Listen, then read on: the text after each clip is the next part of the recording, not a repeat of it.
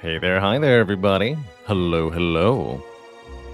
Welcome to our first officially scheduled stream of the week, although it is actually our second stream. How's it going, Xenometal? Do not put me on pizza. Leffy. Uniquely K, hope you feel better soon.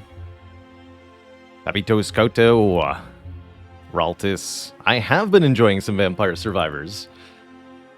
I think it's something I'm going to try mixing into, I said this yesterday, but I'm going to experiment a little bit with mixing it into the end of stream a little bit more. It really is the perfect game to play at the end of a day when there's no mental energy left. It takes a very fixed amount of time per run, and given that all you're doing is, well, dodging the enemies on screen, you know, there's not actually that many control inputs, so it's pretty simple to play. So I find it like a really good way to unwind. Yeah, a good 30-minute mindless game, exactly. And when you've got 30 minutes of time you want to fill, I can't think of a better way to do it. Refine Bean, thanks for 23 months of support.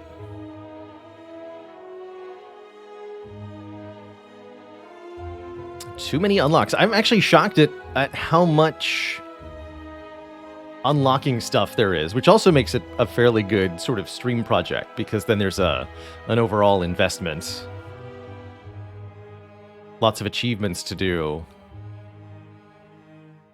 Probably a lot more stuff in the game than I've seen yet. My only complaint about the game is that it absolutely shreds the bitrate of the stream. I might have a couple things I can do about that. But it's you definitely lose some of the visuals. Oh yeah, as a Binding, I imagine there's got to be some great overlap there with Binding of Isaac, because it's all the same basic skills, right? You're dodging while trying to shoot as many wacky bullets in every direction as possible, and unlocking a million things. That's pretty Binding of Isaac, even if it is pretty different at the core gameplay level.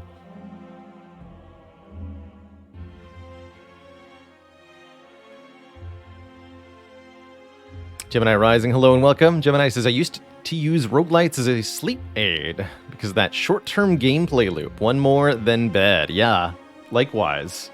I used Twitch VODs of another channel, I'll even name it Lethal Frag, and his Binding of Isaac streams for years were a sleep aid to me. Because there was so much to... just kind of a very chill atmosphere, but so much to observe and think about.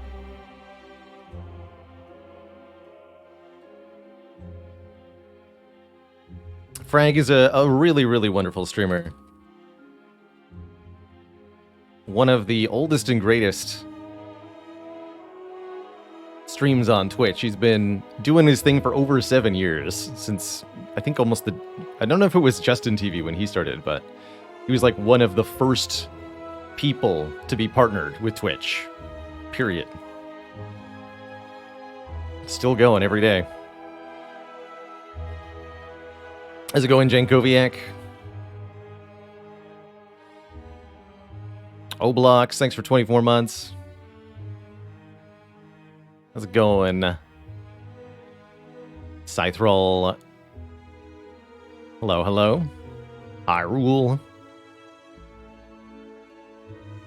Hyrule says, I find it curious that someone named Lethal Frag is chill. Yeah, so he originally started with aspirations of becoming a professional Call of Duty player and used a grenade as his logo, but quickly found that he personally bounced off that really hard and then ended up becoming this really chill, vibing dude who plays roguelites and did cooking streams. He even had pinball streams at one point. He got a real pinball table, set up cameras to point at it, and played that on his stream. Just super chill dude all around.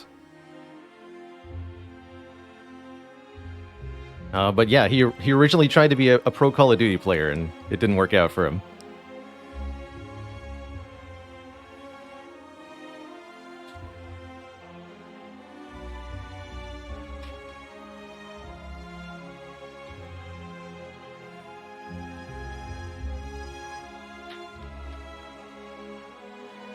Felix says that his grenade logo eventually made it into I want to be the Bashi, which spooked the heck out of him the first time he encountered it. I bet.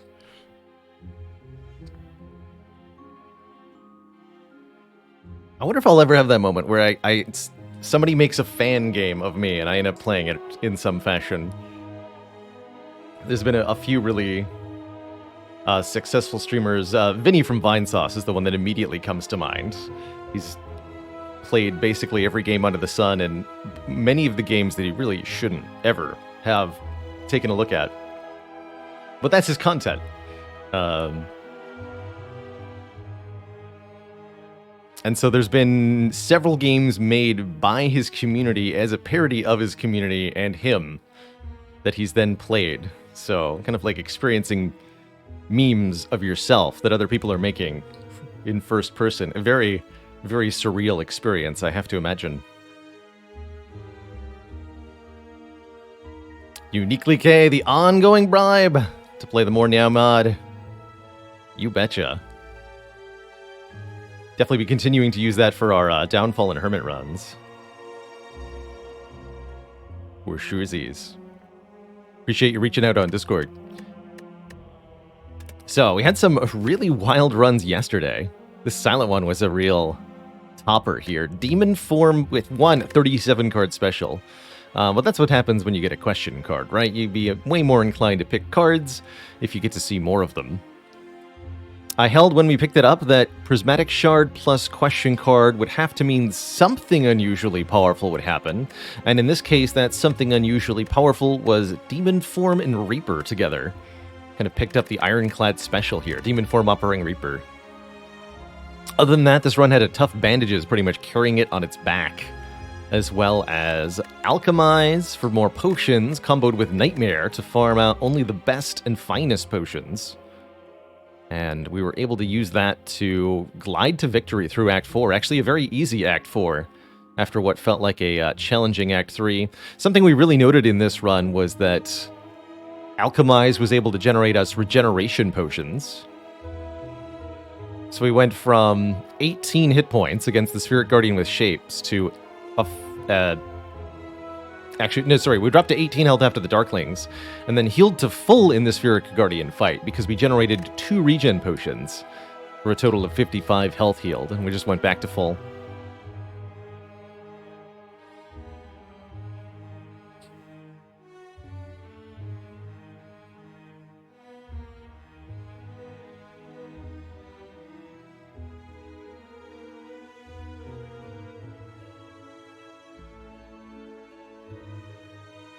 Seeded custom run earlier, says Storm, that used the color mods and with a Pandora's Box swap to get Juggernaut, Talk to the Hand, After Image, and Blade Dance. That sounds absolutely wild.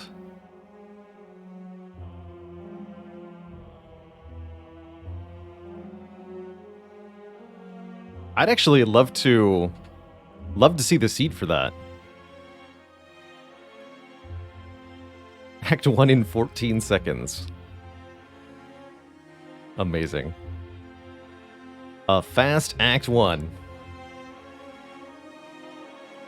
Is that 2 jug procs per shiv at least? Add a feel no pain and it's 3.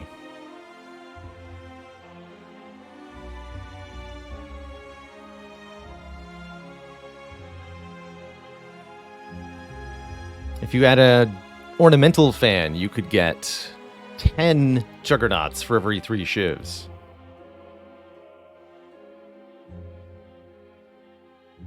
I did mark this island for the YouTube. I think this is going to be a great one. We also had Ironclad starting with Ectoplasm, followed by Mob Bank Old Coin, and we won anyway, partially thanks to 1,000 energy saved by Ice Cream. Glorious. How did I not see that the first time? Thank you for that seed, Storm. I'm going to mark that one down.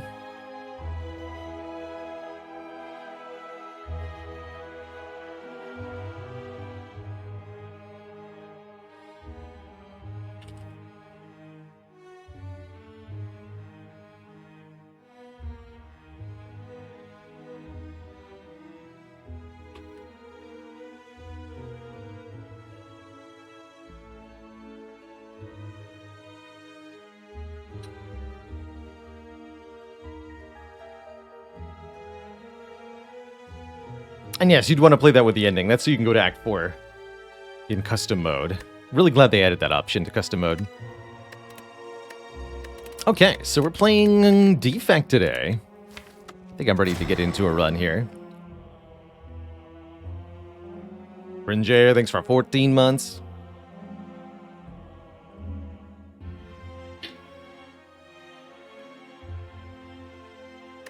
That Unceasing Top did work too, on the Ironclad, that's right. At least before we got the Snecko Eye. I do kind of wonder what that run might have looked like without Snecko. This already feels like a boss swap to me. Let's see what the map looks like. Definitely feeling a boss swap here. My initial planned path being something like this. Actually, we could take 100 gold here and go to this shop as well. Look at this. We get 3 rest sites, 3 elites, or we can even go 4 rest sites, 2 elites. But I think this path would be the best one through the act here. Card rewards to gear up. Event before the shop, always nice, just in case you get money. And then a really high value path from there. So we choose either take 100 gold or swap this starting relic for a random boss relic. I have to say, actually, 100 gold, with now that I've looked at the path and see that we do want to go through a shop, 100 gold is starting to tempt me more and more. Having enough money to buy a common or shop relic at the first store can be a really big game changer for Defect in particular.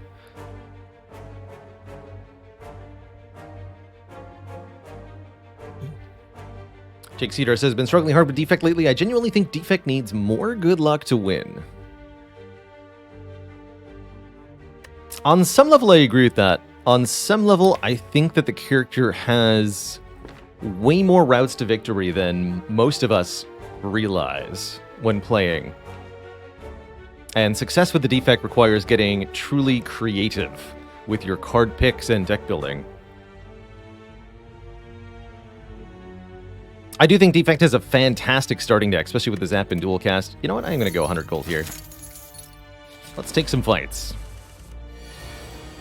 Dual Cast trading that orb for 16 damage. Pretty dang spicy. We've rolled a high health cultist here, but I think we are going to make up for it. But the way I like to think of the Defect starting deck, you've got 6 damage cards, 4 block cards, which means the Defect leans a little offense-heavy initially.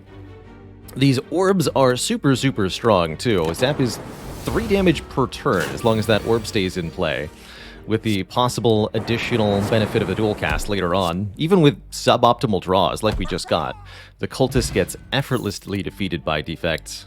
Ooh. I think an early Auto Shields can be really spectacular for this character. Auto Shields is one of the most dense block cards available to any character, even better than Ghost Armor on Ironclad. Only downside is it doesn't stack with a few things, including itself, so only ever take 1 copy of Auto Shields if you do. Go for the Eyes early can be quite nice, too. It's just a nice free card. Defect certainly has a lot of free cards, unlike most of the other characters. Way more routes to victory, but also way more dead ends if you aren't careful. Oh yeah, and I'm sure anybody who's tried an Ascension 20 heart kill with this character can attest. The elites before the heart can be a very common spot to lose a Defect run because of what I would call particularly bad matchup there. I'm going to go with his early Auto Shields. I think it's a really nice block card early on. It's got a lot of utility for this character.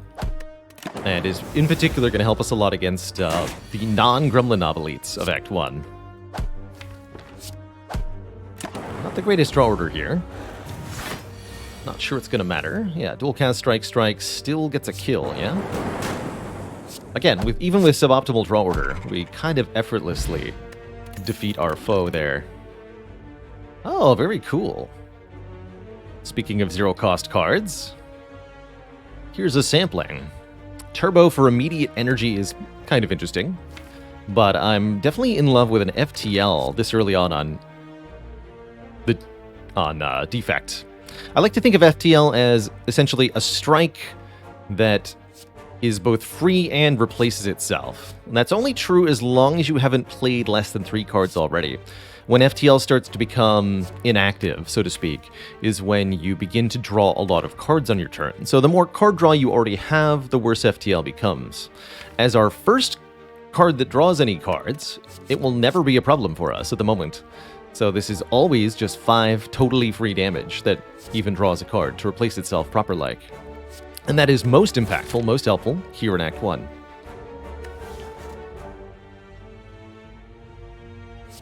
Turbo and Double Energy can be absolute game changers for this character later on, but you need, I think, card draw established before energy generating cards make a whole lot of sense.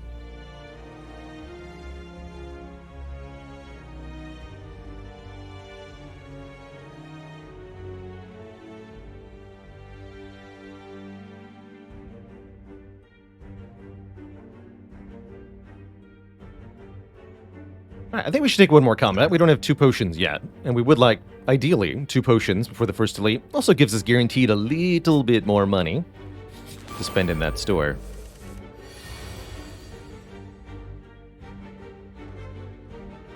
Good old Lice. Thankfully, Auto Shields is finally here on an appropriate turn. We'll dual cast first. And then we don't even need to play the block card.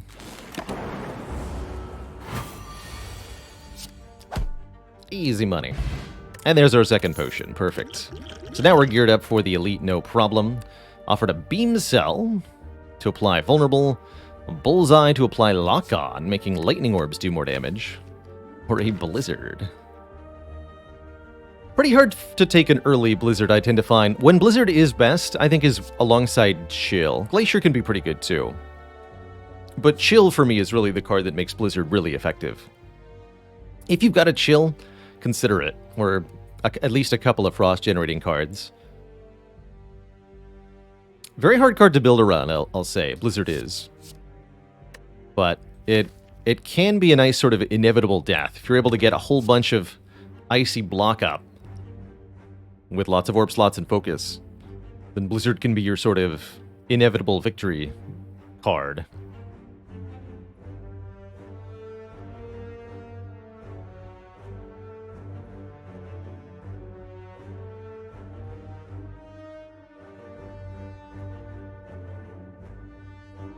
I definitely find High Ascension Defect really challenging, Bowerek. You're forced to make such interesting early game choices. And I think with Defect it's really important to focus on immediately adding a few cards that just give you some flat upfront numerical value. I'm considering taking the Bullseye here for that reason. Although the Beam Cell is a great addition too. We're fighting Slime Boss, right? I'm gonna take a Bullseye.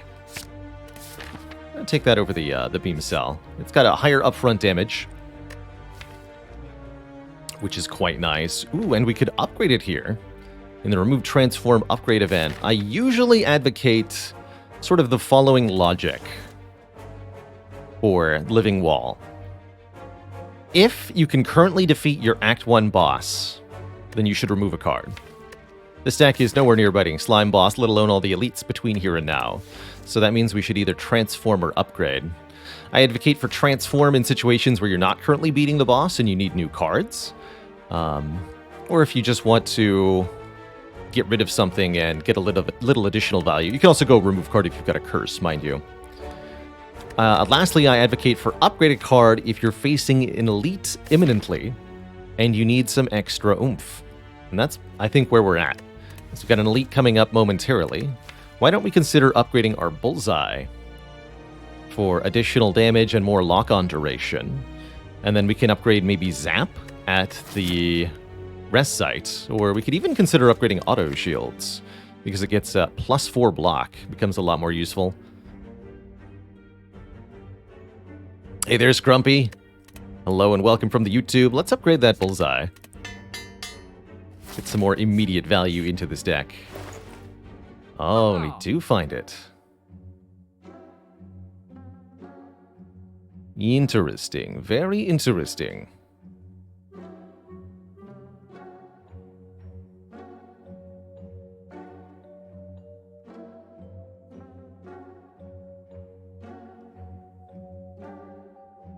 Grace Necklace says, what do I think of the Into the Breach update? Still working through the new squads and loving the additions. I too am loving the additions. It seems like there's a lot more to work with on each run, a lot more options, more pilot, it's just more stuff, which makes it more interesting.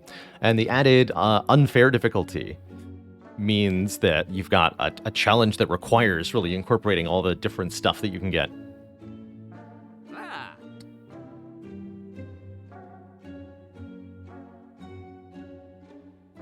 Yeah, I'm definitely eyeing Capacitor Tempest here. I think we can afford these both. It's exactly 250 for both of them, right? 79 plus 151. 171, excuse me. Yeah, 250. So yes, I can buy both the Tempest and the Runic Capacitor, which does seem pretty good. Another thing that's absolutely very reasonable here, Bag of Marbles. Just add one vulnerable to all enemies on turn 1. Is going to make it a lot easier to defeat elites. But I really do like, for the long term, a Runic Capacitor and extra orb slots is a hugely powerful thing. It really means we want to upgrade Zap. And probably the Tempest besides. Lots of Lightning Orbs plus this Bullseye would be a lot of damage. Do not put me on pizza says, is Runic Capacitor as much of a trap as an early Capacitor card? No. That's because relics give their effects to you without requiring you to draw or play any cards. There's no, you know, you're not having to repeatedly get something useless in each fight. That said, there is still the opportunity cost compared to taking something short-loaded, like, you know, if you look at it as Bag of Marbles or Runic Capacitor, then yes, the Runic Capacitor could be a trap in that regard, because it prevents us from doing something more immediately impactful with the gold. But as a general rule, relics have less of an opportunity cost in the deck than cards do, because they can all stack together and work, right? You can have a 40-card deck, but you can still only draw 5 of them on turn 1. If you've got a 40-relic deck, you just have 40 relics, and it's awesome. No in-flight cost. That's right. I am going to go Capacitor Tempest here. Leave me with one single dollar redo.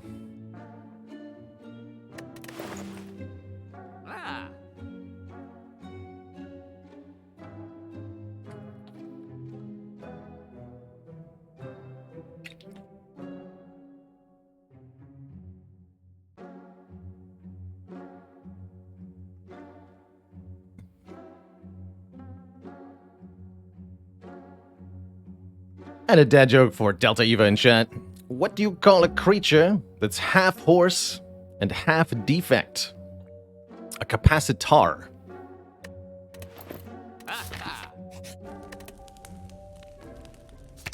No, the zap.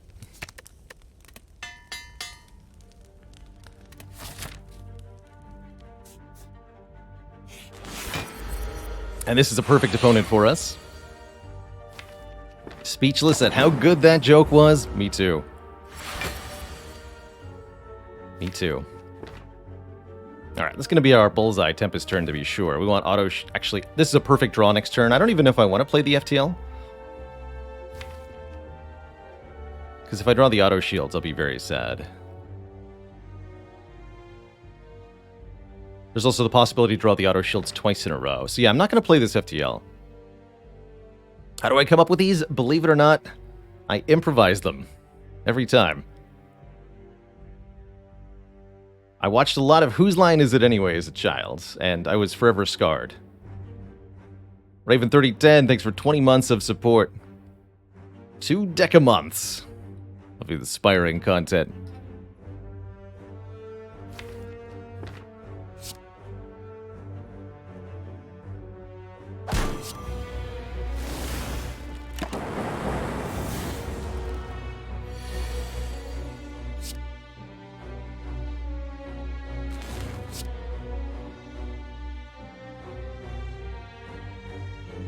Definitely a fan of Colin, personally. My Canadian homeboy. Yes, we redo the auto shield. That's why we didn't play the FTL, was so that this could happen. Everything according to plan. Baylor's note. Plan means plan. Wondering if we can do even better here with one of these potions. We didn't even end up using... I guess we have the next elite fight with no other breaks in between. The pretty low chance to get a potion from this fight. Okay, let's not. Let's not and say we didn't. Get him, lightning orbs. Note how we pretty much barely benefited from the runic capacitor in this fight. Actually... So one thing that does make the runic capacitor a trap that I didn't address is that it does make it more difficult for you to evoke the orbs that you channel.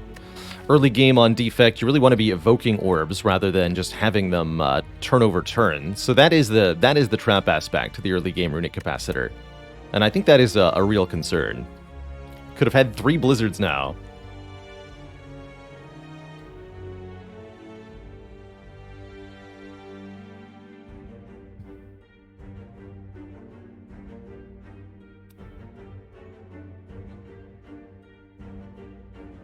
Happy to see a Proops lover in the audience. How's it going, Mushel Confusion?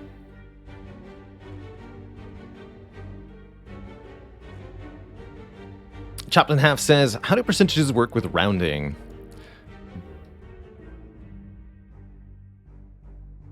Damage numbers round down in Slay the Spire. Any fractional damage is rounded down.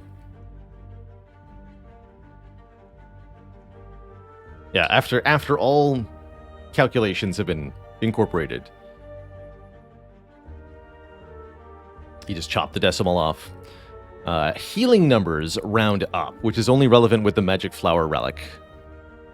Because reasons. But damage numbers round down. Wait. Does Spire code healing as negative damage? Because that would actually explain it. Because if heal 4 is interpreted as -4 damage, then 4.5 healing would be rounded down to -5.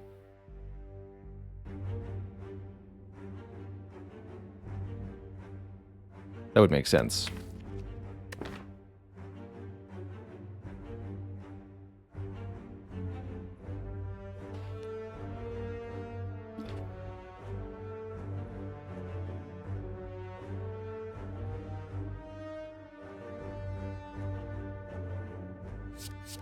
I don't know if that's the actual explanation, but that would make sense in my head. Taking another FTL, by the way. 2 seems fine. 3 would probably be too much, but 2 is fine. Given the capacitor, very tempted to upgrade a Tempest. Oh, and auto shields? Okay, yeah. We just get to upgrade them both. Cool. Smiling Mask is going to make for cheaper removals at shops. That's great. Although it's a shame I didn't purchase removal at that first store. That actually means I could go here and move a card, but then I'd be missing out on one elite, so I don't think I want to do that.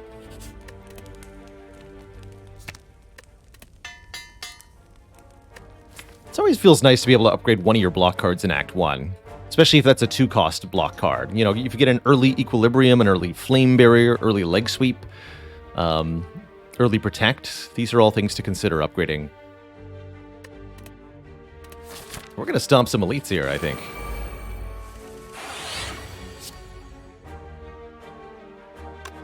Deck is not going to be particularly good at this fight, unfortunately. I think this is a great fight for the Colorless Potion, actually. Let's use it here. Panache. Play 5 cards in 1 turn. Deal 10 to all enemies. That's pretty difficult to do. Violence would let me get more attacks in my hand right now, which could be rather nice. Good Instincts would help our block density in the second portion of this fight, but don't help me this turn.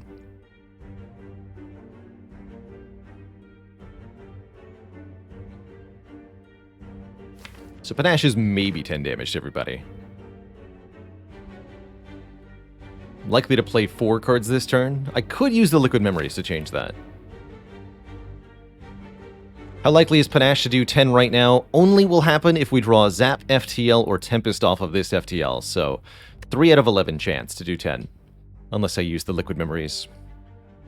There's another chance it could do so on a future turn, though.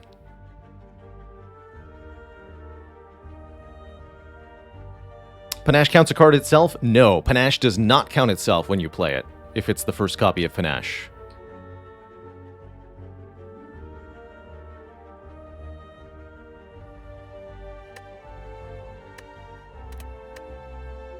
You want it to, but it doesn't. I still think I'll take it here. I'm like mixed on where violence is going to get me. So no, we play the Panache. Now we need 5 more cards this turn. Did not draw a card we could play.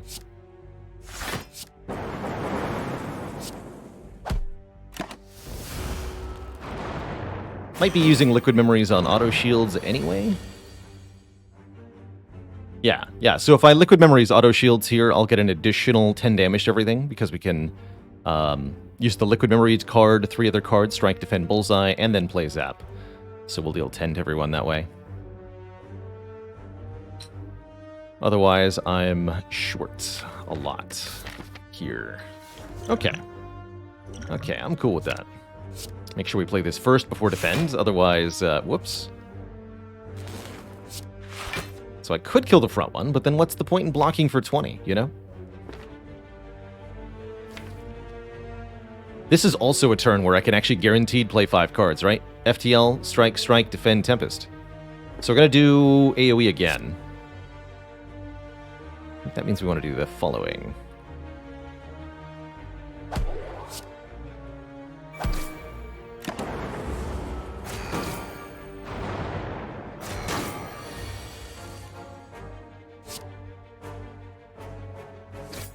Okay, so Panache actually ended up being pretty good.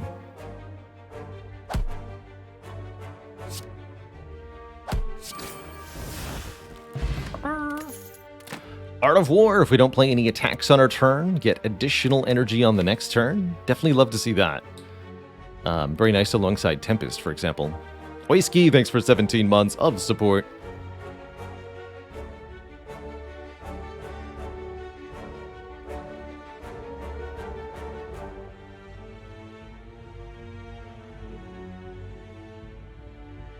Just learned that potion chance changes. Yes, potion chance is I think the most obvious instance you can point to, but Spire has many hidden mechanics that are designed to mitigate the impact of repeatedly unfavorable RNG to the player. So what I mean by that is that your potion chance is dependent on how many potions you've already found each act. When you find a potion, your chance to find more potions goes down by 10%. When you don't find a potion, your chance to find a potion goes up by 10%. And there are many things like this in Slay the Spire. Your chance to find rare cards, the outcomes of question mark rooms, what an enemy does on its turn. These are all based on what has already occurred previously. And adjustments are being constantly made behind the scenes to what can or will happen, or what is likely to happen. That said, Spire is still a game of randomness, and as we see in seeded runs, extremely unlikely outcomes, such as getting a treasure chest in every single question mark room of Act 1, are still possible, under the exceedingly rarest of circumstances. And I talk about rare card odds? Sure. Your base chance to find a rare card in a card reward starts at actually less than 0%. I think it's negative 2%. By default, the cards you see after a card reward are, I think, 65% chance to be a common and 35% chance to be an uncommon. I'm not 100% sure if that's completely correct. But every time you see a common card in a card reward, all three of these ones here, your chance to see a rare card increases by 1%. And this chance, it keeps increasing until you see a rare card, at which point your chance for a rare card is reset to its base value. 33% chance for uncommon, thank you.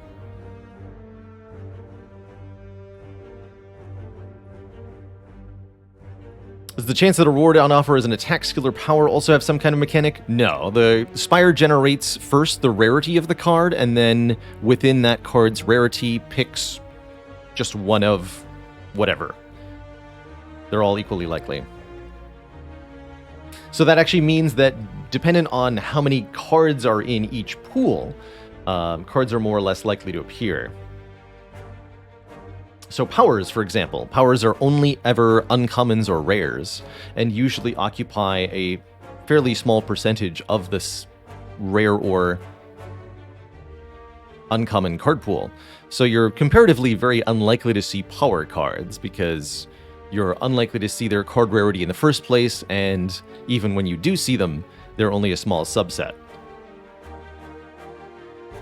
With shops being a different exception. Shops generate both the type of cards and the rarity a little bit different, but are still subject to the whether you've seen common cards previously. Can you see more than one of the same card in a card reward? No. That's also another little rule there. So you can't, for example, see two Steam barriers next to each other. So that also has a sneaky little affecting of the odds there. I'm going to skip all these questions. Actually, Barrage? Wait a minute, Barrage? Give me that Barrage. Barrage seems real good, actually. Have some zaps. Look at this Auto Shields Plus putting in work.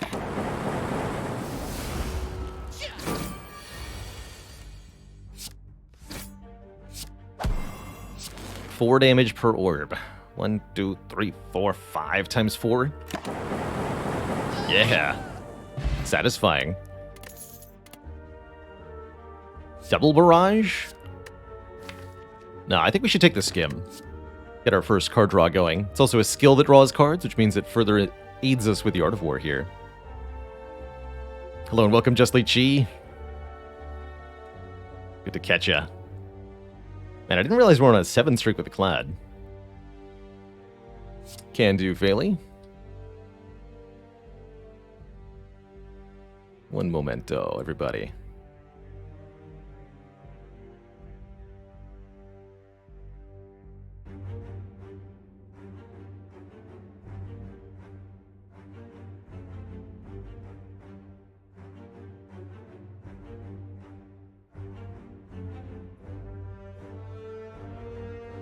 Okay, and we should be back up.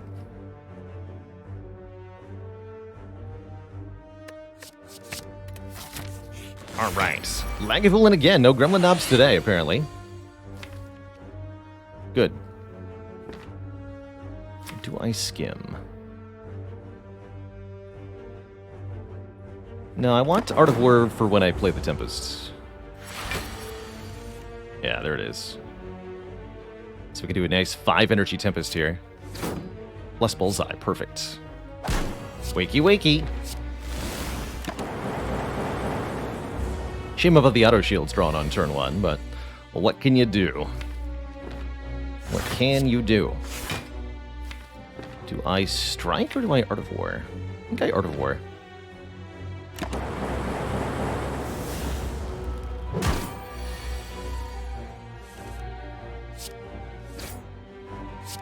Which just lets me strike this turn. Okay, basically the same. That barrage, though. 6 times 4, dead. Wow. And now we get a question card. Extra options at future card rewards, as well as ways to get more orbs in play. Pure Uncup Maple Syrup, thanks for 14 months of support. And Methlin, thanks for 31 months in that generous tier 2 sub. Closing it on 3 full years there.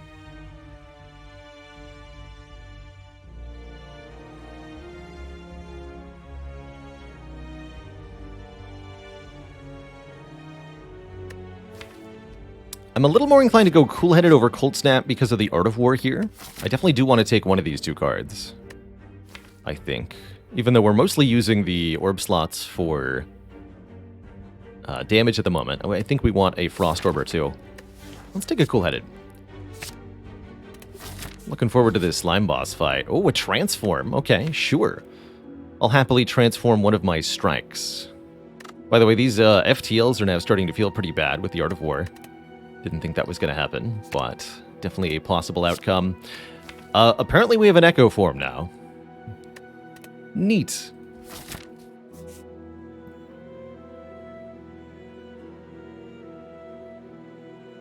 Not so bad, Andy asks, have you ever had a Dead Branch Master Reality run on Watcher? Yes, it's one of my favorite combos. Super powerful.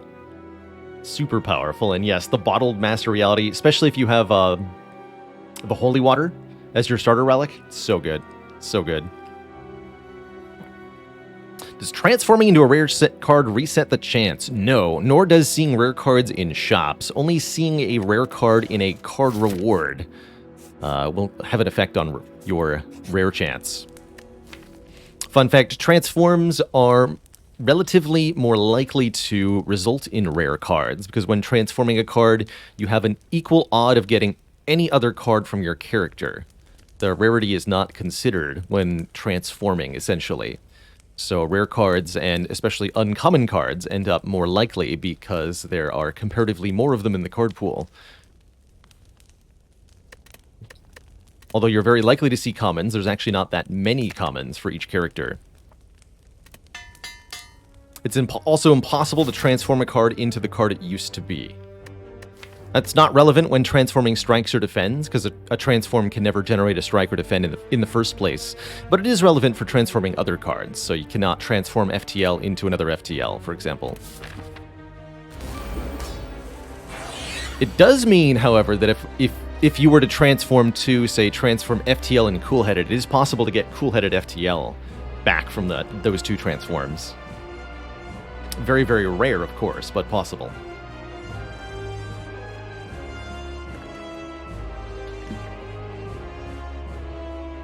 So I figured we're okay against Slime Boss with, oh yeah, Echo Form on turn 1, A. And B, with 38 hit points, we should be okay here. Do I want to play Tempest for 1? Kind of?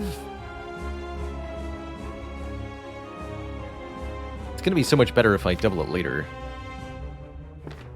I need the orb now. Ooh, that's not good.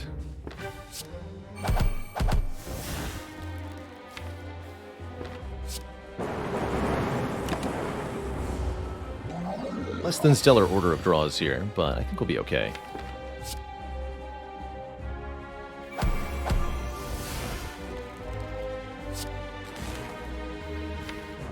Keep striking.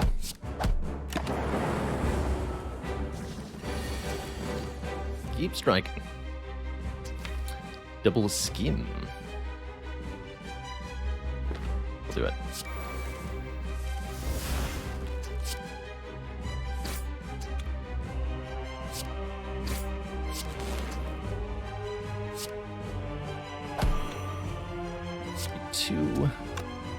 See if you can split this one.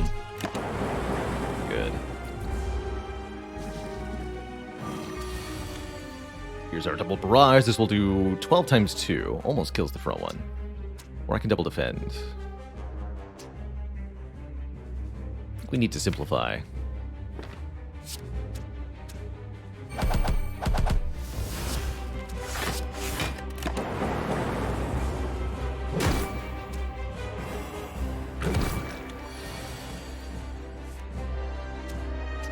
Could double skim again, or I can double dual cast. That's likely to kill one of them at least. Double dual cast auto shields defend, or auto shield slime, depending. Let's do it. Also gets me more energy for next turn. And now there's no debuffs either. That said, this turn looks miserable. Ouch.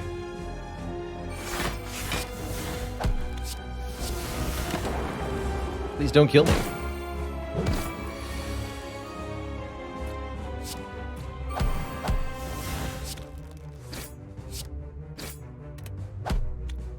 We win.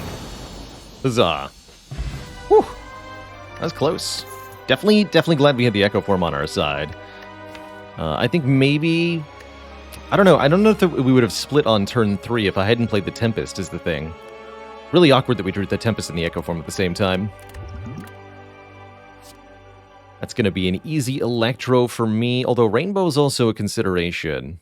Seek is also somewhat of a consideration, but I'm really thinking this deck wants an Electrodynamics at the moment. Hey there, Toaster King. I had a lovely, lovely time. Oddly enough, missing the weather down in Virginia. Been nothing but hot up here. Real Jack, thank you so much for the $5 tip. Jack says, hey, Baylor, keep up the great content. Much love from Ireland. Heck yeah. So, look at all 4 options, I suppose. Creative AI, another 3-cost power. I think that's a lot of setup to go with Echo Form here. Random power card each turn is a nice, slow way to scale, particularly good with the Art of War. But I think not what we're looking for here. Seek's main purpose would be to allow us to either get the Echo Form in play early, or maybe to find our auto shields for blocking. Electro allows us to use all of these lightning orbs on multiple foes, as well as giving us more lightning orbs to work with. I really do like the Electro a lot here. Or Rainbow, channeling 3 orbs, 1 of each type. Great with the card Compile Driver. Also pretty good for powering up Barrage real quick. Or with any amount of focus at all. But I think this has got to be Electro, personally.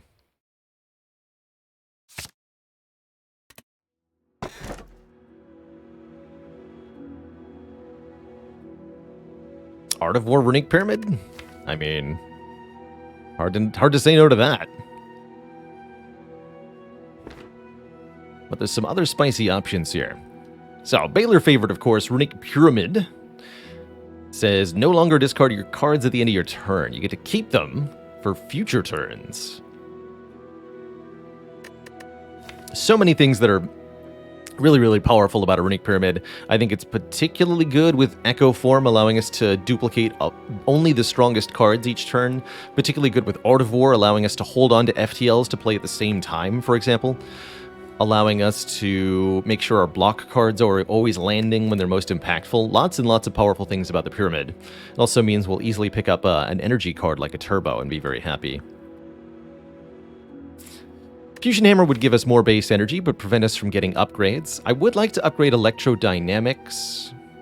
The rest isn't too bad. Something we might want to consider if we take the pyramid is upgrading the Echo Form, so that we can retain it without playing it. Normally, I don't even care about the Echo Form upgrade at all.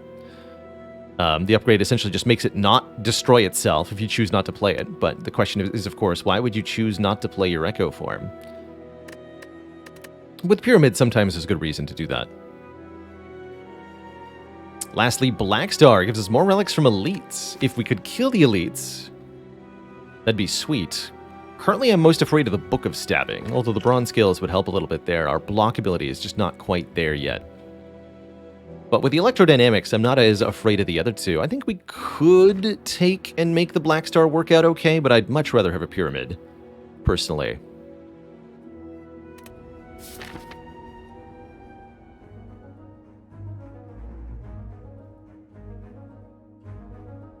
So, what does our act look like? Ooh, I like this. Definitely like this. I usually look... When I look at an act layout, by the way, you'll usually see me scroll to the top of the map for two reasons. One, you want to take a look at your act boss. Always very important information available here at the top. Which boss you're fighting is one of the most important things to keep in mind as you go through an act of Slay the Spire. Collector here, I think, will be pretty easily trounced by the Echo Tempest Electro combo, especially if we can get our hands on some focus or some more energy generation. What we want to prioritize along the way is card removals, getting rid of the strikes in particular. These energy costing attacks are no good with Art of War. We want to maybe get an upgrade or two. Here's the path I'm seeing now. And we want to replenish our potion stores. And I think this path is looking best. There's a way to get more elites here, but I don't think you want to go too elite heavy with Runic Pyramid. Even this elite could be pushing it, but we have to fight an early elite no matter what. There's no way around it. And I think taking a few combats will give us the best preparation for that. We could end up taking a lot of damage in these first few fights, which is worrisome, though. Don't know what I'm going to do about that. Shelled Parasite in particular could really hurt us. On turn 1. Oh, we drew 3 defends. That's good. Cool, I'm just going to play those. I feel compelled to use the Power Potion here. I don't think so. Definitely going to be taking some damage in this fight. This enemy is relentless, and our ability to block is limited.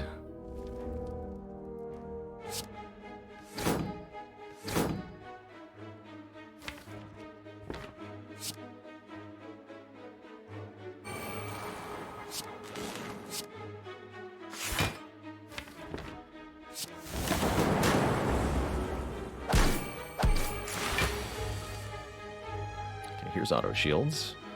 We don't want to play auto shields twice.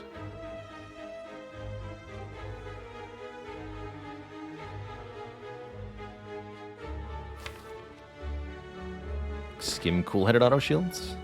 Does block the most. Wish I could double the cool-headed. Doubling skim doesn't actually do anything. Doubling auto shields doesn't do anything. Can't double the cool-headed. Such is life.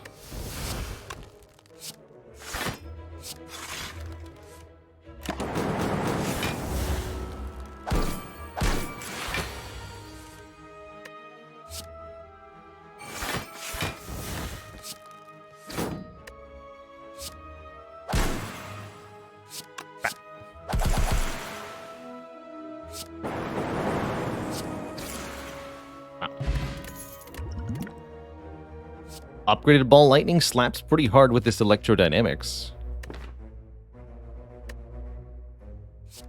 Not as interested in Equilibrium. We don't have any use for retaining our hand because of the Pyramid.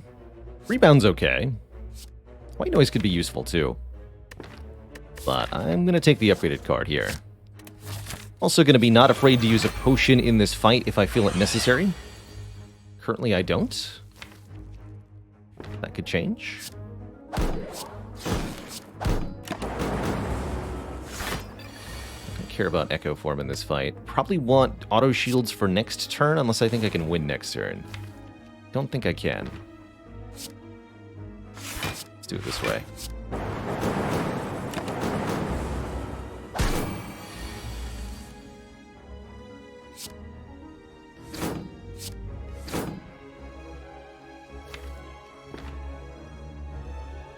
Oh, maybe I could.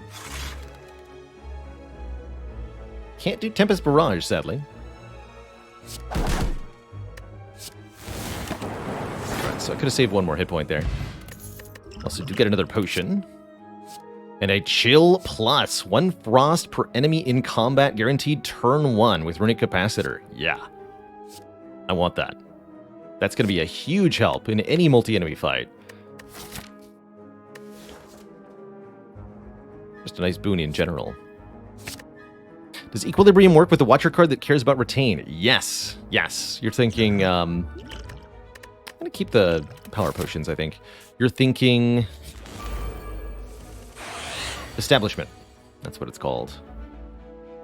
Ouch. My hit points. But why my hit points, you know? But why?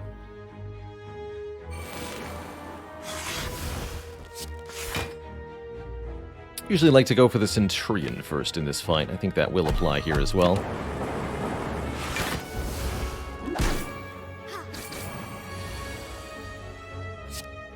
Please stop hurting me.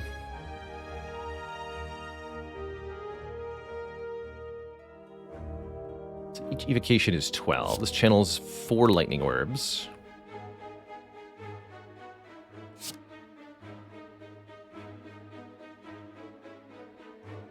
Why is it only highlighting these two? 1, 2, 3, 4. So we got 3 times 12 plus 4 times 4. 36 plus 16.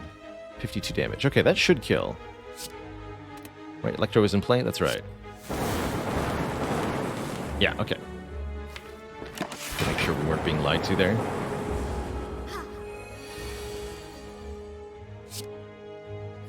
This deck really wants a self-repair or genetic algorithm or something. But in lieu of either of those things, I will take a Leap Plus.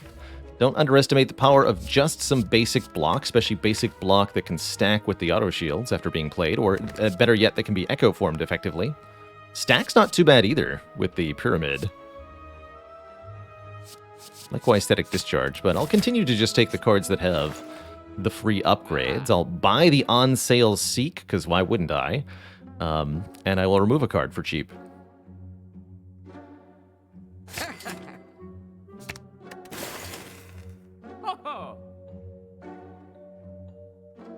Very nice to have a Seek here. Do we want a Hologram? Hologram could fetch quite a few useful things. The Barrage, the Leap, the Auto Shields.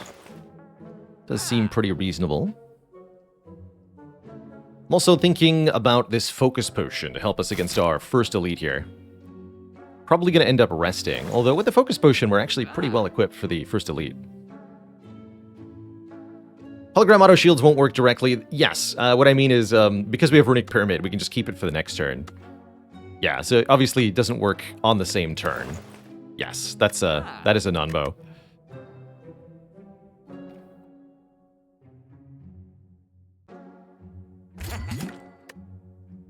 We have a nice amount of money right now. No shop coming up later this act. Do I pay out for a hologram? Yeah, I do. Okay, these 3 should be pretty easy, especially if I can seek the Electro on turn 1. Not the Echo form, but the Electro here.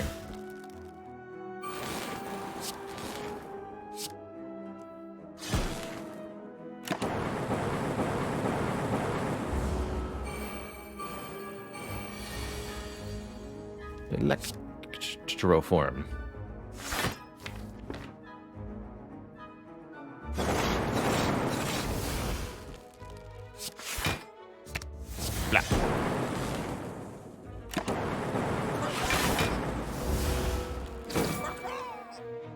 Okay, not bad.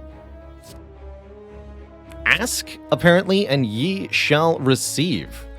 Although, what a set of choices. Holy moly.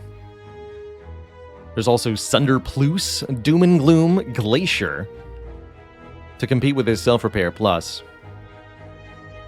That said, I think the Self-Repair Plus is the winner here by quite a big margin because we can heal for 20 each combat using the Echo form. That is ridiculous. Truly ridiculous. Forgot to turn off the streamer cheats again.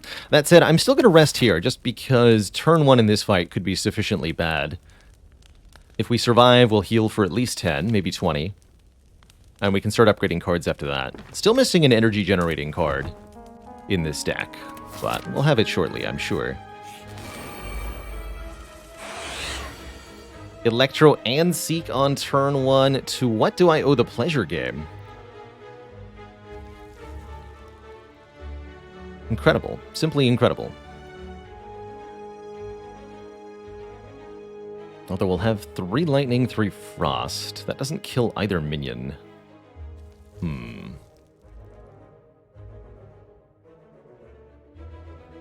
Could employ the potion here.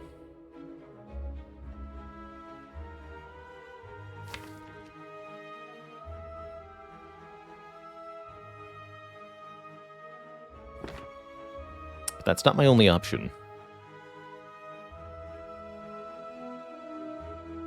Maybe employ the power potion here.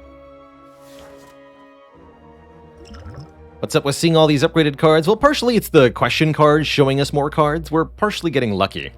Here in Act 2, it's a 12.5% chance per card. I'm going to use this. Ooh. Well, that doesn't help me this turn, but does mean I just need to block this turn. Noted. Yeah, if I seek for a zap, I kill the gremlins, and I still get to play the defend. It's not too bad. So here's the situation. We're currently dealing 9. Zap would deal another 8. So yes, that would kill both gremlins. I block for some. We're going to Echo Form the Self-Repair. We should be fine, quite frankly. Is there any better choice? Dual Cast won't block as much. Seek Auto Shields. Doesn't block for enough. Seeking FTL too late. Yeah, we'll seek for Zap.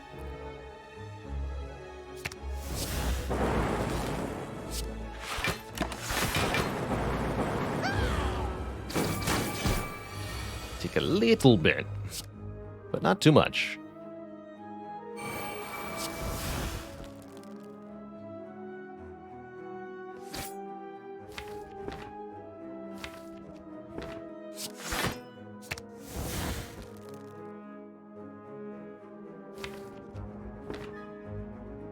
Guess I'll keep that.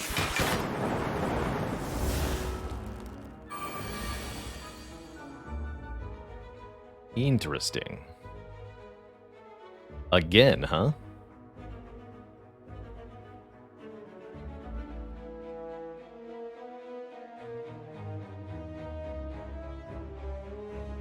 Double Ball Lightning on the leader, and then Dual Cast, and then Zap. Yeah, that's the way. Sorry. Double Ball Lightning, then FTL. Then Dual Cast. Then Zap. This will be 18 lightning damage, kills both of them, and I can Barrage. Although I probably want to double that next turn.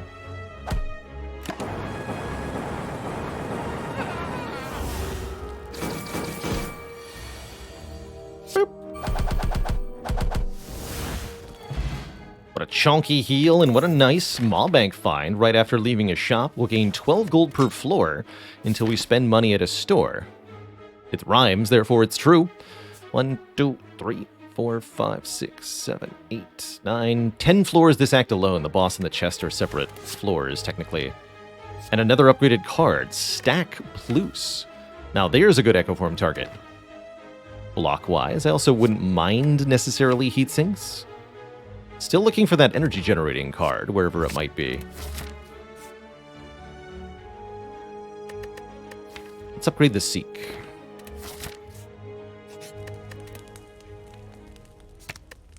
Yeah, this deck is really humming along now. We should be at full health after the next fight. And there's the point of focus we've been looking for. The Datum Disc.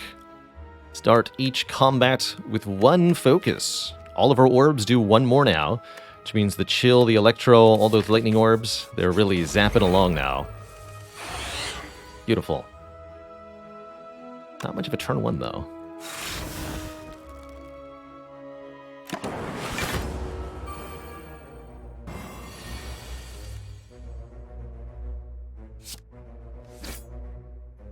Good.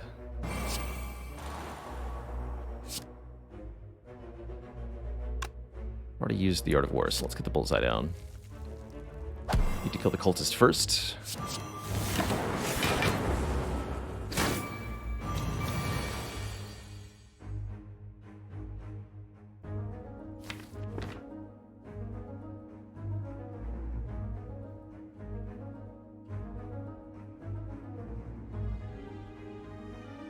Still 28 damage to do. Seemingly challenging.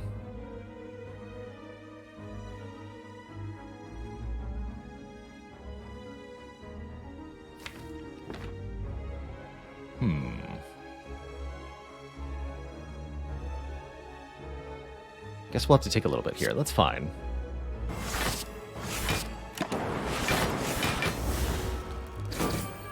Because we can self-repair it back anyway, right?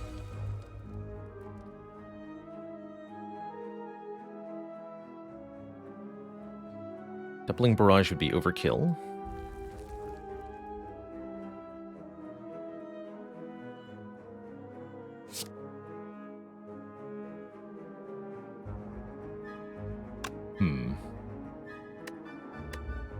Okay. Double strike there. Barrage here. I only need to play one defend to block, so I can also play this strike. And now stack is a good duplication. Heck, I can even duplicate the self-repair. And then block with stack.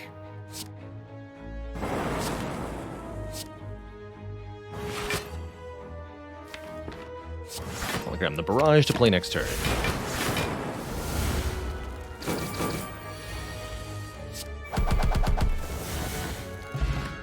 And look at that, we're basically at full health. There's the energy generating card we've been looking for. Yet another card that says plus. We're definitely a little bit above average luck on the upgraded cards so far. But again, this is really question card putting in the work. By showing us more cards, we're more likely to see an upgraded card in each card reward. Doubling our energy in particular is amazing with the Tempest, amazing with Echo Form, and when a Seek is involved, oh boy. Watch out.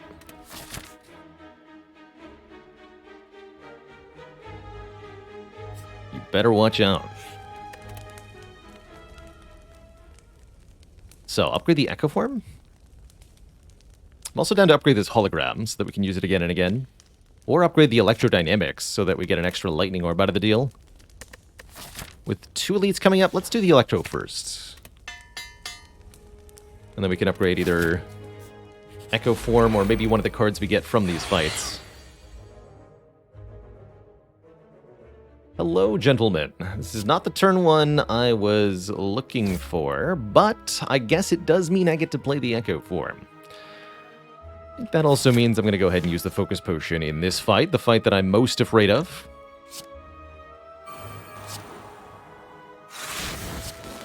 So we get 15 block this turn, take 14. That's within our healing range. And the Lightning Orbs know what to do. Get the back guy, they say. Please get the dude in the back.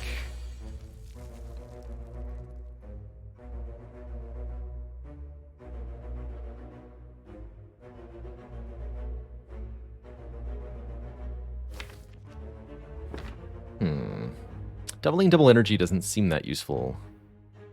I'm going to double the cool-headed. Nice. Okay, now I can double the energy. I know that seemed a little awkward, but turns out to be a really good turn.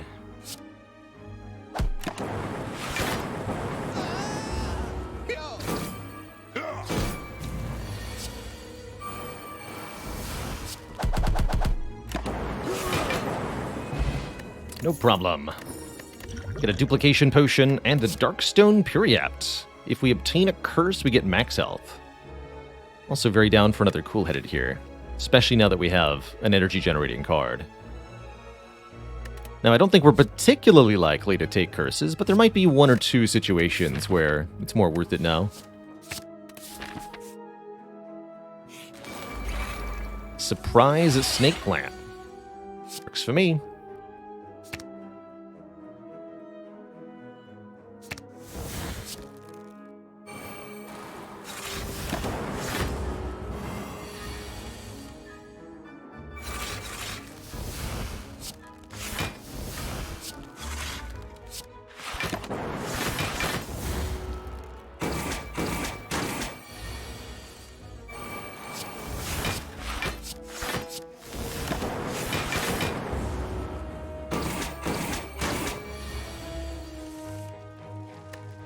Commence the boopening.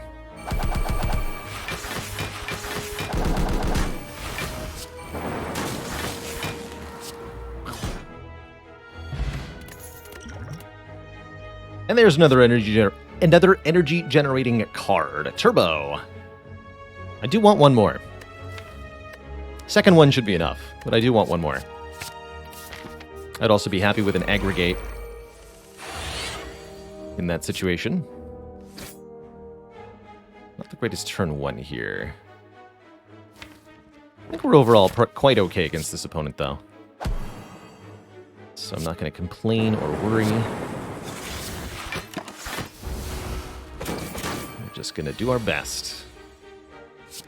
And if our best isn't enough, then I'll be sad.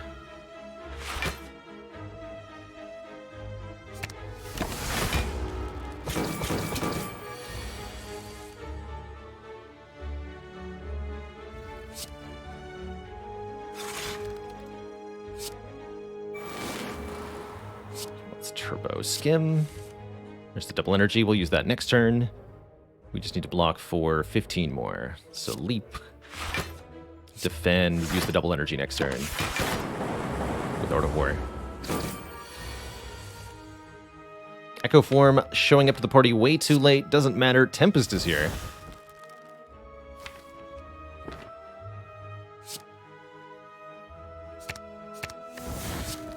Single self-repair will be sufficient. My Tempest for 6. We do 9 times 3 plus 4 times 6. 27 plus 24. 51. Not a kill. But it will be with the Frost Orbs and the Scales, so this is fine. Also, I mismathed somewhere in there. Oh, I forgot to account for the +1 of Tempest Plus. That's what happened. Incense Burner's a crazy good relic here. And I'm happy to see another Rainbow show up, because I think that's a pretty good card for this deck. Just tons of orbs, please. Especially now that we have the focus.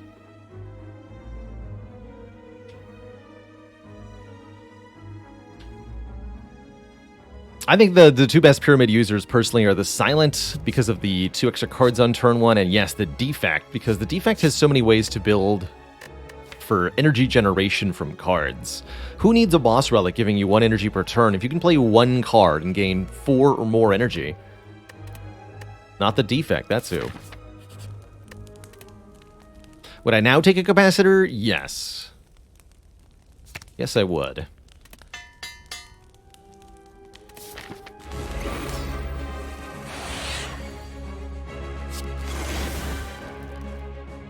Play this for hand space reasons.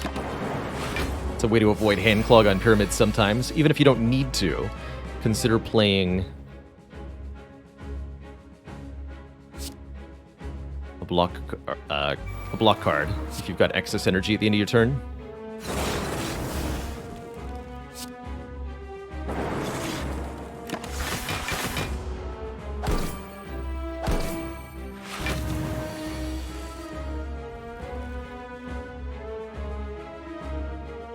Doubling Barrage is useless if I'm trying to kill a minion.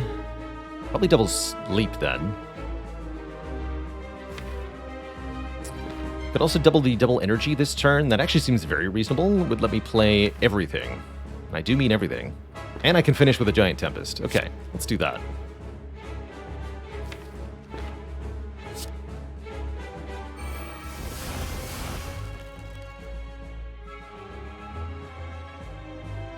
So that means I don't need to... Because I'll seek for Electro Tempest. Okay. Gonna waste this Dark Orb, essentially.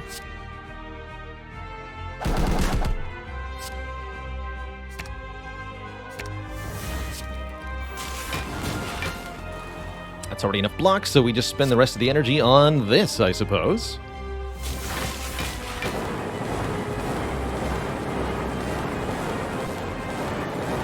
The bullseye would have helped there.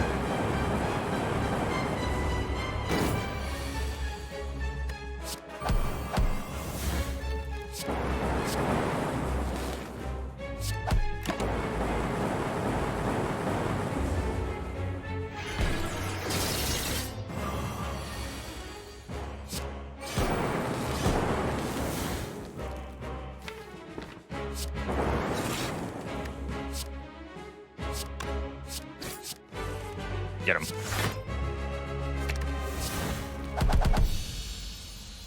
GG. Luminescent, thanks for 35 months. Happy Tuesday. Oh my.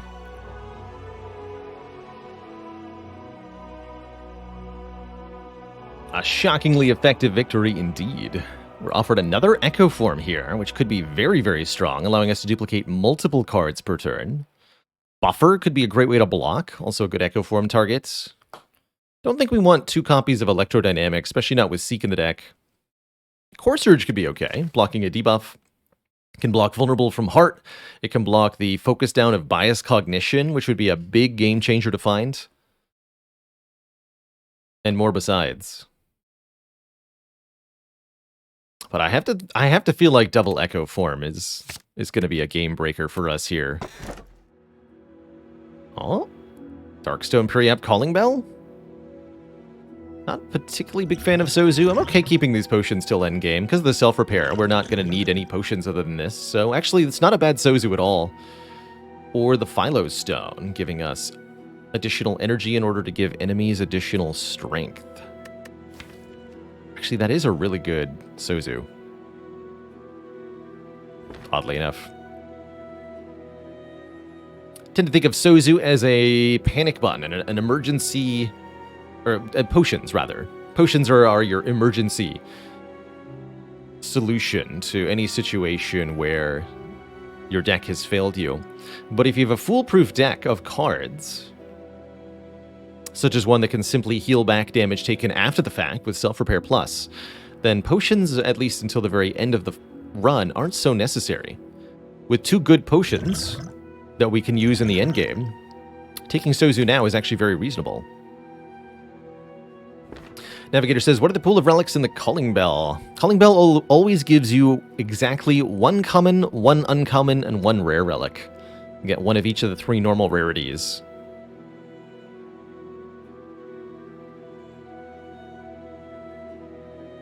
Just don't have any emergencies. That's what I'm planning on.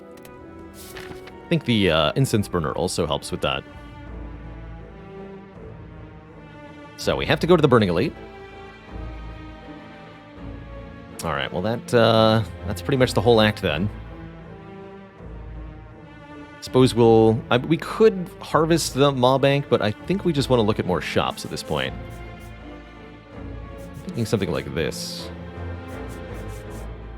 Definitely being penalized here for leaving our Elite so late. Otherwise, I'd do something like this. Rest Site, Elite, Rest Site, Elite, Elite. That'd be much better, but we have to go here to get the green key.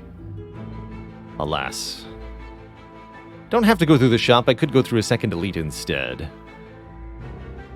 Does Periap make I Am Rich a bit more appealing? Yes, but I still think you'd want 2 card removals to be able to get rid of both of those normalities.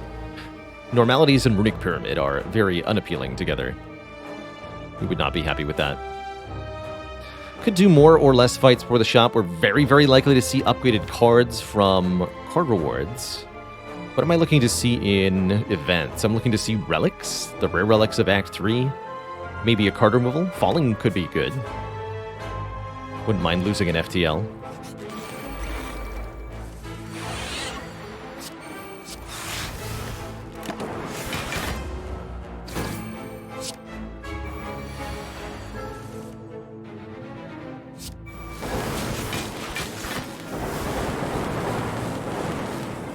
Give him the blip blap.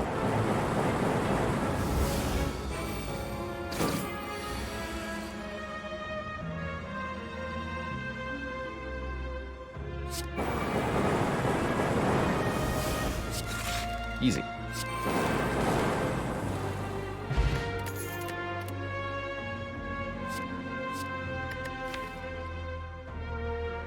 Force Field Plus actually seems pretty good. Currently have 1, 2, 3 powers? 4 powers. And I'm doubling some of them. So this does get down to free. There's also upgraded Skim for huge card draw. Really good with our increased energy now. Love them both.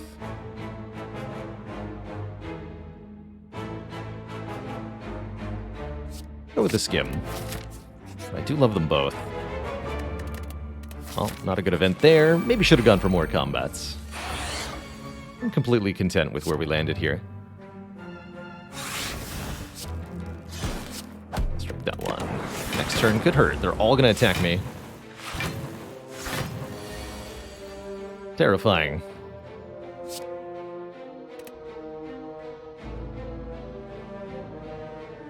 $58 damage.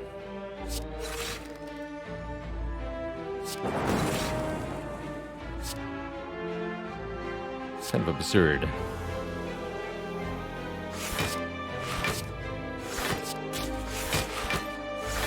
I block for 52.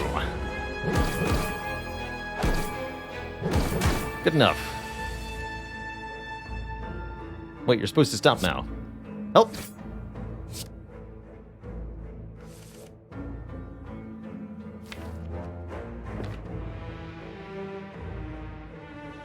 This is 30, so that just kills you.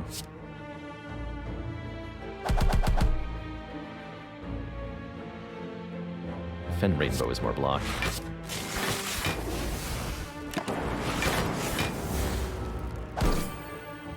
Got a backup Echo Form, after all.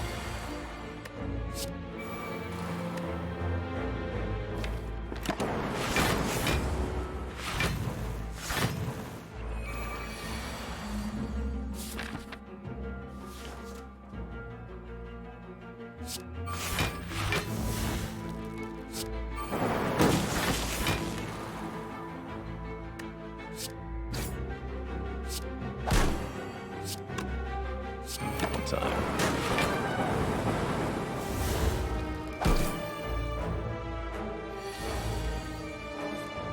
Question is, do I want to keep upping this?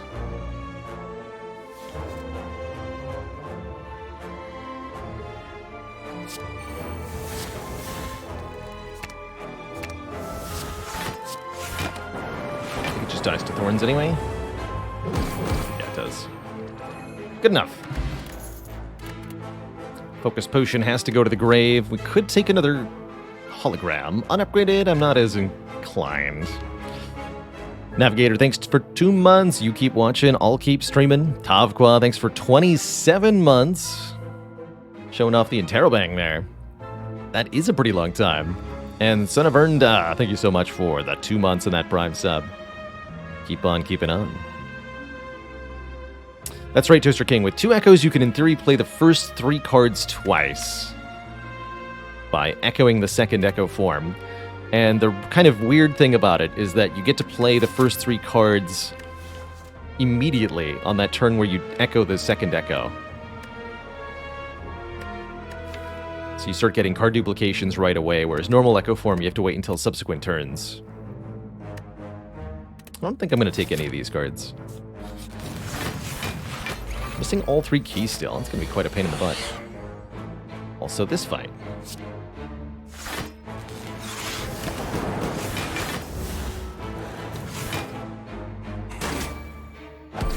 That's what I get for not upping the incense burner more.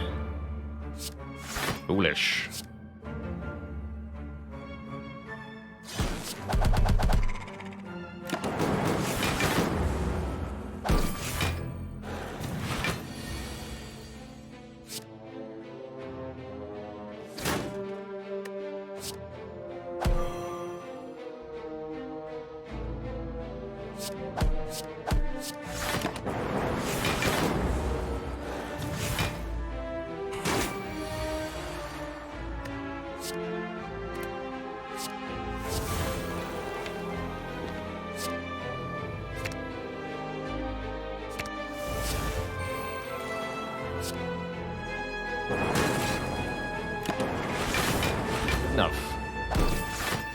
can also just play both Echo Forms on the same turn, then I get the first 2 cards duplicated each turn.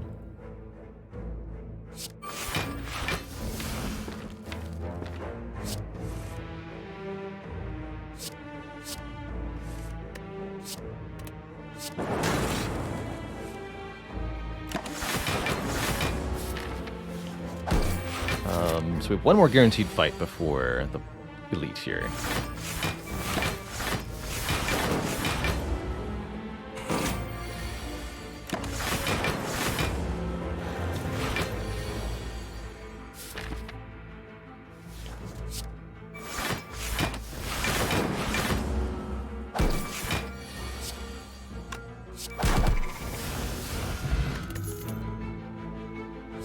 Regular Force Field, still pretty good as a card in this deck. Basically a free leap. But man, 31, thanks for 5 months of support, almost to that half year. Pyramid too strong. Too strong, they say. What if we had a third Echo Form? No, that's not what I'm going to do. Not what I'm going to duplicate with Dolly's Mirror. Probably duping the Seek here.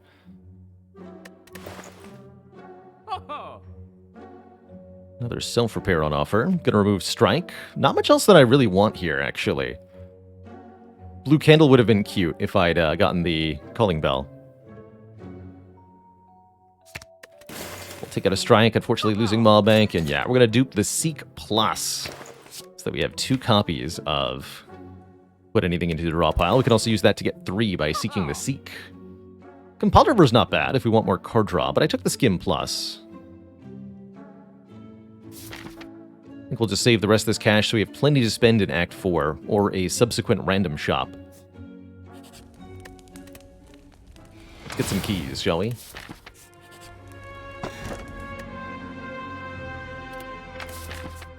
With the self-repair, I don't want that. And this fight actually was exactly the one I had in mind when I was like, I probably want my, my Incense Burner to be on turn 1. In case the Transient shows up. That way I can play Echo Form turn 1. With no problem.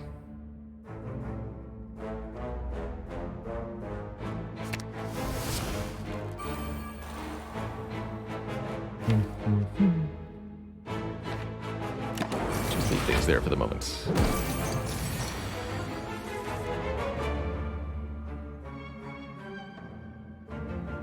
Skeeth, hello and welcome.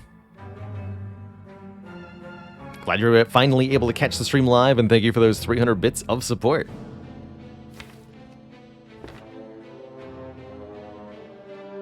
Gotta get rid of these pesky defends next, right?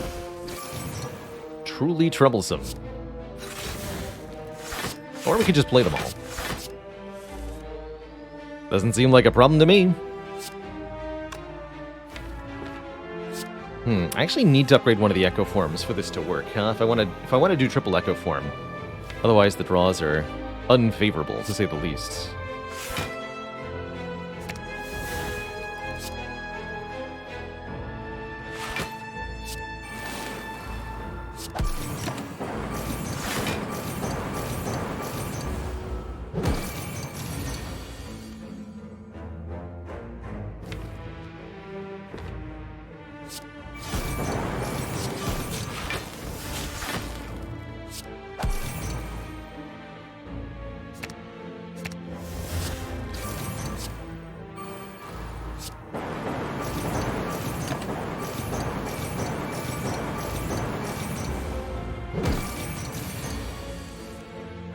So, double the Echo. And now we can double the second card we would play this turn as well. And third. Currently we're doing 6 times 5. 30 damage. So double stack is perfect block.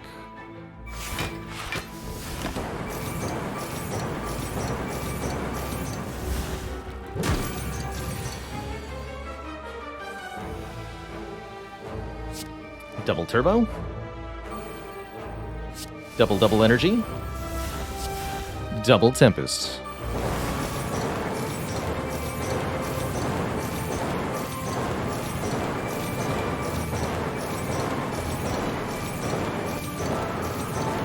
Might take a little while. Commence the blip lap.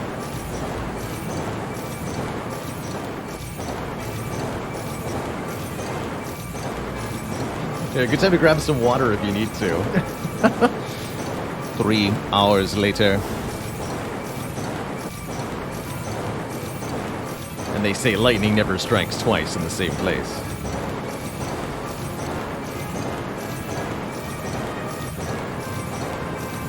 The slow motion murder machine.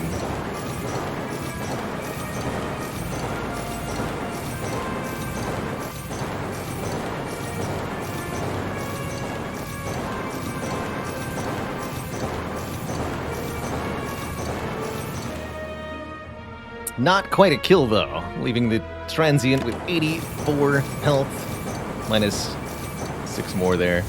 753 damage dealt that turn. Boop.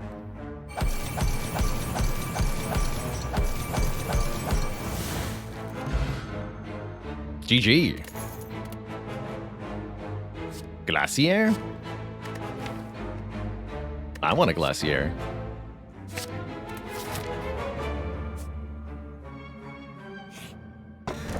Strike dummy. Now where's the Thunder Strike at? Cards containing the text strike will deal 3 additional damage. Oh no. This is why I should upgrade one of the Echo forms, apparently.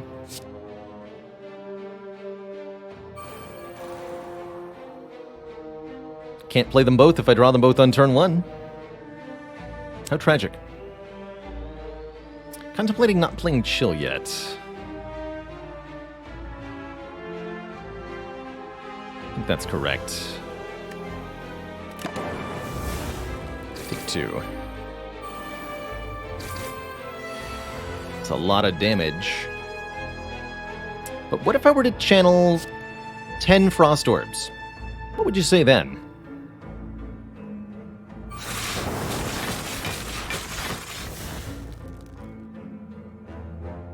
What would you say then?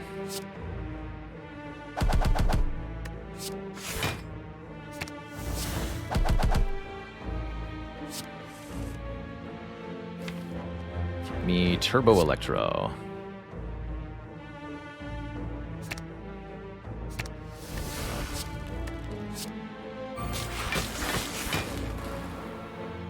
Yeah, where are my Blizzards from Act 1 at? This would have turned into a really good Blizzard deck, actually. Truly a shame.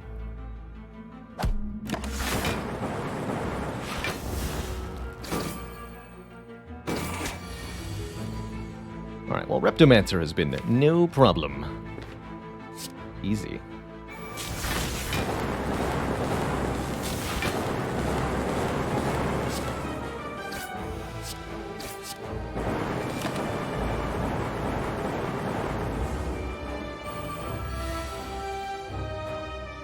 Times 2, you say? Sure, I can do that.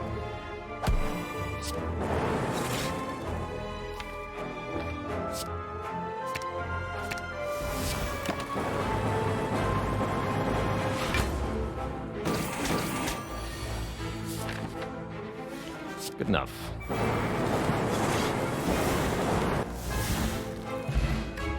Ceramic Fish will give us gold if we add any future cards to the deck, like, oh, I don't know, another Turbo. I'll take one more. If it comes with a free upgrade, I will. Got enough skims in this deck.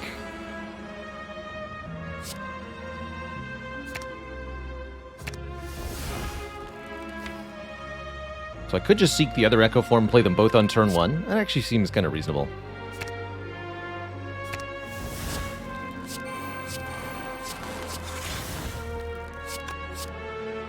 This I'd like to be able to double.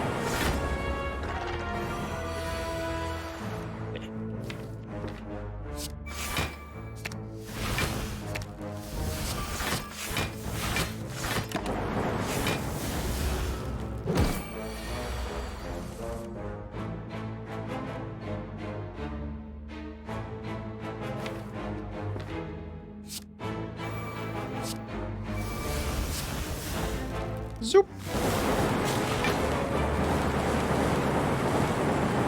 I guess I could have played one more Turbo first.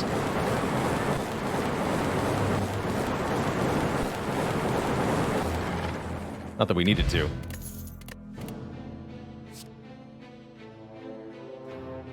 It's here! It's here, chat. Thunderstrike Dummy. Deal 10 damage to a random enemy for each lightning channeled this combat. I mean, how can I say no? Welcome. Welcome to the deck. Thunderstrike. It's time to go to Silly Town. Glorious. Glorious.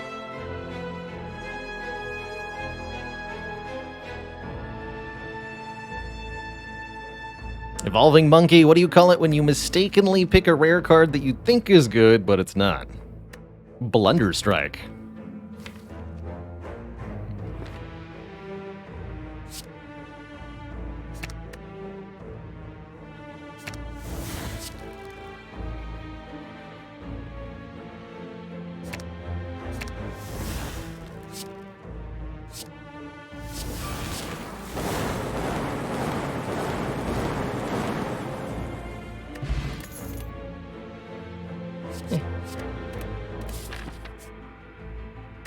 Two upgrades.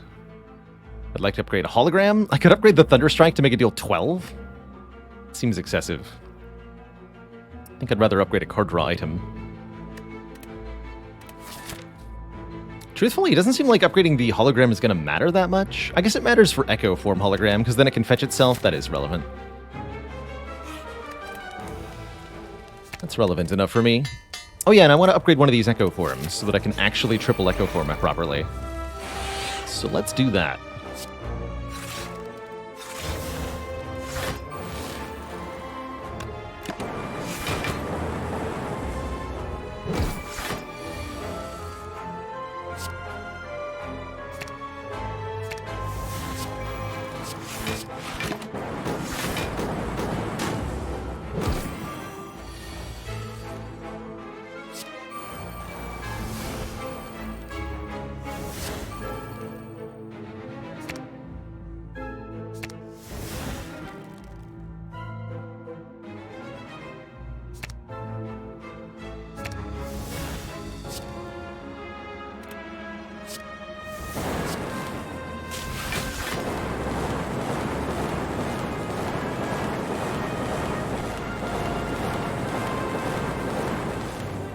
Give him the blip blap. 7 times 22. Or, well, times 2, I guess. And another double energy? Get in here. Easy.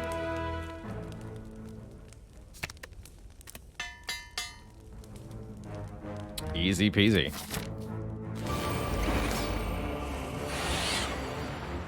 Hello!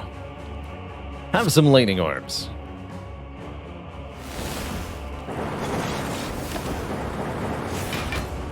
This is already a 7 times 6. Good. Let's start with Cool-Headed. Yeah, Cool-Headed Echo Form Leap.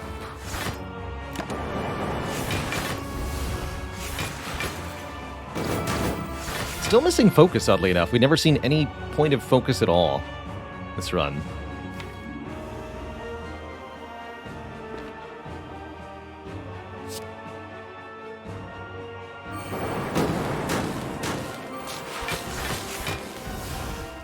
So we just need the leap. Leaps in the discard pile. Let's go Turbo Glacier.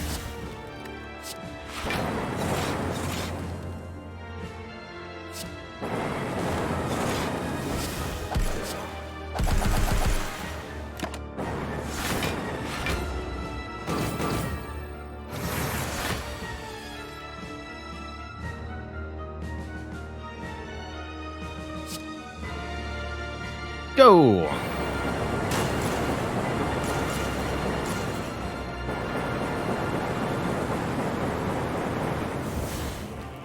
The Blappening.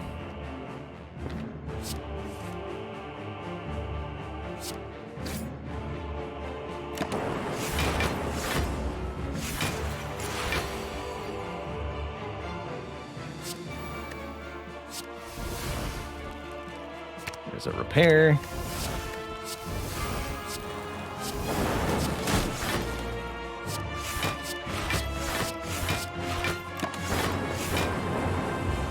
Oh, didn't quite die to the thorns there. One off. I'll take intangible turn 1 for the next boss fight. Whew. Look at that. What a glorious deck. And what a glorious turn to be intangible, too.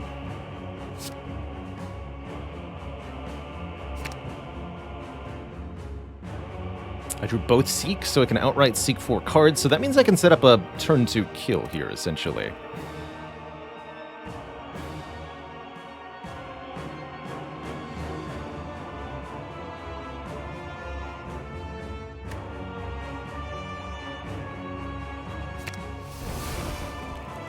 Not quite, right? Not the way that I want.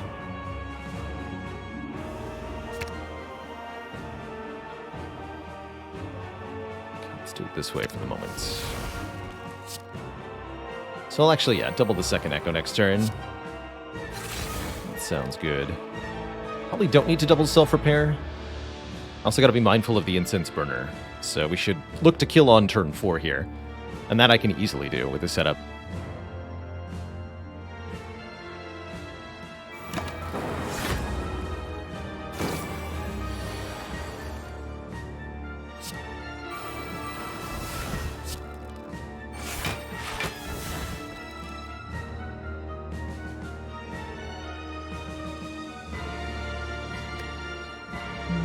Stop there.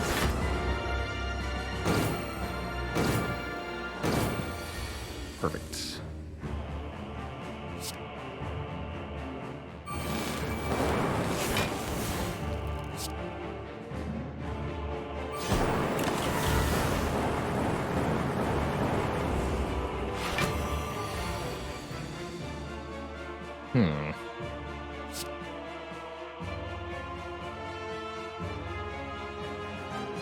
Well, that didn't work out.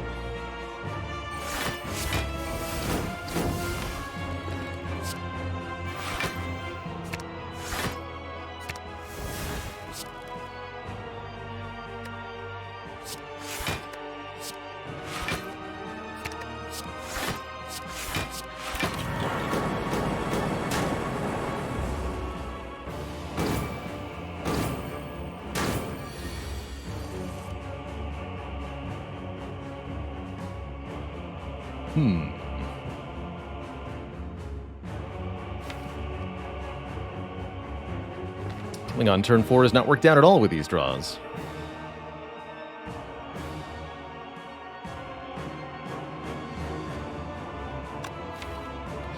Tempest is hiding from us. Stack twice.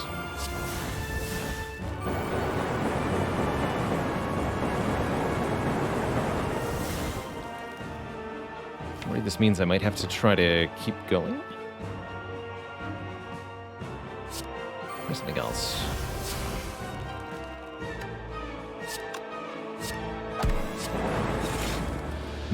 Indeed.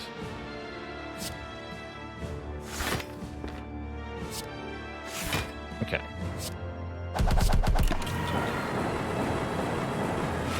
Didn't do that right.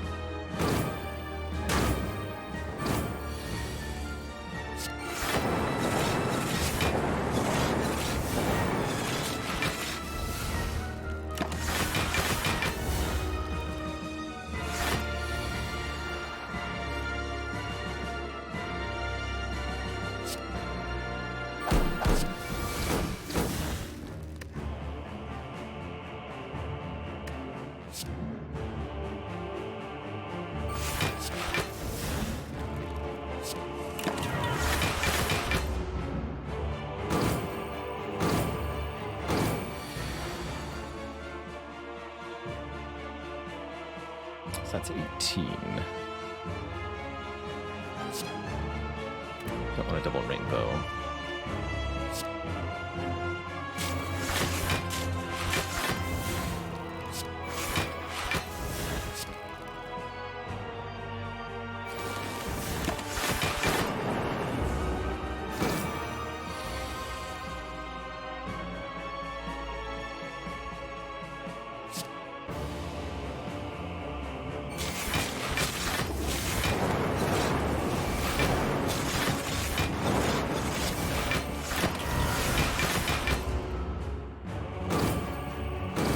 So we're looking to set Incense Burner to 4 here. That way we're set up for Act 4 most effectively.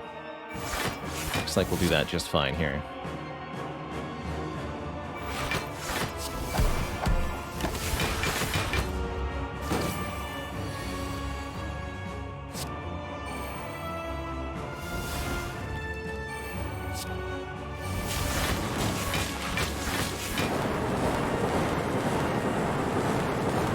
The Blip Blap has been successful.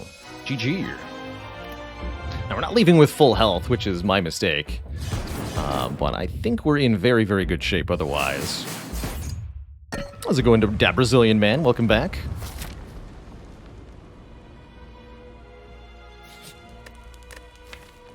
Always good to see a repeat customer, you know what I'm saying? We do still have both of our potions. I could either upgrade a card or we can rest for 6 health here. 6 health that I might be able to get back in the next fight anyway with the self-repair. I'll choose the upgrade. It's going to be on the other double energy, I think. 473 gold going into the store. Not the best options here. I do see Tungsten Rod, causing us to take reduced damage. That could really help us dealing with Beat of Death in particular. Could randomly upgrade 2 skills with Warpaint, seems pretty bad. Can remove the last strike, that's gonna happen. Courage, Sling of Courage could help us a little bit with the upcoming Elite fight, but I think we'll be okay in that.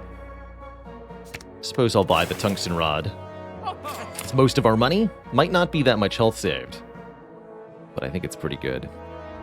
Wish I could afford the, can't afford. Wish I could buy the Ancient Potion here, but Sozu says nozu to that idea.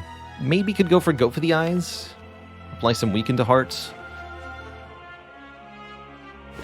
I don't think it's going to matter much.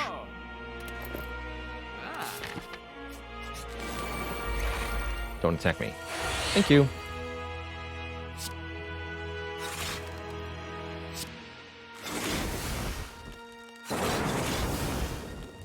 So fully block this. We're intangible next turn. Looking good. Let me play this on you next turn.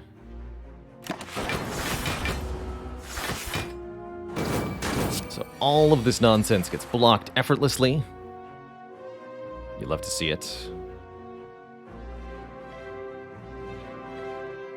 Thunderstrike next turn. This looks... but I don't want to kill next turn. Not both of them. Gotta be careful here, then. Very careful.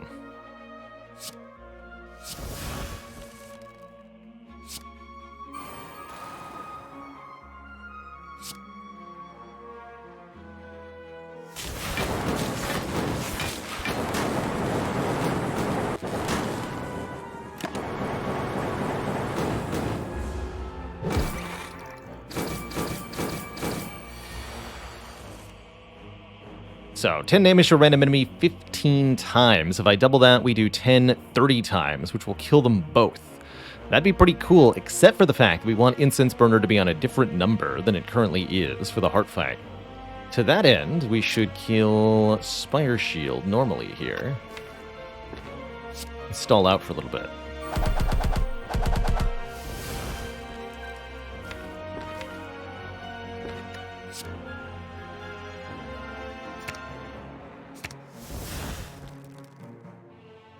Keep that double energy for later.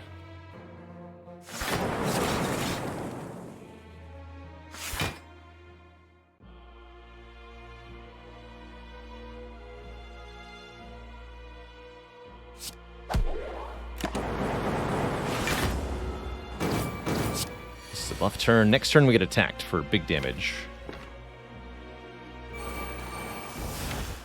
So we need to have an answer to that, which I think is going to be double stack.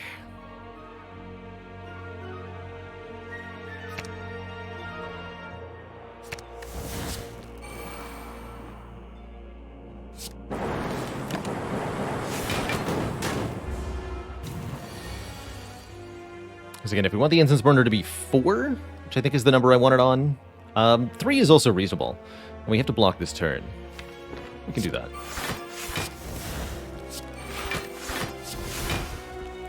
Not so bad.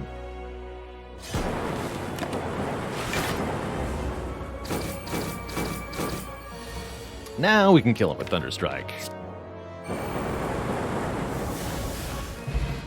Get ourselves a Sundial. Energy if we shuffle the draw pile 3 times. Probably not going to happen. But what I do like here is Buffer, letting us prevent the next time we would lose health. That can block the singular big attack.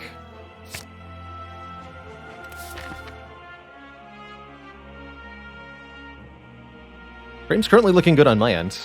Try giving it a refresh if stream's having an issue for you. We drew Echo Form turn 1. Yeah. Alright, so I think the first thing we do is play the Power Potion. Unless we want to dupe the Power Potion with the Echo Form. Maybe we play the Power Potion on turn 2.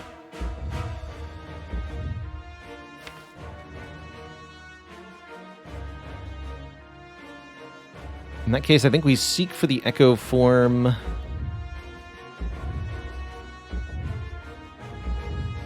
Yeah, we seek for the other Echo Form, and then next turn we dupe this Echo Form.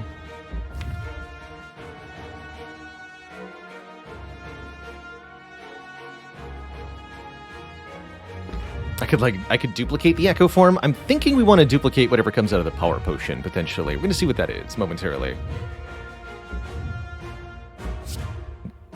Rod is definitely going to help us on this turn a little bit. I think just get the other Seek into my hand for now. The Cool-Headed's also very reasonable. Gengaron, thanks for the Prime sub. Welcome to the Cozy Sub Club. Take the Cool-Headed, actually. We're going to rely on Art of War here.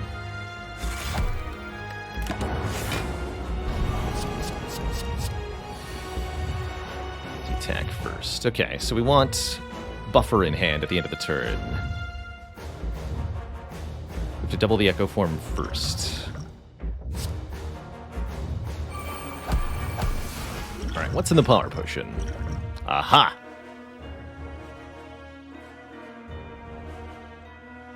That's a winner.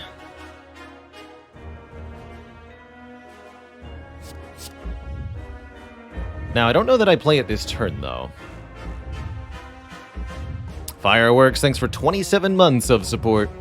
I think we get set up and then go ballistic with focus. Creative AI would have led to big hand clog problems that I wasn't too excited about. So we're duplicating the next few cards as well.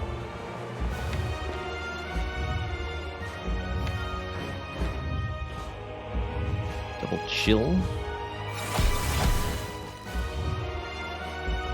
Don't want a double energy yet.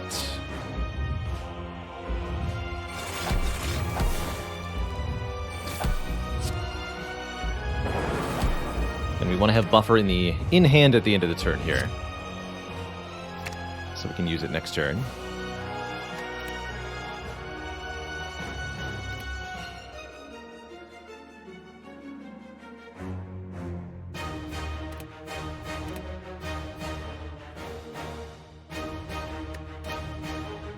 What about grabbing the Tempest, too?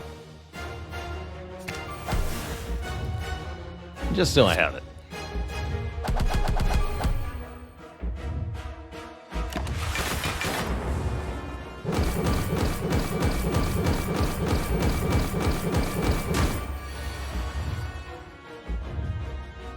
Though I'm not sure it's going to get used this turn.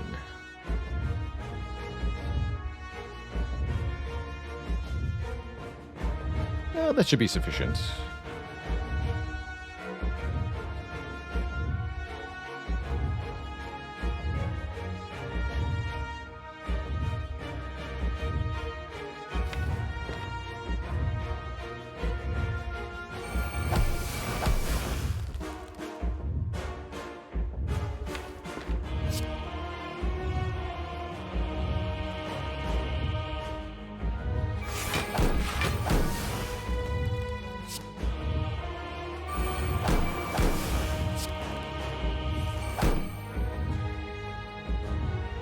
There's the Thunderstrike, too.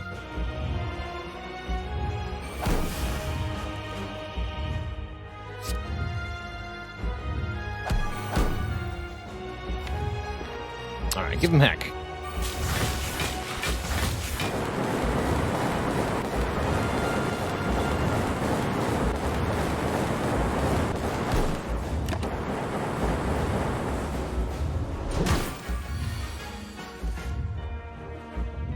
10 times 26, so it caps damage without even needing to be used here.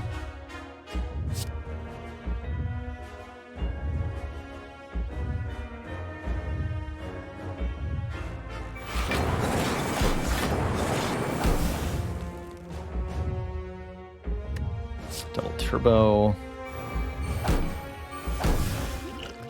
Triple bias cog.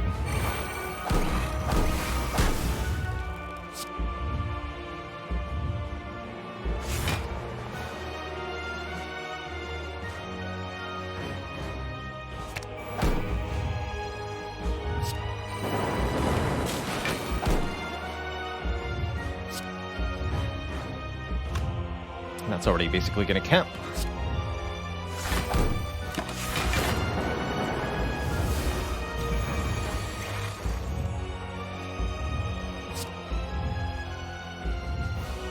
Commence the Zappener.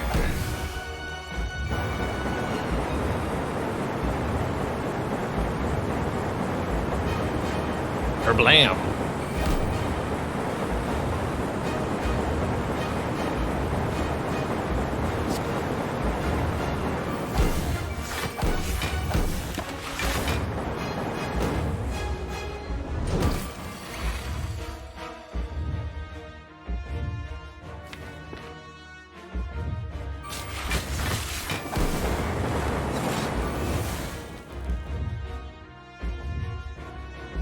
Double ball lightning. It'll have to be double throw. Except.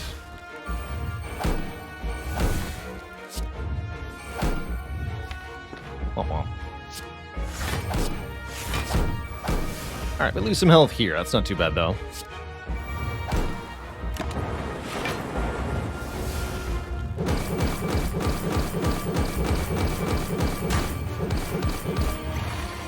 GG, Mr. Hearts. GG. What a run.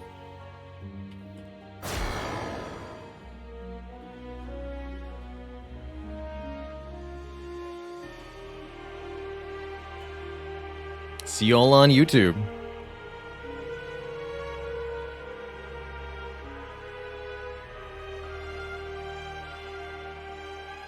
GG.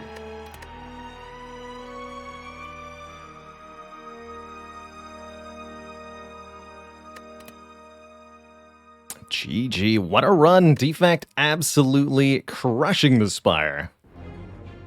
An electrifying victory, to be sure. Yeah, what? Has it been done? It sure has. Spire sleeps, and so shall I. But before any sleeping occurs, it's gonna be break time. So I can get a bit more water, refill the legs, cool off for a second. Holy moly, it's a hot day today.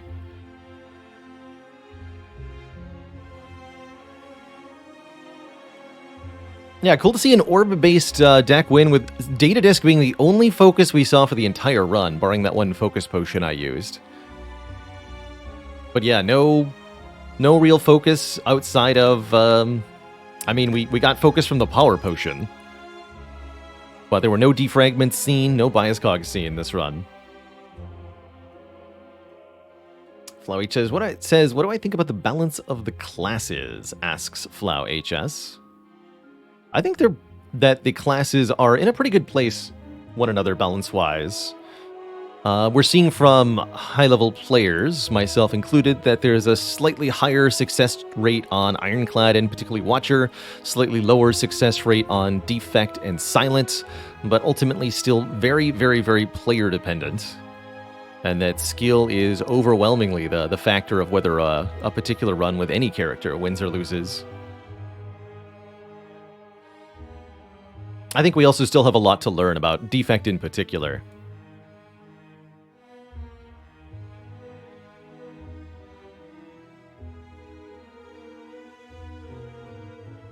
But yeah, I think they're in pretty good places.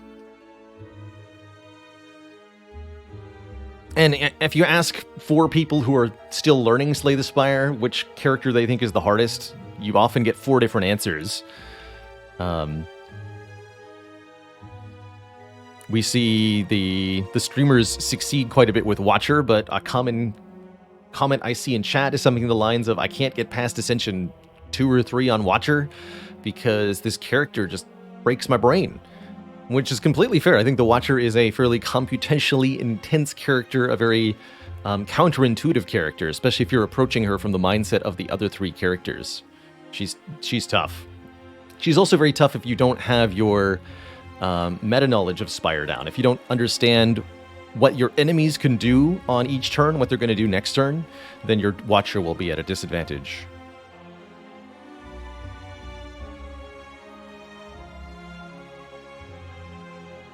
For me, I would say the hardest character is the Silent. I struggle quite a bit with her, especially in the first 2 acts. Or if I end up in Act 4 and I'm on 3 energy, I also really struggle with Silent.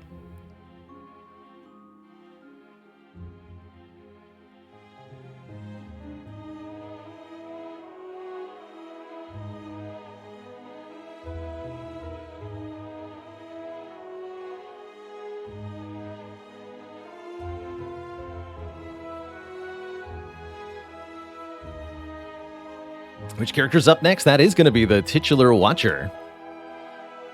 The Purple Lady. We'll be talking about her and playing with her in just a moment. But first, I need a break. So I'll be back in 5 to 10 minutes or so with refilled water, stretched legs. And we'll do another run of Spire. Don't go nowhere, folks. Be right back.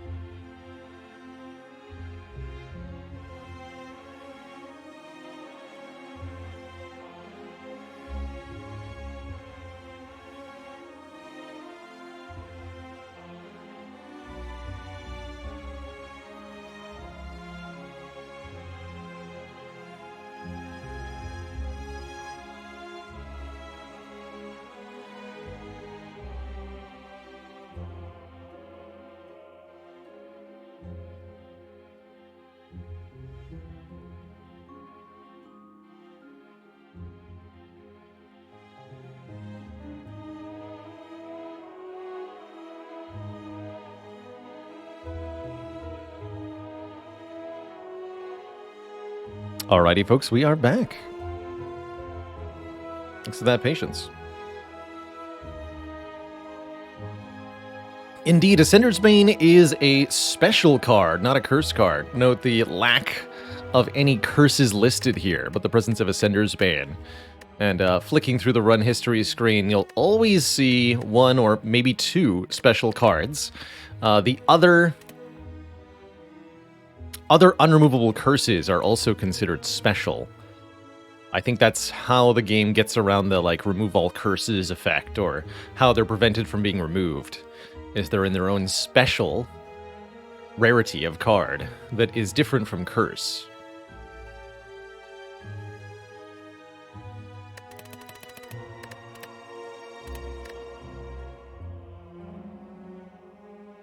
More Better just killed their first heart after 2 years of absence. Now that's how you make a comeback. Nicely done.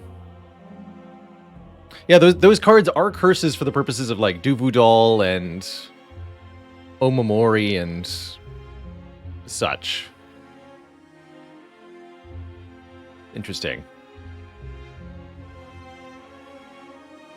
Are bites and apparitions also special? Good question. When was our last apparitions run?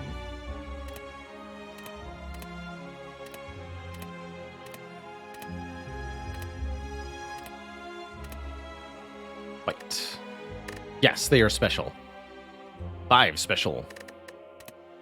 So those would include the colorless cards that you can't get from normal colorless card rewards. And I imagine the Ritual Dagger would count as well.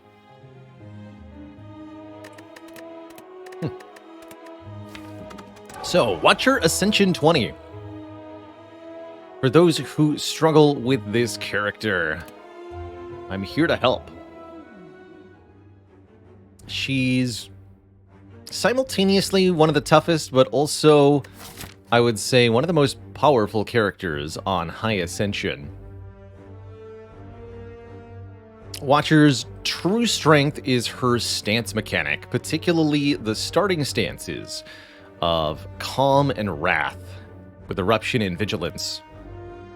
Wrath makes you both deal and receive doubled attack damage. If you can double your own damage, you can slay all your foes with ease. But taking double damage in return can be a problem. The key with Watcher is knowing when it is safe and acceptable to enter Wrath stance and when it is not. And really just playing around with the starting deck and trying to improve with the basic cards of Watcher can really go a long way. So here's a challenge for you. If you are struggling to figure out how to Watcher, make sure that you're playing the starting deck effectively. And so to challenge yourself to do that, start a run on the base difficulty. You can do this on a 20 if you really want to, but I would say on base difficulty. Try to get to and defeat your Act 1 boss as the Watcher without taking any cards in Act 1. Just try to use Eruption, Vigilance, and the Strikes to kill everything in the Act. If you can't do it,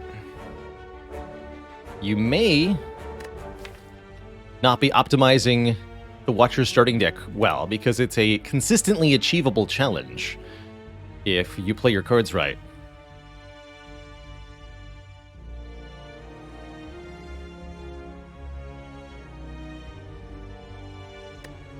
And that becomes even more true with an upgraded Eruption. This is probably the first priority upgrade you want to get on most of your Watcher runs. Dropping Eruption from 2 to 1 cost means you can play it alongside 2 other energy of attacks, or maybe even more.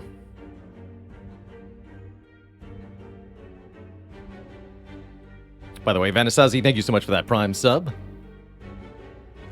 So, starting bonuses for Watcher. This character in particular really thrives on card removals, particularly defend removals.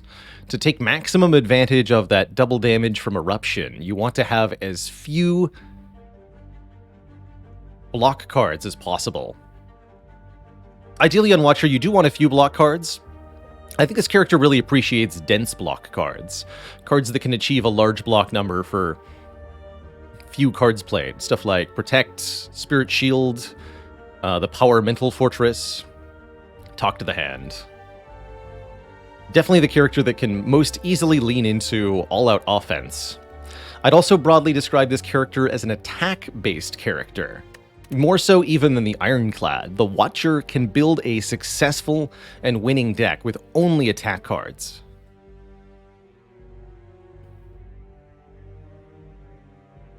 I think I am going to pay out for the remove 2 here. And we're going to remove 2 defends. Yeah, Watcher has a lot of ways to block with attack cards. Wallop, Talk to the Hand, Sash Whip. Some of the attacks block directly, like Just Lucky.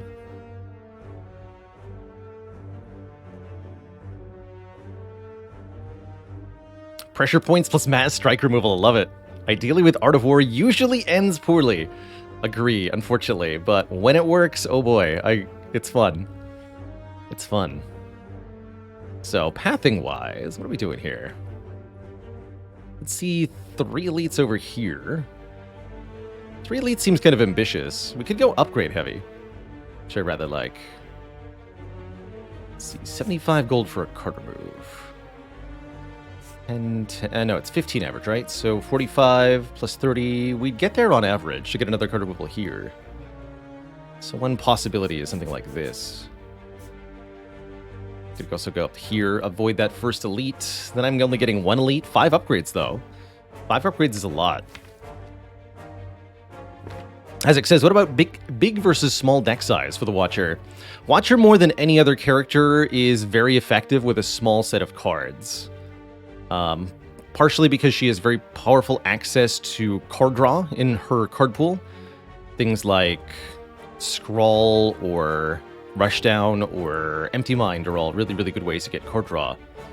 So you can draw the same few cards over and over again. Some cards are particularly suited to being drawn over and over again, like Tantrum, Flurry of Blows. She's got stuff that can return to the hand or the draw pile. And because Watcher has a lot of different ways to build an infinite combo out of a small set of cards, particularly owing to her stance change mechanics. Calm into Wrath can be used to generate 2 energy, and if you can do that for less than 2 energy, you'll make a profit. She also works better with a small deck because there's less immediate pressure on Watcher to add damage cards to the deck, especially if you start by removing a defender too. Most other characters need 3 to 5 added cards or attacks specifically in order to feel comfortable defeating the elites of Act 1. Watcher, 1 or 2.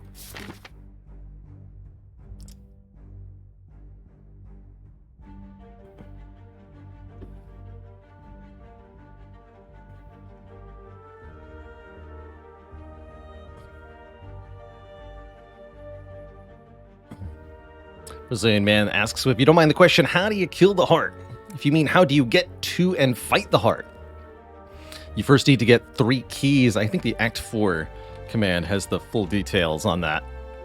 But you first have to win once with each of your characters to get the keys unlocked. After that, you must collect 1 each of red, blue, and green key by recalling at a fire, skipping a relic at a chest, and fighting the superpowered elite on the map. Do all of that, and then beat Act 3, you'll get to go to Act 4 and fight the heart. As to how do you actually win against the heart? Well, that's kind of what this stream is here to answer. It's not at all easy.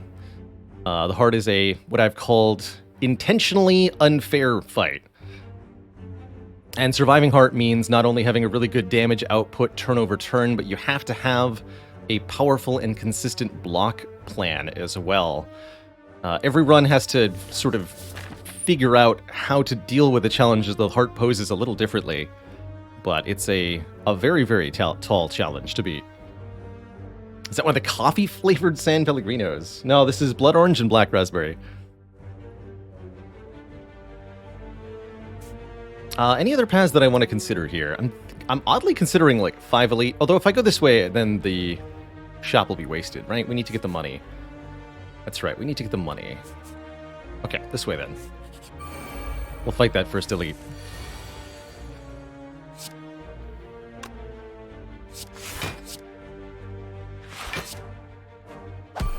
Not able to go into Eruption here, but these lice aren't too much of a threat. so we can dispatch them. No problem. Let's just do it like this. Strike, strike, miracle, block and intercom.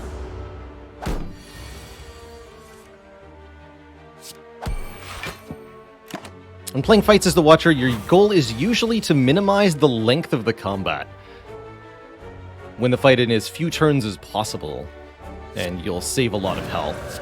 Sometimes this means taking a little bit of damage here or there in order to set up more effective high damage turns. And sometimes you can just go angry mode and kill everything immediately.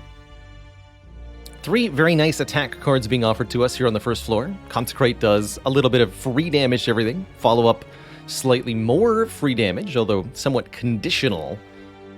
You have to have played an attack prior. Not too difficult, especially with the way we tend to build our Watcher decks. Lastly, for 2 cost, Reach Heaven puts a 0 cost to deal 20 into the draw pile. Very effective, but a little awkward. You have to pay essentially 2 card draws for Reach Heaven, so it's an extra chunky card.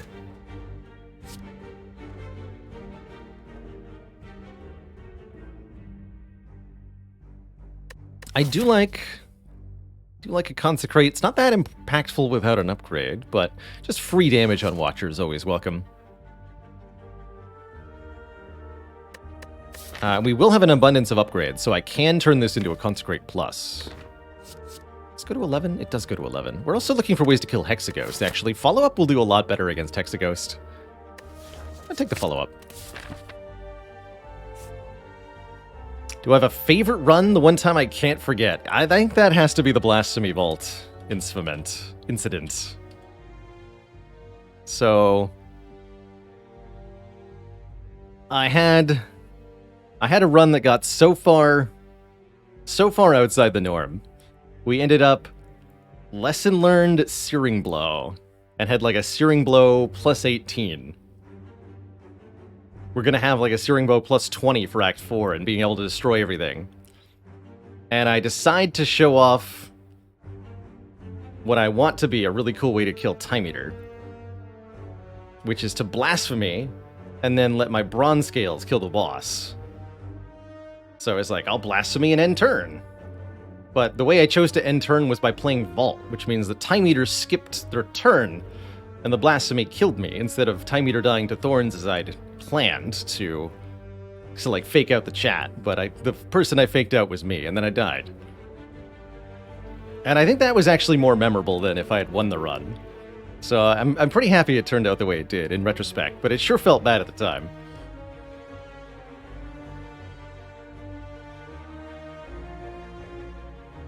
But you'll note in that clip, if I click the end turn button instead of playing the vault, I don't die.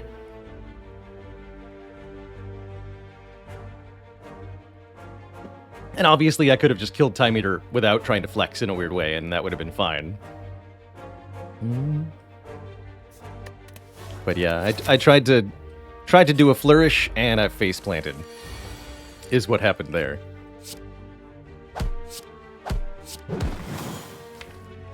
Guaranteed to draw Eruption and 2 strikes. We can play them all. Good. So, classic turn like this. Do you play the 2 defends here? Block for 6? Absolutely not. Because by doubling our attack damage, we can get these strikes to just outright kill this slime with the Miracle. You have to be constantly looking for ways to end the fight by killing your enemies as Watcher. They're surprisingly available. More so than you might recognize on the other characters, especially. And I think one of the challenging things about Watcher is that you can't rely on the tooltips of your cards all the time. You have to be able to mentally think, like, what is this going to do after I enter Wrath? Is that enough? You can't enter Wrath and then check, because if you're wrong, it's bad. You know what's a great early card? Empty Fist. It does very good damage, especially with an upgrade, and lets us get out of Wrath stance.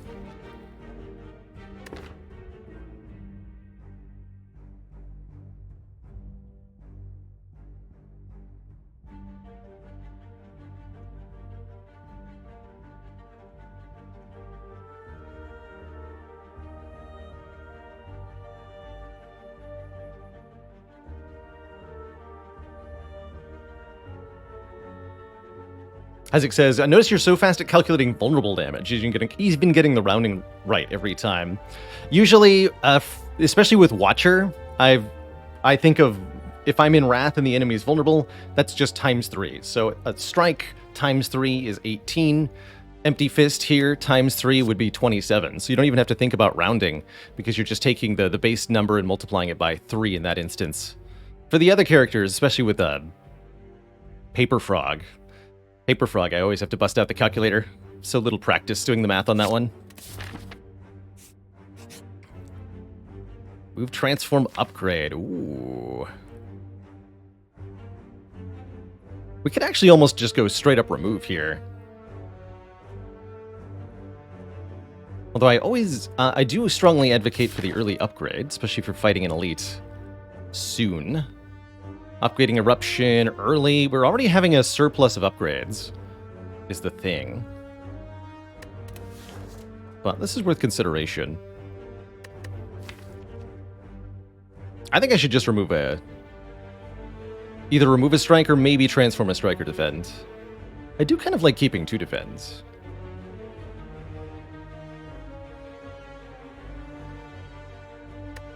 I'm gonna go for remove. Remove a strike. Shrink this deck down even further. Be gone, beast. Easy dead.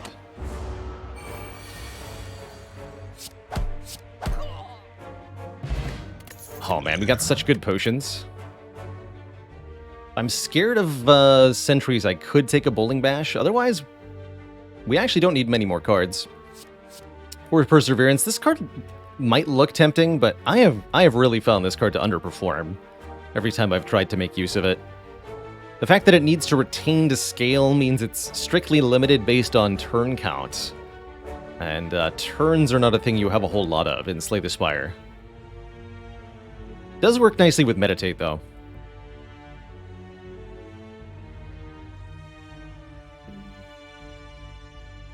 Escapo. Did you hear about the Watcher who got fired? Good thing she had a quality Perseverance package.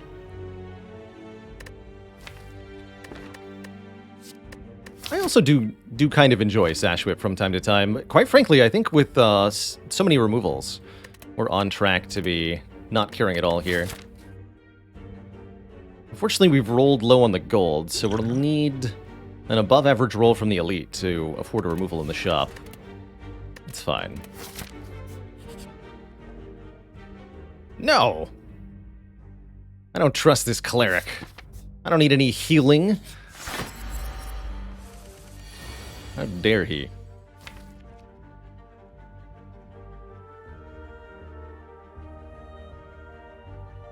Lagavulin can be very tricky as Watcher. The Strength Potion will help a lot. Could go Eruption, Strike, Empty Fist. Or I can play Vigilance, End Turn. This enemy will sleep for up to 3 turns. Get 1 more draw. Do that. I'm hopeful here. Perfect.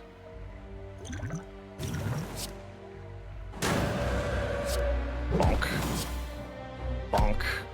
Note that Strength is extra effective with Watcher because Wrath Stance doubles attack damage, but it's also doubling all modifiers to the attack damage as well. So, Empty Fist is a base of 9 damage. You add the 2 Strength to get 11. That 11 gets doubled to 22. So with 2 Strength, my cards do 4 more damage in Wrath Stance. It's another Watcher secret. That's why stances are so dang good, ultimately. Let's see, 11 plus 16 times 2, 36. 47, not enough to kill, so I'll probably just defend Vigilance here. Keep this Miracle for the moment. Could have used the Fire Potion to kill right then and there, but I think taking a little bit of damage... I was hoping we'd redraw lethal, but not so. Continue to keep the Fire Potion. Although I am retrospectively wondering if I might have put it to better use last turn.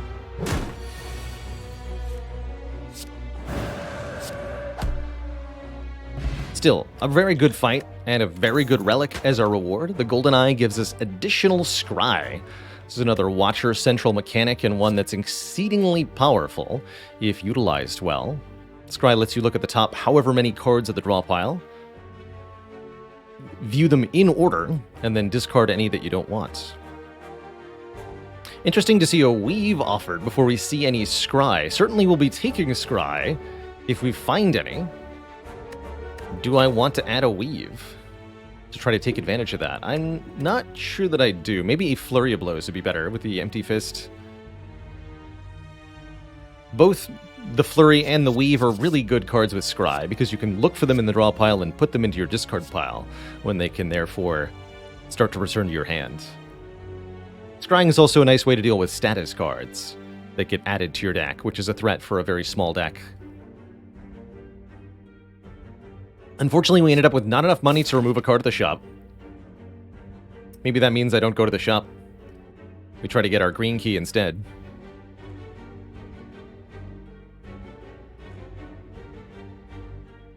I think that's what we do.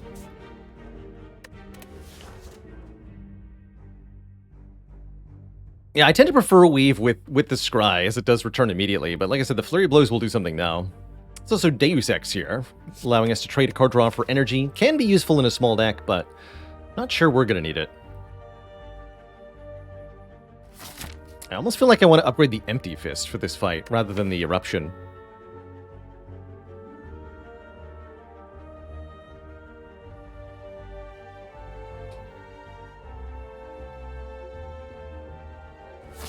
And then we'll get the Eruption next.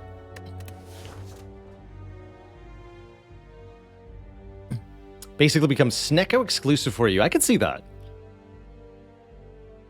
Does it ever skip? Yeah, I think it is ever skip.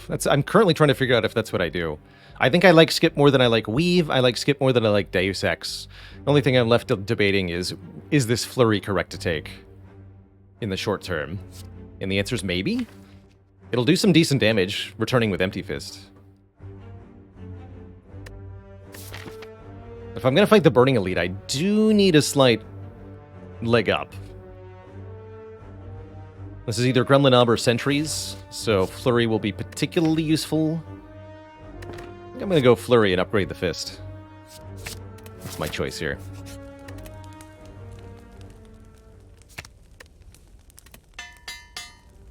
Counting on that bonus damage to help us knock out a Sentry early or deal with the extra health of this Gremlin Knob. Doesn't look like that turned out particularly well.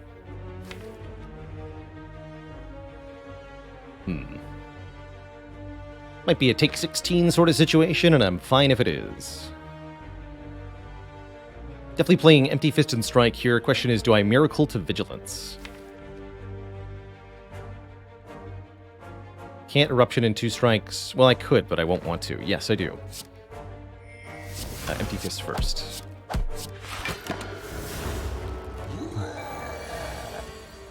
Okay, bottom Flurry is pretty sad. And at least we didn't bottom draw the Eruption. That would have been really, really bad. Here we just play all of our damage.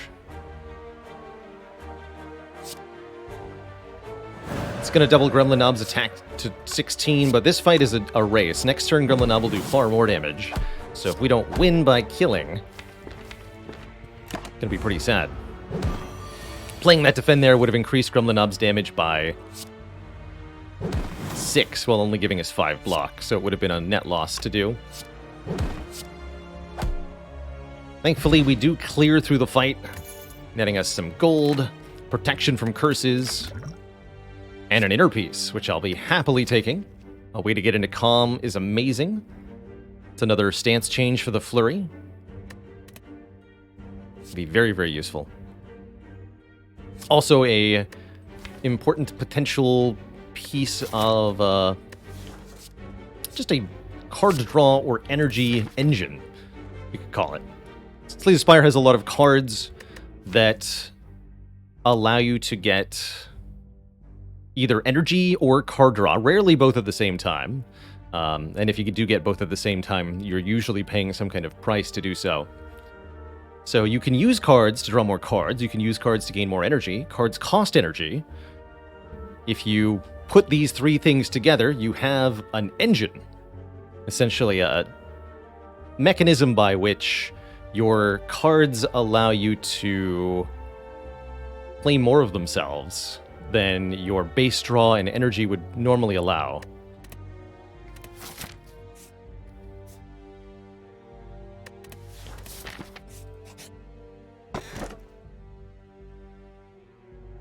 If you create a full loop where you can use the cards that you draw from playing your cards to play more of the same cards, or even more of different cards, you can create an infinite combo. But ultimately, any level of card draw and energy gain engine in Slay the Spire is going to help improve the overall efficiency of your deck. You don't need to take it all the way to going infinite, necessarily. You just need to get it high enough to win the game. Ooh. Man, we've already got really good potions. I wouldn't call Power Potion particularly good, but Flex Potion's great. Blue Key, no way. I like 10 max health quite a lot, especially on Watcher. Watcher usually needs a little bit of extra help against the heart. And max HP is where it's at.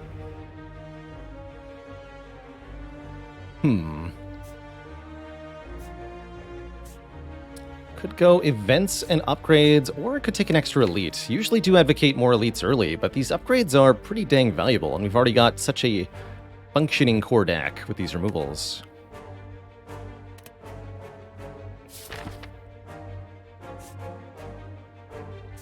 I think traditional wisdom would tell me to go for the elite now, but I think there's some merit to this way. We could get another card removal here, and I'd love to have a follow-up interruption upgraded for Hexaghost in particular. Fire Pot over Flex Pot with a Flurry. I wouldn't thinking Fire Potion and Flex Potion, potentially. Discard the Gambler's Brew, pick up the Flex. But it could also be Flex Gamblers. Gamblers is pretty nice when you've only got one Wrath Source.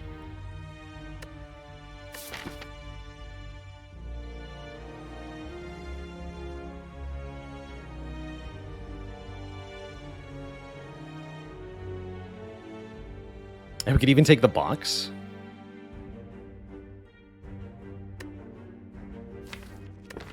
I am going to go double damage potions. I think I do want to go this way. More gold and more relics, and more card rewards. I mean, if we want to be taking advantage of the Golden Eye, we're going to have to look at some card rewards. So those are all reasons to go for the elite here. But what about upgrade density?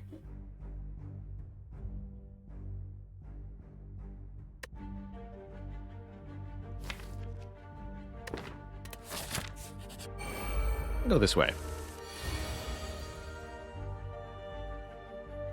When in doubt, I like making the decision based on which saves me time. What is damage, by the way? Empty Fist Plus is such a hard-hitting card. Blah. Hey, there's the Scry.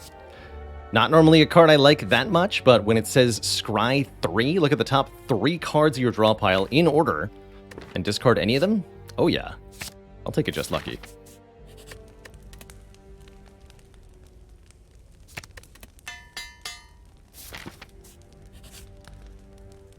Okay, we do get a relic. I think we would have been more rewarded for going this way based on what we actually got. But that's all right. Please give me a relic. Hello? Thank you. Ouch, by the way. My hit points.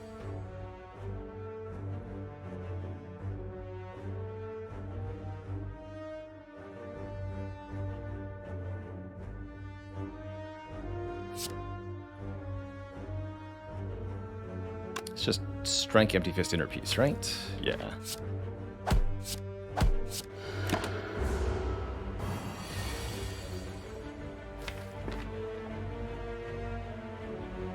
Math. This might be potion. Let's see, we've got 10, 23 damage. Now that splits this thing. Yeah, thanks, pair. The benefits of this relic are readily apparent. I do really like the potion belt, I have to say.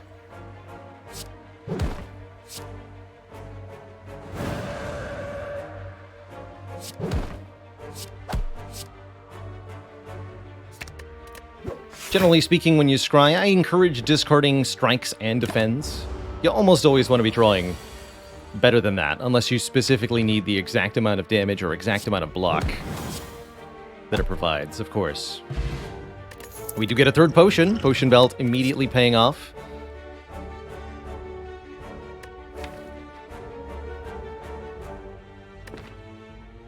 Gotta say, even with these potions, it's very unlikely I can do Hexaghost with 3 health.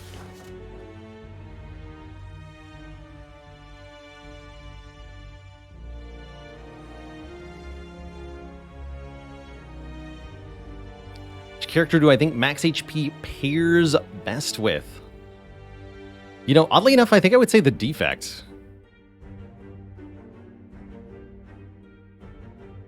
Defect's the one that most needs to be able to survive awkward draw orders. And the max health can really help with that.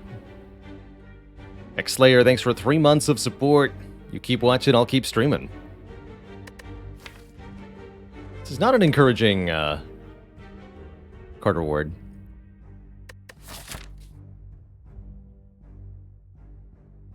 Not at all.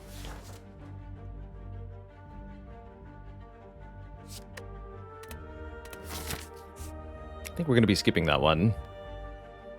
We don't try and do Mantra? No, not with just one Prostrate. I think Prostrate can be a really nice start to Mantra, but you really have to just want the 0 cost 4 block for it to be initially good. I don't really feel like we're there. I mean, we could take it, but I don't know that it would be any good. That said, how do you get into Mantra if you don't take the initial Mantra card? Prostrate is one of the best Mantra cards in my opinion. And we do kind of appreciate that little bit of block against Hexaghost. But we're not going to be able to play it enough times in the Hexaghost fight for it to put us into Divinity, even if I upgrade it. Which I wouldn't do, because again, we have to rest, I think. Resting, the way I look at it here is I can try to upgrade and use all 3 potions to win the fight, or I can rest and then probably win without using any potions. Maybe 1 potion. So that's what I'm going to do, is rest and then try to win with as few potions invested as possible. Hexaghost is going to attack us for quite a bit on turn 2 here. Could be 3 times 6, I think, with 26 health. Fun little fact, Hexaghost's turn 2 damage is based on your current health total. So the more health you have going into this fight, the more damage this attack will do.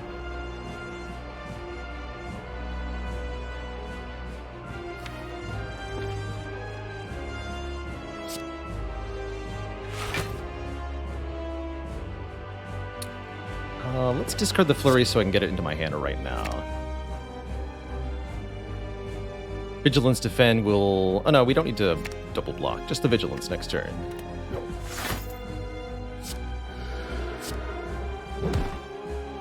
Take 7 here. Still a lot better than 3.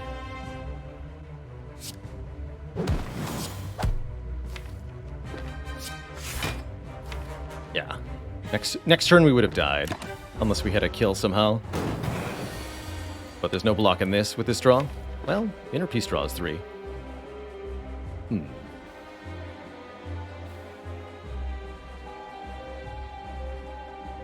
could even just Lucky and then Inner Peace. If I'm going to Fear Potion, this would be the turn.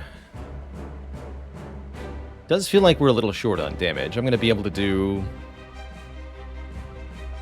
See, 9 plus 28. This does a bunch. 50 to 60 damage this turn, but we don't have that many more turns to be able to win. It's quite possible we'll die on 2 turns before Inferno if this draw happens again. So I'm going to do it. So, just Lucky... Then Inner Peace, then Eruption? Do I even really want to discard those? We're looking for block, theoretically. Strikes would help me do damage, but it's not needed. Here's where the Flex Potion would do a ton of damage, but I think it would be overkill. We don't need any more than we have.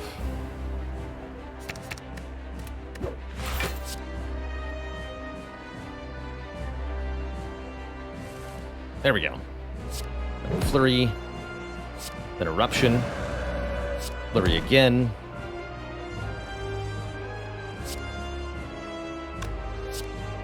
Miracle.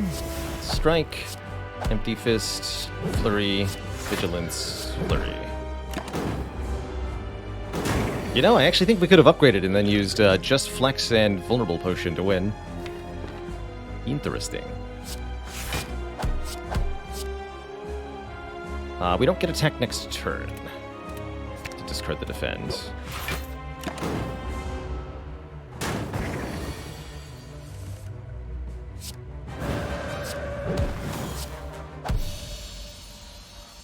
I'm still pretty happy with how that went. Ooh.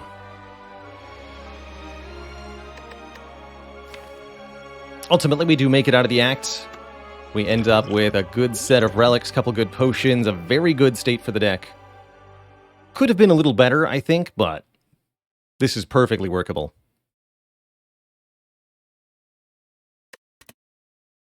Conjure Blade's a weird one. I don't often take this card because it's kind of setup heavy. You have to spend a lot of energy, and then on a future turn, you get to do something cool. That's always a tough sell. Same with Alpha. Spend a lot of energy, then on a future turn, do something cool. But Omniscience is a card I often get behind, letting you double any card in the draw pile. Omniscience can be a accelerator of sorts, especially if you can get your hands on multiple copies. And can be useful once you've got powers in the deck, too. I don't think it's particularly good at the moment, but I do think that Omniscience almost always pays off in the long term. And I particularly like it with Holy Water here, which lets us have more starting miracles, 3 instead of 1. It's kind of like an energy relic, except you can spend all of that energy at once if you want to, on one really expensive turn, to have an even stronger opening. Holy Water can allow you to get turn 1 kills a lot more frequently, that's for sure. Also really great with a few relics like the Dead Branch. Coffee Dripper's fairly no-nonsense. We can no longer rest, which is a little tricky. But we get extra energy every turn. Or the Ectoplasm prevents us from gaining gold. That's generally something I don't like, especially compared to, say, Coffee Dripper. But here, I want the Holy Water, the Starter Relic upgrade, so that we can play that Omniscience more easily. I think that's going to work really well for us. With a 275 gold, going to his store sure seems appealing. How does Act 2 look in general? Not particularly elite heavy. There is a way to fight 3 elites. If we really wanted to. I'm not sure we do. Much rather do something like this. Probably take the late event, actually. This could be Thwack. Colosseum, they call it.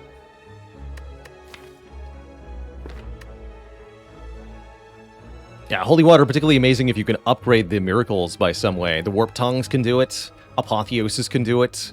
Blessing of the Forge can do it.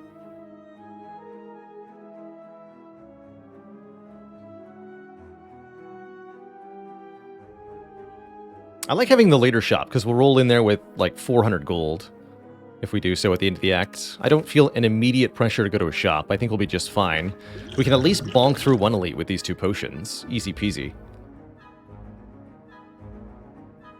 It's 1 event no matter what, so I'm thinking this way. Then we have flexibility to take more events if we want to. Or we can even opt out of the elite entirely if we get scared. Not going to go to this early shop. Chosen! Chosen's very much a damage race. You want to kill this thing as quickly as possible, usually. So I think for that for us means Eruption, Strike, Strike. Don't even think about entering Calm. I could do Vigilance, Inner Peace. Use the Miracles this turn? Actually, I like that. Let's draw. Yeah. Then we go Flurry, Miracle, Eruption. Flurry, Miracle, 3 strikes. That's the way to do it. Use those miracles before we get cursed with the Hex.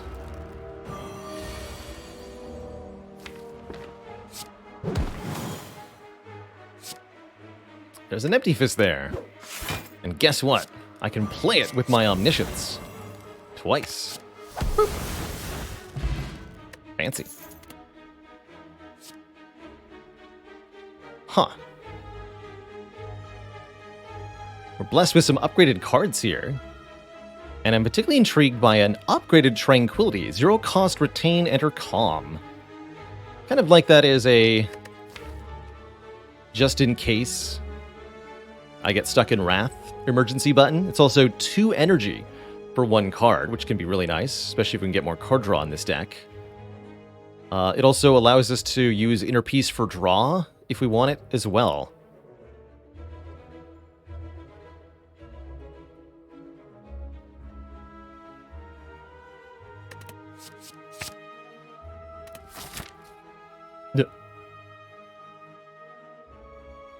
Yeah, I do want to do a breakdown of like all the different, the basic enemies. We did a video for the bosses. I've got to do one talking about all of the other combats in Spire. There's so many enemies though. In an abandoned temple, you find a giant book. I've got Omamori. I'm definitely clicking on this. Here we trade 21 health to the book to get a book relic. 1 of 3.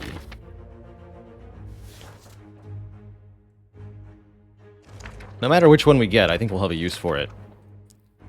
We get the Incaridian. This is probably my favorite of the 3, because it requires the least amount of thinking, and has no penalty like the Necronomicon does. We get a random 0 cost power card at the start of every combat. Not too bad. I think we're good to take more combats, actually. We want to be looking at card rewards now. We want to make sure these potion slots fill up.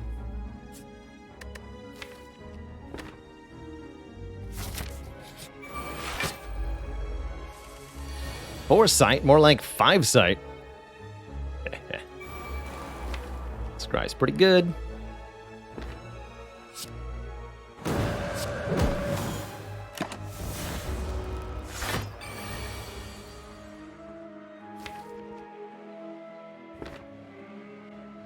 So what's the plan here? Is double Empty Fist sufficient? That'll do 28 plus 14. So 42. So I'd have to do 30 damage before that.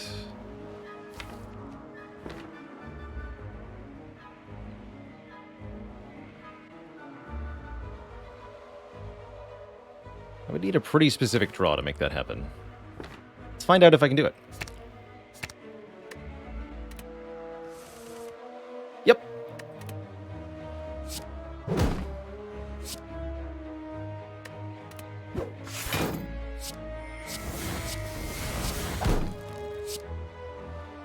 All thanks to the power of the holy water here.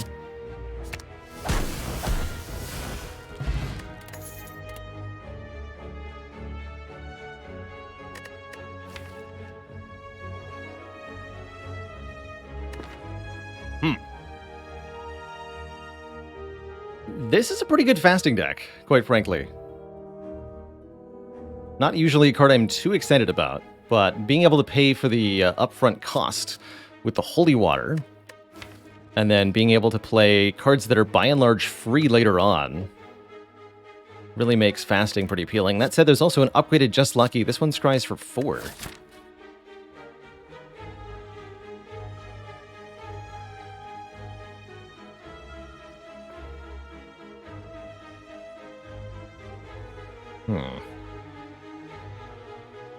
Omniscience and fasting is a little weird. You don't usually want to do that, but if you have orange pellets, you do.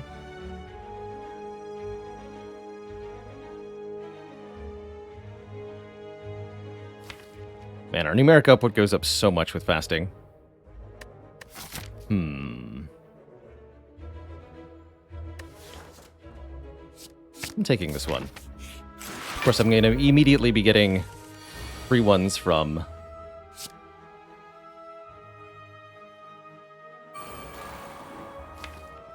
the Incaridian, I'm sure.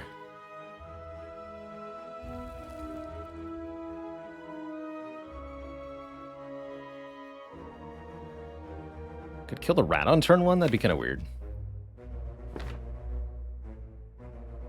Not a bad turn 1, by the way. Again, with the Omniscience in our hand, we can make just about anything happen, if necessary here. I'm thinking Omniscience Vigilance, in particular.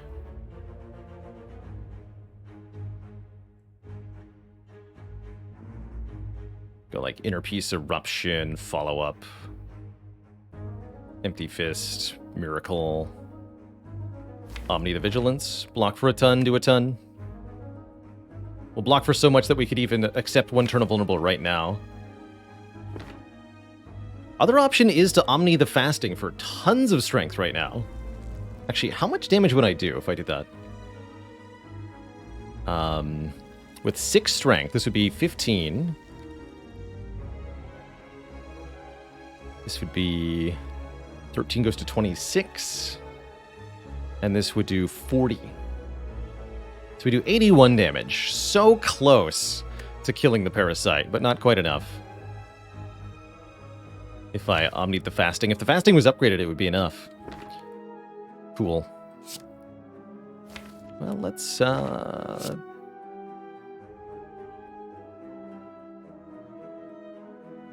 let's try it this way.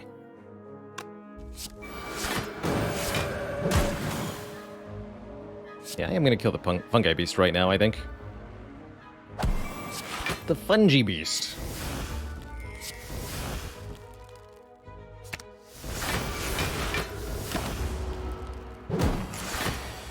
So we do have to deal with this, which is pretty bad. Next turn is also bad? Yikes.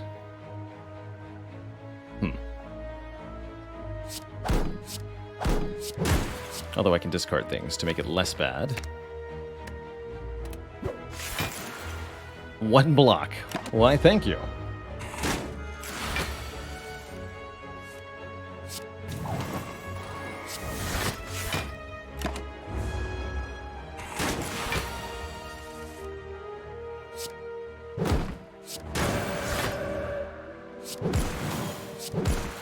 So close.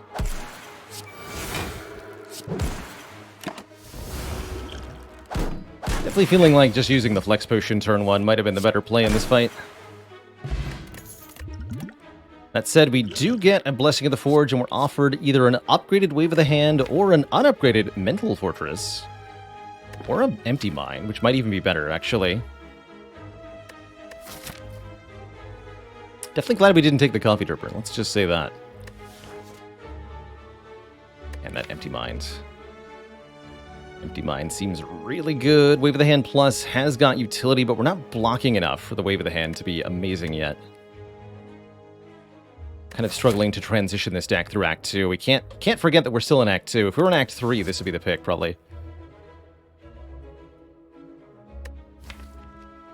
And I really like that Empty Mind is the problem. I want the card draw more than I want the Fortress at the moment. I think that's what I've decided.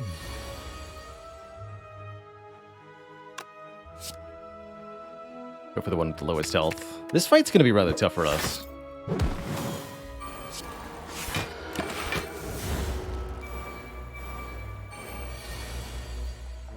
No, Frozen Egg won't upgrade anything from Enchiridion.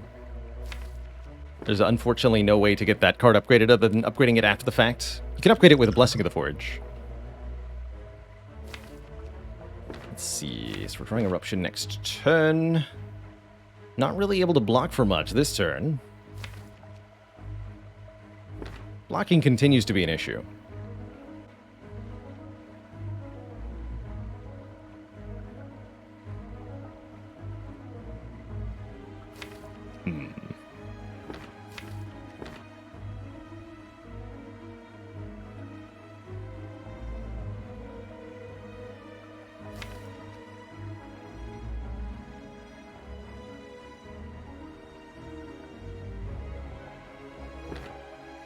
Omni the Inner Peace.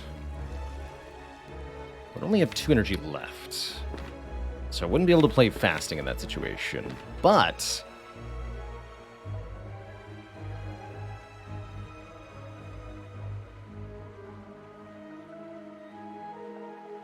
I would draw a lot of cards.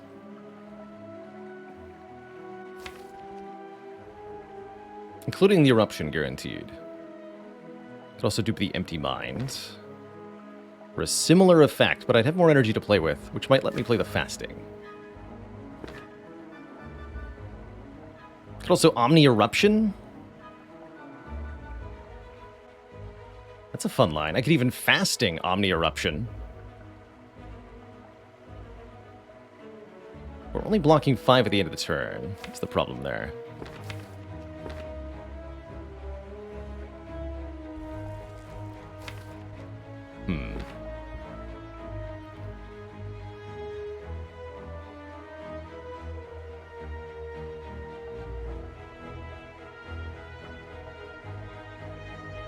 Don't want to use a potion here. I don't think we need to. I'd much rather have them for this fight. If we can play this fight out carefully, we'll be able to stomp through the elites with all our potions.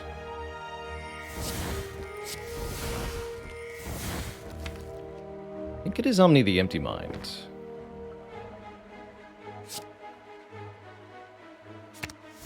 Draw the remaining 4 cards in the draw pile. So I can go Fasting, Flurry, Inner Peace, Flurry, Eruption. Flurry. And then we could do stuff with Tranquility too. I think we'll only take 2 that way.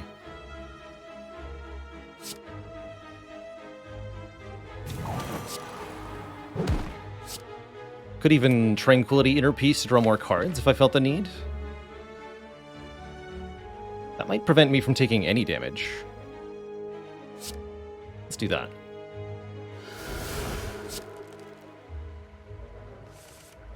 Yeah, because we got the Just Lucky back now.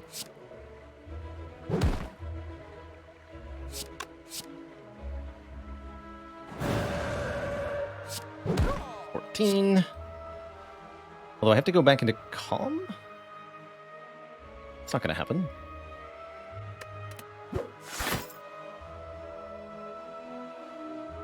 Oh yeah, we just take 1 now. Okay. That'll do.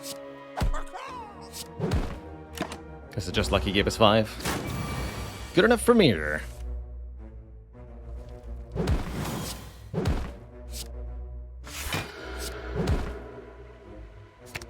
Perfect.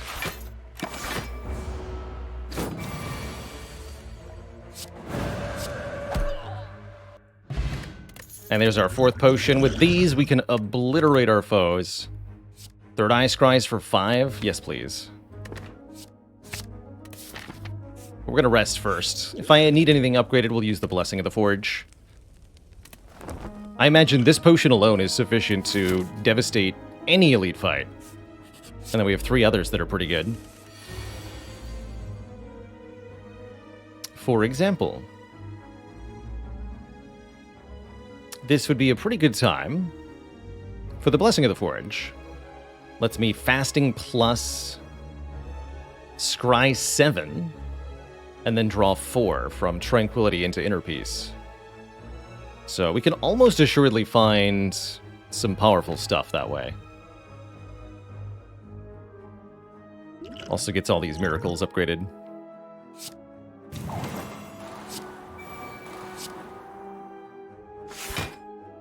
Okay, so here's the top 7 cards of the deck, in order. So Strike, then Empty Mind, then Just Lucky, etc., etc. We're going to discard the Strike, the Flurry, keep Empty Mind, Just Lucky, follow up Empty Fist. Let's lose the Omniscience. I'm not going to have energy for that. So we go Miracle. Tranquility brings back the Flurry. This draws 4, including the Empty Mind. But let's scry first. There's Eruption. Okay, perfect.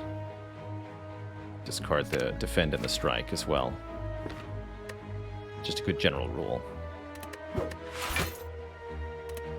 So we play Flurry. Empty Mind.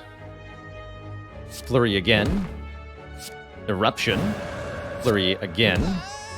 Follow-up. Empty Fist. Flurry again.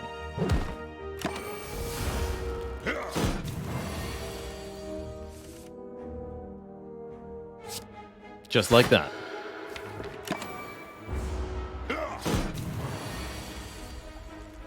How's it going, Bargol? It's good to be back. Most definitely.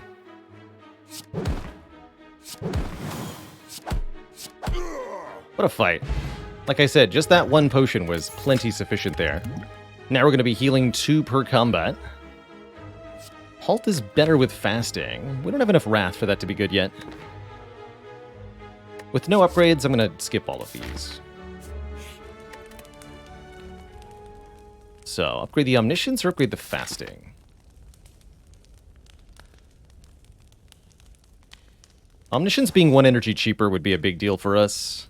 I think we could also benefit from upgrading the draw on Empty Mind or Inner Peace, from upgrading the damage on Follow-Up.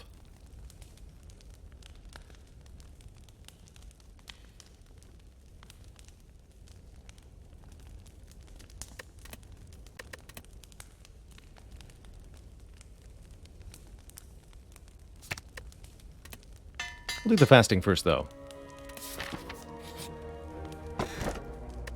Upgrade 2 skills at random? That could hit the Omniscience, that could hit the Third Eye, or the Empty Mind, or the Inner Peace. Yes. The Inner Peace. And a Defend, but that's fine too. Alright, next Elite. Probably going to get obliterated, just like the first one did. This time we've got Nirvana. A block when we scry. At least it does something. Pretty intimidating turn 1 here.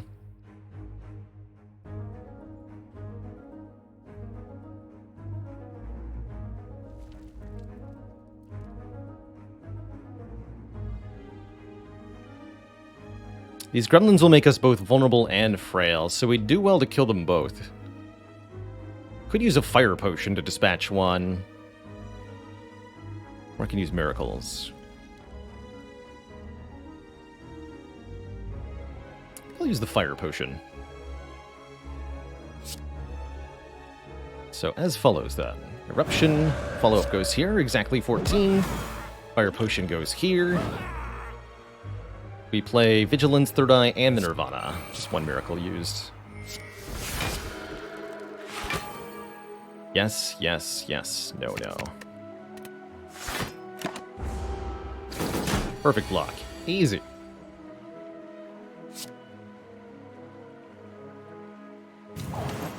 Alright, what's on top of the deck? Not Eruption, but we knew that already. Do I want to try to change my fate? Draw aggressively right now. Like, really aggressively. Let's do it.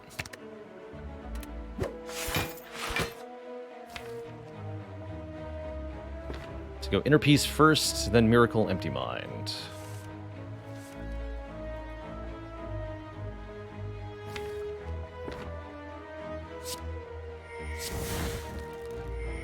Third Eye first, even.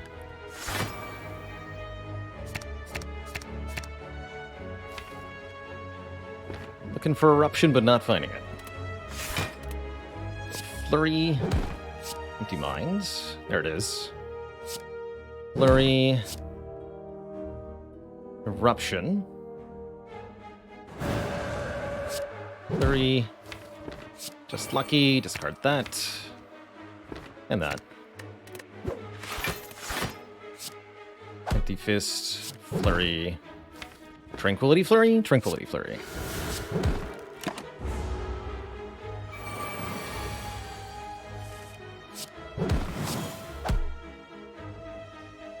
And that's 1 Gremlin Leader obliterated. Again, only 1 potion used. And here's the Shuriken we've been waiting for. Every time we play 3 attacks in 1 turn, we gain a point of strength. I'm Dory says, can I briefly talk about how to decide in the 50-50 Trade a Face event?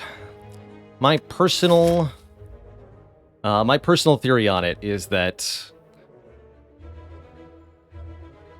it's like somebody asks you to bet on a coin flip. They say, if the coin lands on heads, you must pay them $5. The coin lands on tails, they will pay you $25. Do you take the bet? 50-50 chance, more in your favor because of the higher reward. So the way I see it is that it's a 50% chance of a small downside or a 50% chance of a large upside. Specifically, though, the 2 masks that are good are more good the earlier you are in the game. One gives you money per question mark room, the other gives you max health per combat. So my philosophy is take the face trade if you're in Act 1, just period, do it. And more often than not, well actually about some of the times that you get good faces will help you win more than the times that you get bad faces will hurt you, is kind of my philosophy. If you need the money, take the money. That's the other line, of course. You can always just do that. But if you're past the middle of Act 2, I usually advocate to skip over taking the face trade. We want a Simmering Fury. It's not the Wrath entry I had in mind. It's not upgraded. I'm not going to say yes. I'm not going to say yes. But I am going to upgrade Omniscience. And Third Eye. Tempted to upgrade Empty Mind there, but I want the extra scry on that Third Eye. And the extra block. Study against Seneko. That's cruel. How dare you? How dare you? Not going to play that study. It would add 0 cost insights to the draw pile, which are not helpful in a fight where my cards are random cost. Not helpful at all.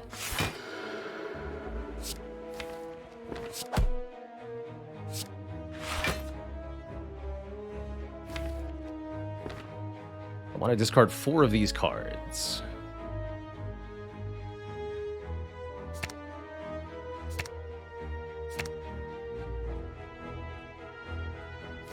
It's the last card, a strike. Discard the Tranquility then. Keep the Fasting and the Omni? Yes.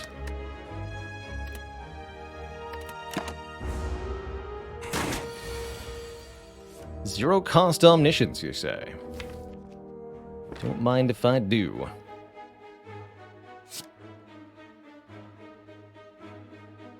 So we Omni Vigilance? And play the attacks. Try to kill next turn. Yes.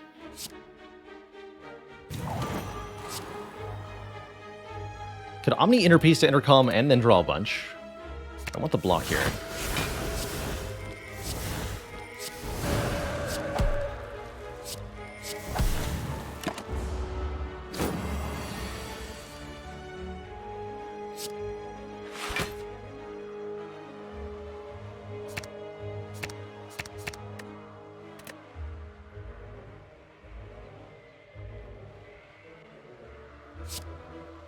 And Flurry Interpiece.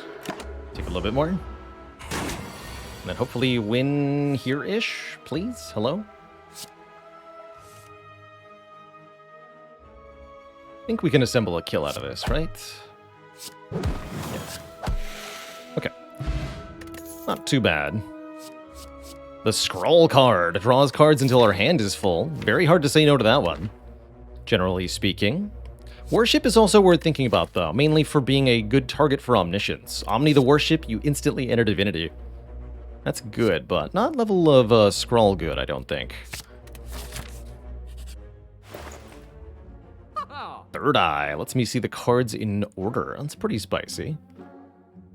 Or Frozen Eye, excuse me, not Third Eye. Third Eye already let me see the cards in order, but Frozen Eye lets me do that before I even play the scry, which is quite nice. Believe it or not, Frozen Eye does make scrying even better. That said, also good here, Vajra, Centennia Puzzle, and card removal.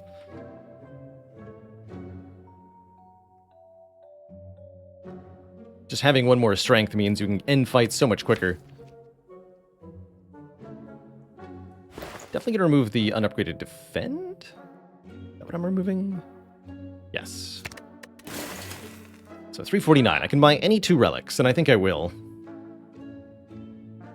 Question is, which 2? Vajra Centennial, Vajra Frozen Eye, or Centennial Vajra and Frozen Eye? I think it's going to be Vajra and Frozen Eye. So we get the strength, and we get to see the cards in order. We'll miss out on potentially some draw, but with Scrawl Plus... Are we really? Pokeri17, thanks for 2 months of support. Congrats on that first Silent Heart kill. Amazing work. So Tranquility, Fasting, Vigilance are on top. I'm allowed to see that now before I even look. It's pretty cool. Definitely not a turn I want to play this Eruption, huh?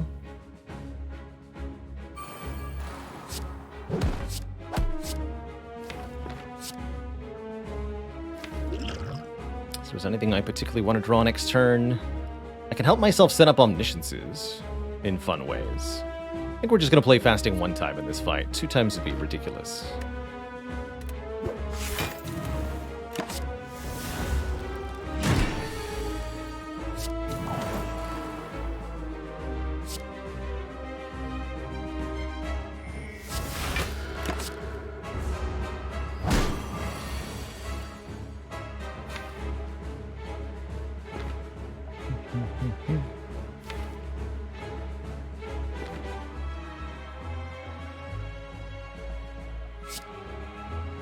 Insight as well. We have one more turn here.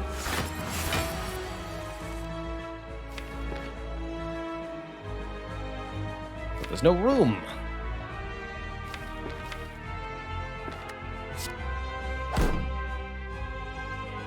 See that.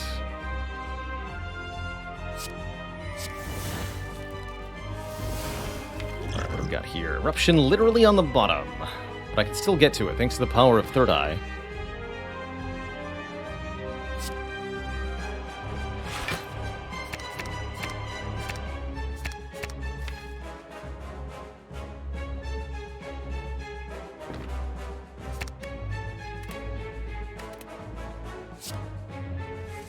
Easy. And that's pretty potent.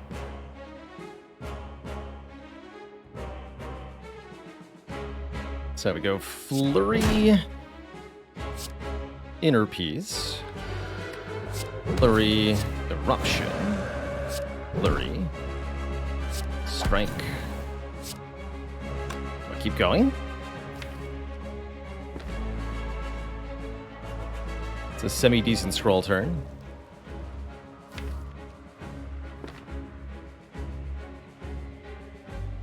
Just stop.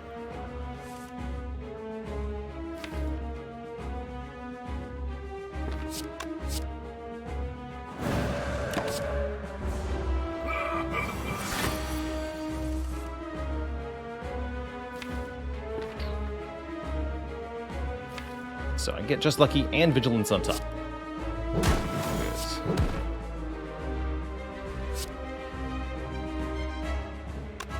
My Inner Peace is almost good enough as it is. Drawing the Just Lucky at least is a good idea.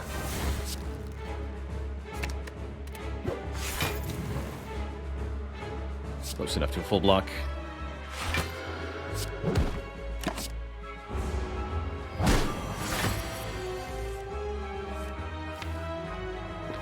Okay.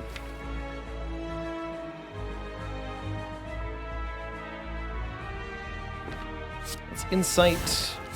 Scry the Flurry of Blows into the discard pile. Then Eruption.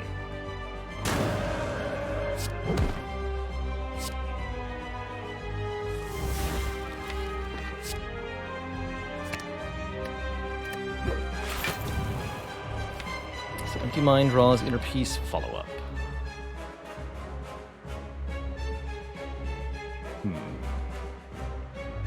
I think we just take some more damage on this turn. That said, this would be as good a time as any to scroll. Actually, yeah, let's do this.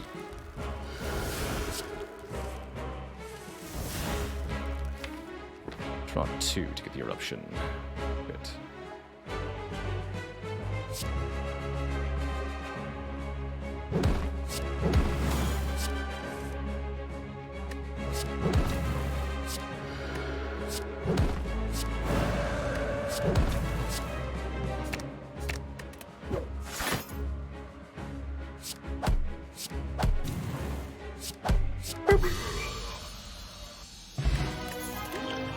That was fun.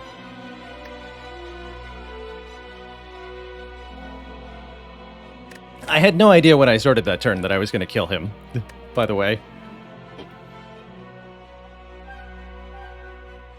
Great Omni targets. Devotion, yes. Ragnarok, also yes. Both actually very good Omniscience targets, although Ragnarok fasting is going to be weird.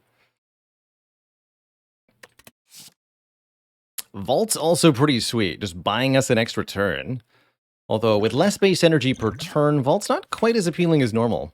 Actually, especially with the fasting, I don't like it much. But I really do like Ragnarok as our Omni target. Really do like that. Let's take it. And I would like more energy. Cursed Key Omamori, that's a pretty easy take for me. You could maybe make an argument about Sacred Bark. By the way, if I were missing the Kill a Boss in 1 turn achievement, taking Sacred Bark would be amazing here. Because we've got a dupe pot and what would be 24 strength and a Ragnarok. So we could like dupe pot Omniscience Ragnarok or just dupe the Ragnarok directly for 150 damage times 10. But no, we want more energy per turn, and with that, Cursed Key is an obvious choice given that we block our next 2 curses. Looks like we're also going to a shop, whether we like it or not. Well, there is one way around, actually. Got our green key already, so we can basically go where we want. Not that this act is very appealing either way. Could get a lot of rest sites, if nothing else. Now we'll get 999 gold. In that case, we should go to this event room to get it. Be perfect.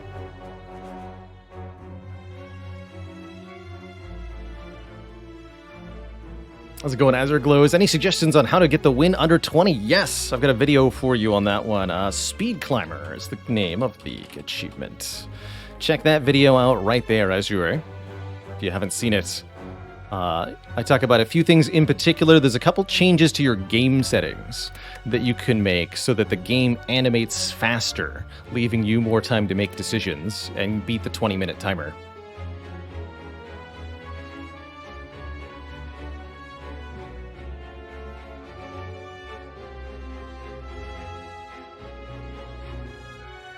But the too long didn't watch of that is play Ironclad, draft attack cards and strength, and just kill, kill, kill.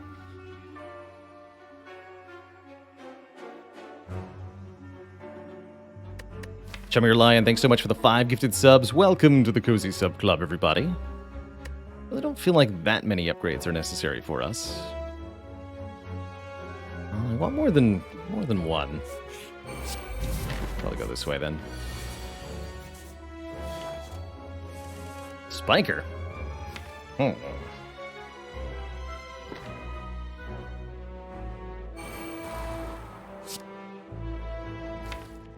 know, fasting's basically on top. Understood. And that eruption's pretty far down. With 4 energy per turn, I feel okay double fasting in some fights. Not every fight, but this one, yes. Just this one. Debating whether I scroll. Currently I'm going to draw this. Killing the Spiker, like I said, going to be an issue.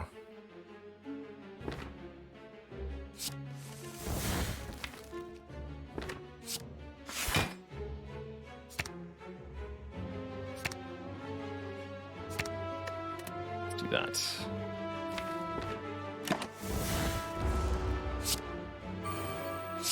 Days are a problem, though.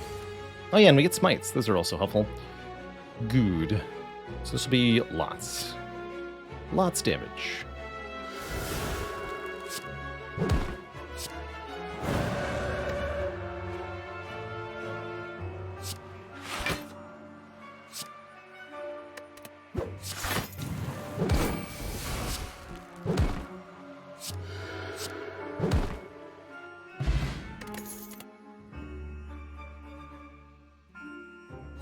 Little Kick's interesting on 4 energy. Little awkward with the fasting, but it does draw cards. Perseverance is a almost acceptable block when upgraded. It's actually not that bad. Am I fighting the Awakened one? I am?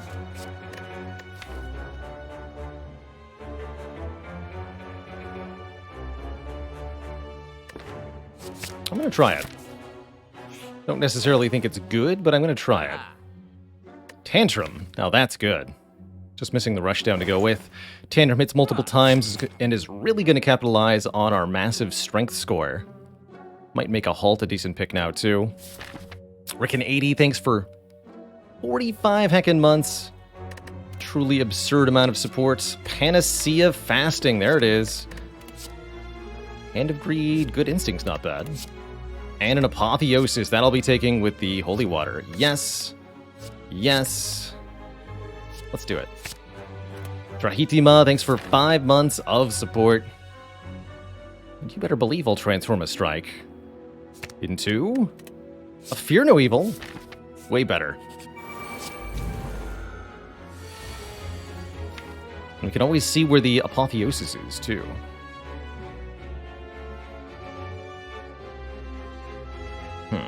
Tough turn 1.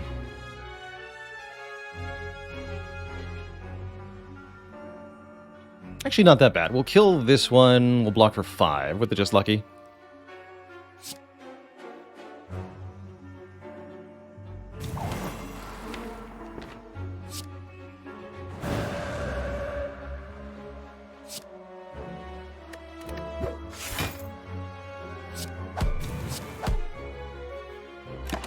Good enough.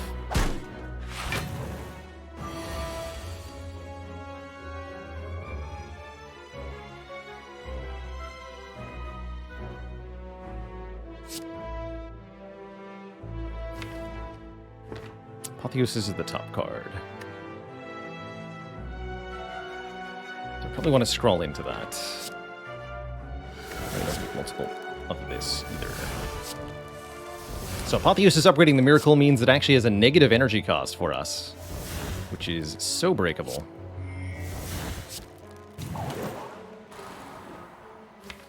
So very breakable.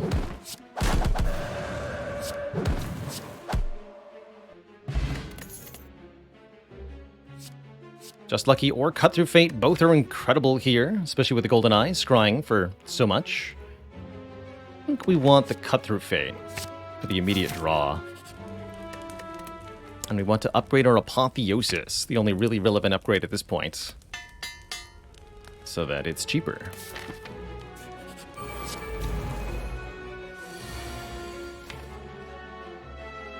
Apotheosis dang near the bottom of the deck here, unfortunately. Probably means I don't get to play these miracles upgraded. Very happy to use a potion this turn to destroy the Reptomancer.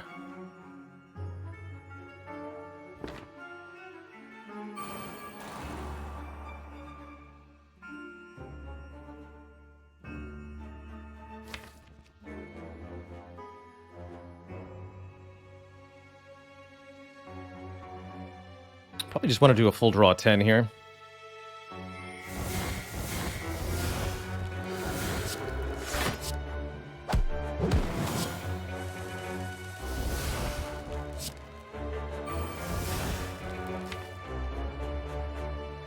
Wow, and we can actually scry to get to the good stuff now. 5, 6, 7.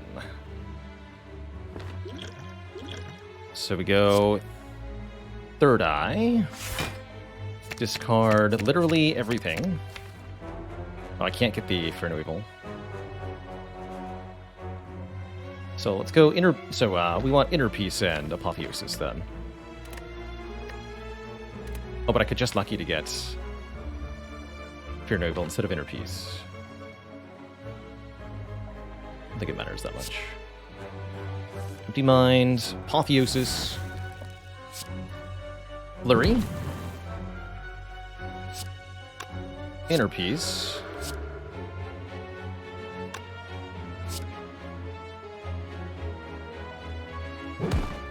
Flurry, Tantrum. This is exactly 22. Flurry, Ragnarok, Just Lucky, and yep, that turned into a kill too. Good job. Amazing turn. Jeez. And now I have to choose between my two children. Meditate Plus and Mental Fortress Plus.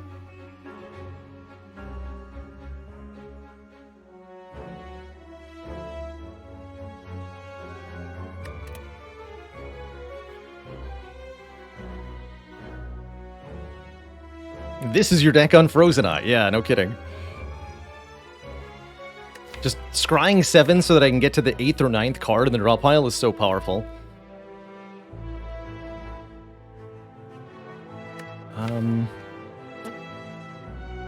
Man, they're both so good. Oh, but we took the Perseverance? It's gotta be Meditate. That's the combo.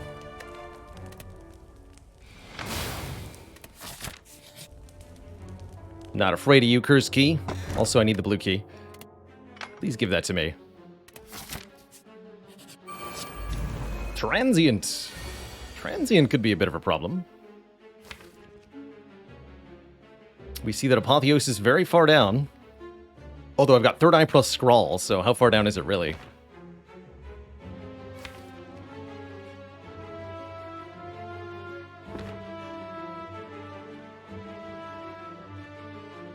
Also got Foresight, and if I really want to jumpstart this deck, then what we're gonna do is Omniscience, the Third Eye, so that I can scribe basically everything except the Scrawl. Just discard all of this twice.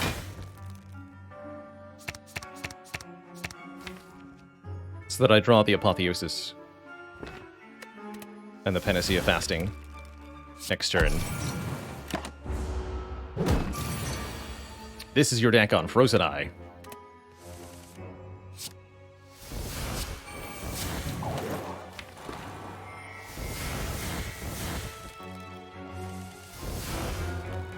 Juicy. Flurry of Blows is on top too. Let's do this. Keep that, actually.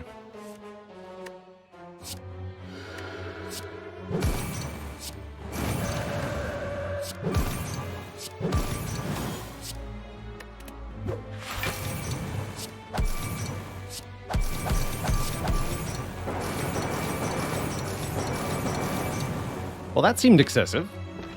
I liked it. I liked it a lot.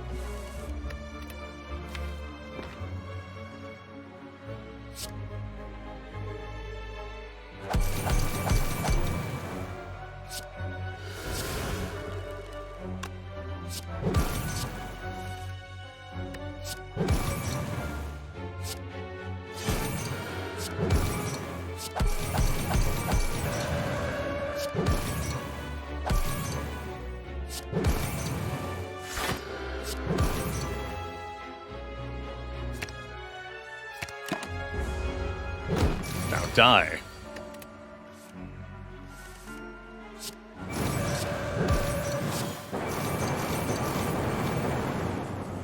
GG, you smelly nerd. You're destroying the transient. It's usually a good sign. How's it going, Dow Cash? Always happy to hear folks get hooked on the games I show on this stream. You won't see me playing games if I don't think there's at least some merit to them. I like to have fun. Do I even need to upgrade here? I guess? Could upgrade some of the Scry to help us get to the Apotheosis in the first place. That's mostly relevant here. Or we could upgrade a Panacea in case of turn 1 against Heart or something. Or so it goes better with the potions drawn early. Barely matters. I think I'll just upgrade the cut. Probably rest at the next fire.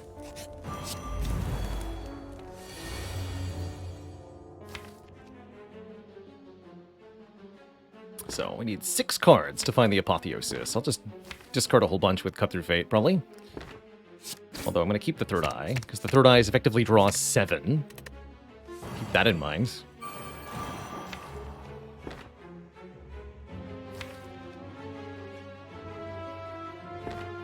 I want to be able to draw from Inner Peace, but I can't.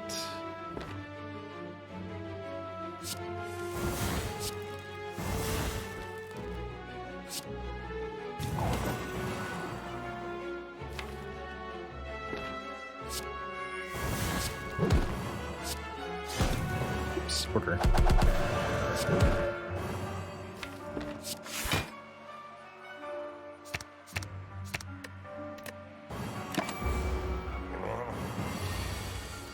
3 to you too, sir.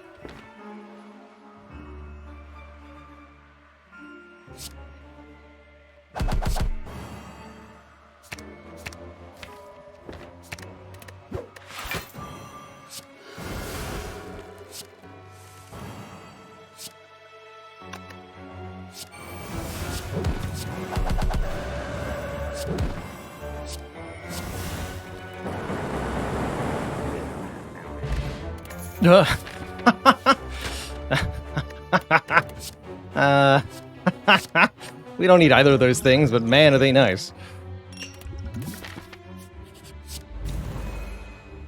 Wait, what?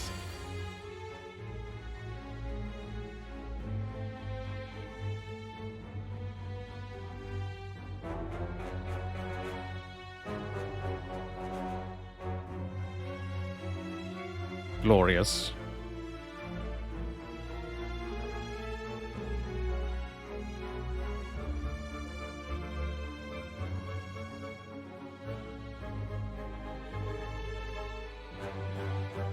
Glorious.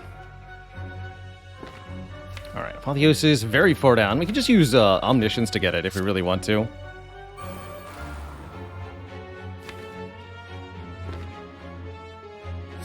Let's do that. Double upgrade everything.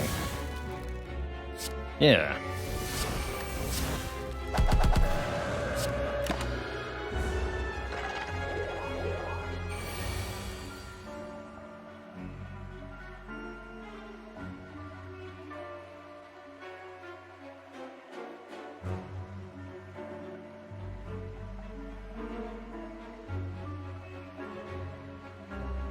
One minute.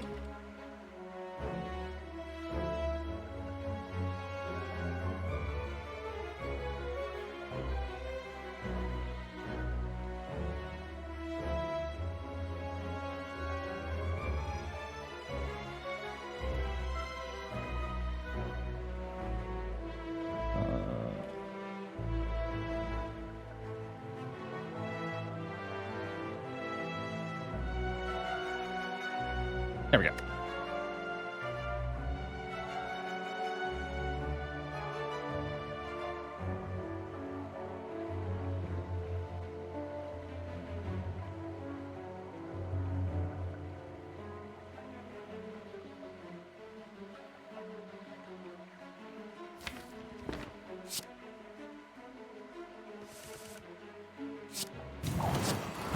And back to the stream. This is already enough block. We can stay in Wrath here, so I'm allowed to Ragnarok here. Kerblamo.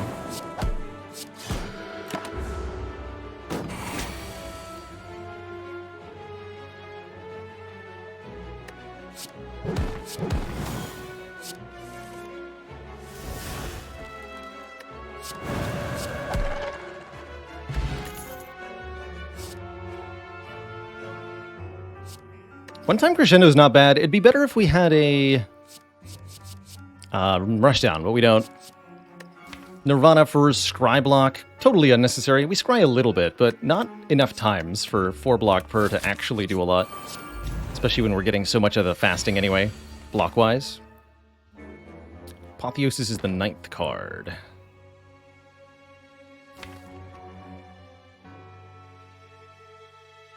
Pretty hard to make that happen this turn. Well, there's also basically no block until Perseverance, so we're gonna have to make it work.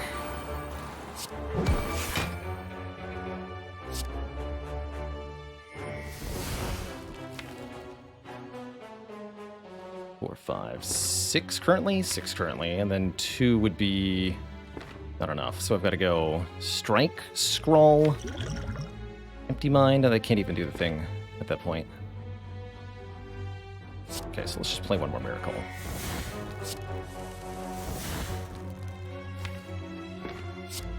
Discard that. Draw 2, play Apotheosis. I don't think I actually needed to play that Miracle. Whoops. We also have Curse Protection in this fight. Even if this mass were to try to curse us, we could stop it with the Omamori here.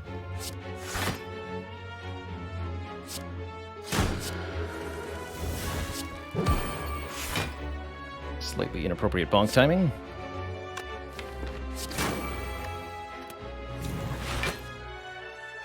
Perfect. Give me these cards.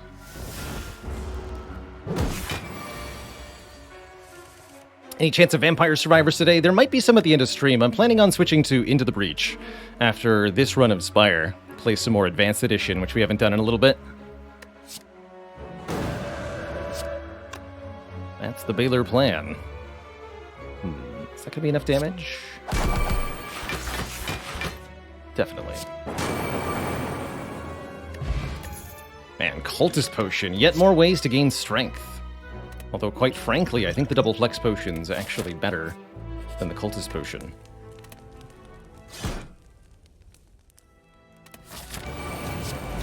It's time to get swole. Super swole.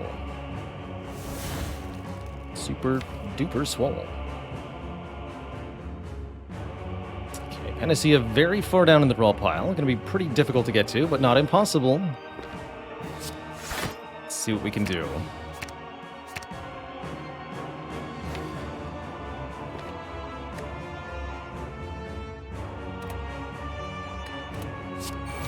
Not gonna play Tantrum this turn, seems like a bad idea.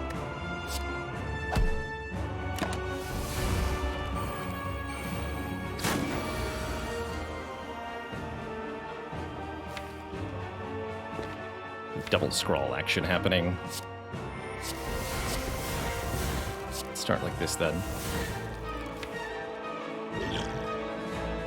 Okay, 5 more cards to get to Panacea. That's actually effortless with the Cutthroat Fate or the other scroll. Or any number of other things. I'll just use the cut.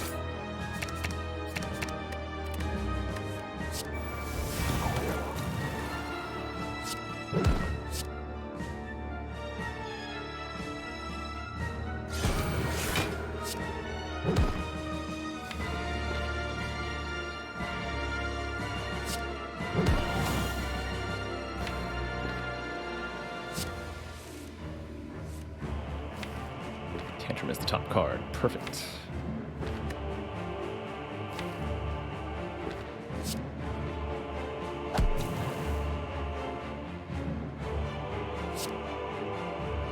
Do that for block.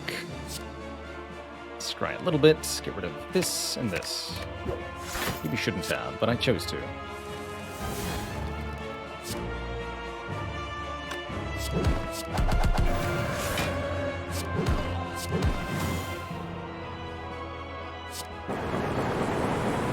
Yeah. Now we're talking.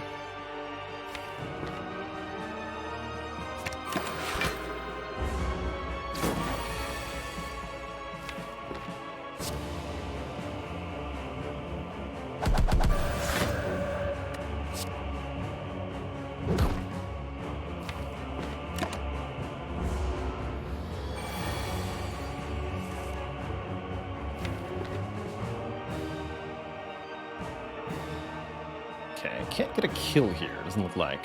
Maybe if I used a potion I could. Doesn't feel like there's a need for that. I can just go in and out of stance as appropriate.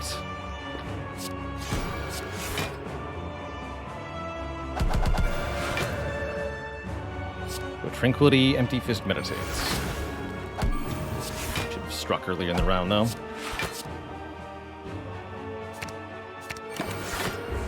Gotta give credit to Perseverance for doing something relevant there. And getting back into my hands. It's actually kind of cool.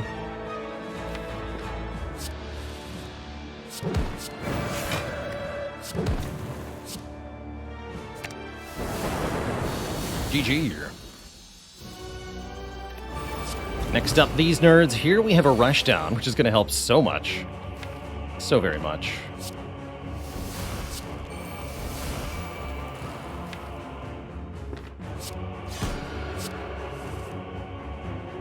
Can't quite get to the fasting this turn. Ouch. It's fine.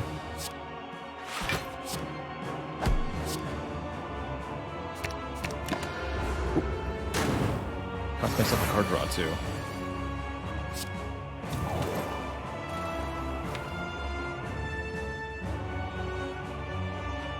Do I want to try to Omni Ragnarok this turn? I could. Heck, I'll do it. Why the heck not? Oh, no I can't now, because of Rush Down. Right.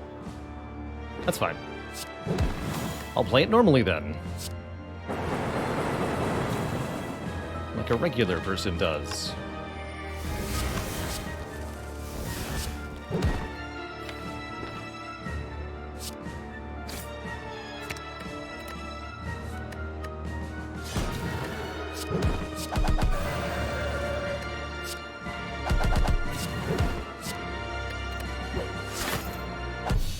GG. Murky93, thanks for 2 months of keeping it cozy. 2 months. 2 months. 2 months. A deep, pulsing joy can be felt throughout the room. Is this the heart of the Baylor, the source of this resubscription exuberance?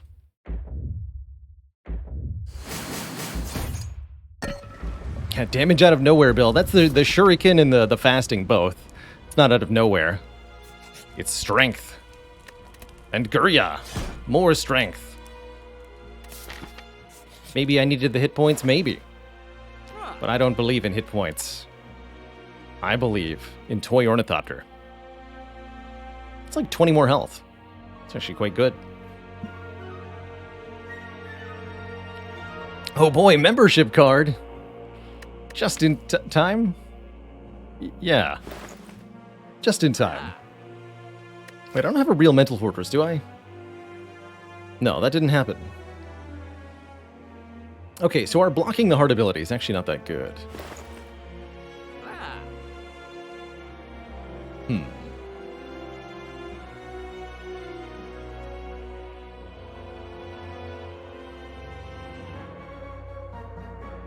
And I can't afford mental fortress and a card.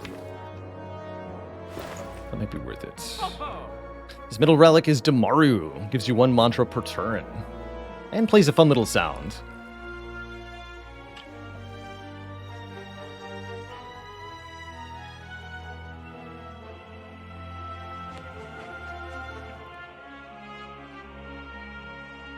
Yeah, I think we want the fortress here. Especially with Dupont. And Omniscience. Heck yeah, look at that. Good stuff. Apotheosis at the bottom along with Omniscience, so just say goodbye to Apotheosis.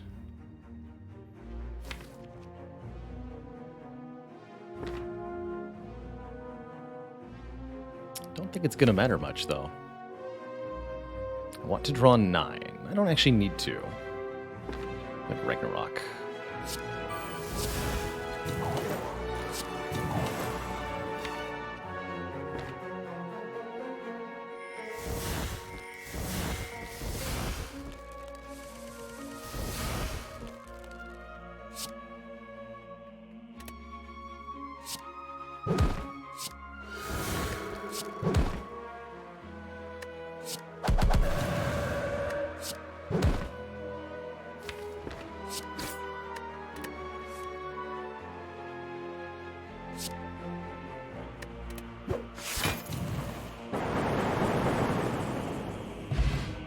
Not bad.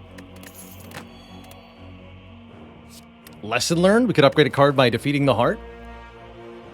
I think another Cut Through Fate's going to be pretty good, unironically. Actually, Deceive Reality might be good too. Quite frankly, we do need more block. No, I'll take the cut. Sweet, that worked out. Oh, yes. Very good. Even got Apotheosis turn 1. Panacea Plus.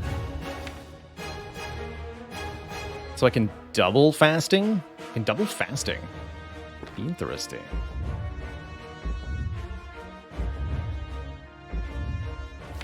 Or I can play it one time and block vulnerable from heart. That might be wise. Or I can block the 10 strength from the flex potions. A lot of good uses, quite frankly.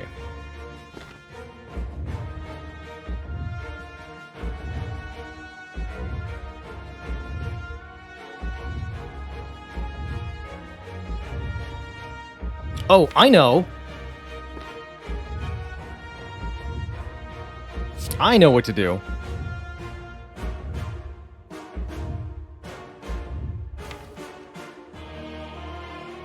Although doubling the Mental Fortress, yeah, might be the right play.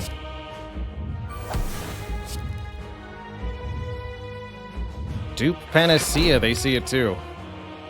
Just do all of the above. Why not? I get all the strength, no downside, fasting, and block the vulnerable.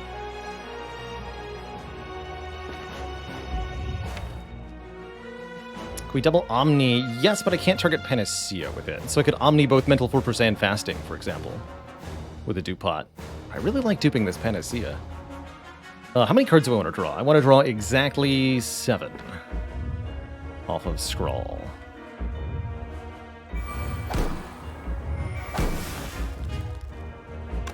No more, no less.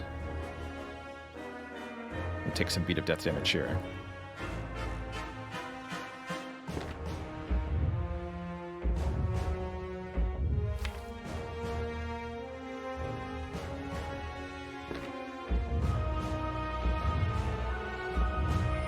Well, we need 2 artifact for 2 flex potions, not if we use them first. Check this out.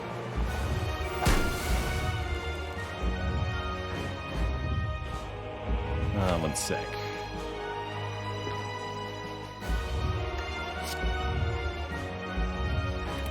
So we're going to use these now. Gain the strength. 10 strength and 10 at the end of this turn. Lose 10 strength.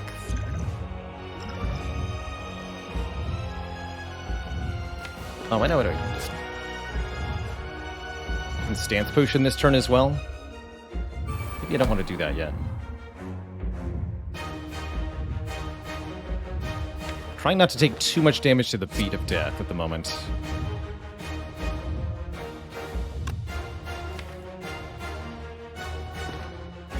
We do it like this. Flurry, Eruption.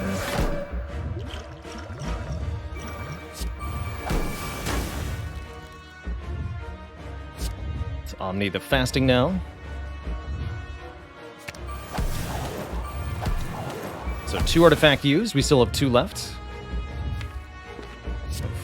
Flurry, Empty Mind, get the block, get more block. Flurry, Tantrum, cap damage on the heart this turn. Keep Tranquility in my hand. Gain another point of strength. 23 strength. At the end of the turn, we lose 1 artifact and the 10 strength debuff. 1 artifact left, that one blocks the vulnerable. So we have 23 strength, and we're not vulnerable. Talk about cool. Unfortunately, statuses meant I don't get the cut-through fate here. It's a little sad. Still a perfectly fine turn.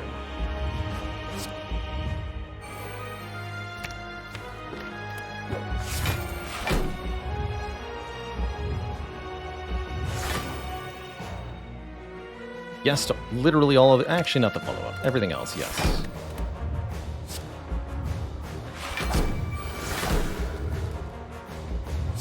Might as well.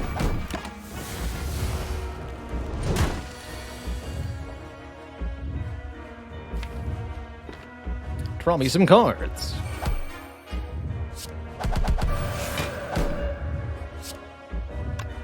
Ragnarok does 43 times 6.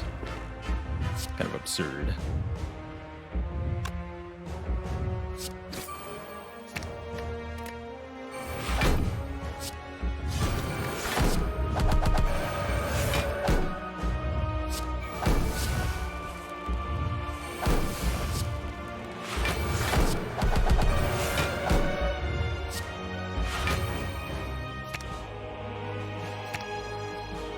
Anyway. actually like to draw that Perseverance.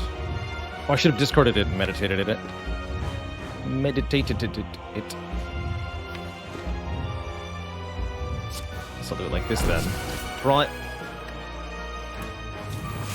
Play it. Get it back.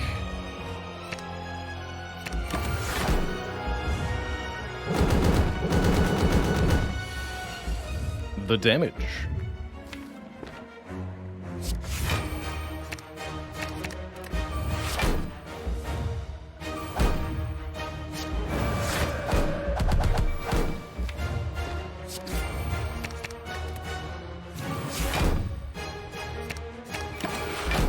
GG, Mr. Hart.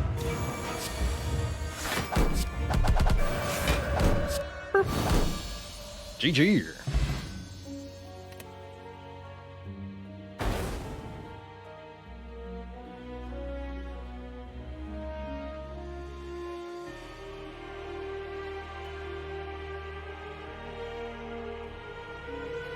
GG.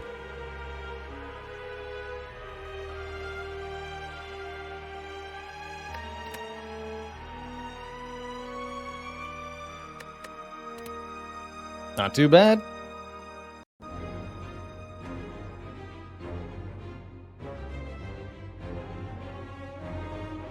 Hasek says, neat how all the things I talked about at the start of the run regarding the Watcher ended up being relevant later on. That's pretty cool.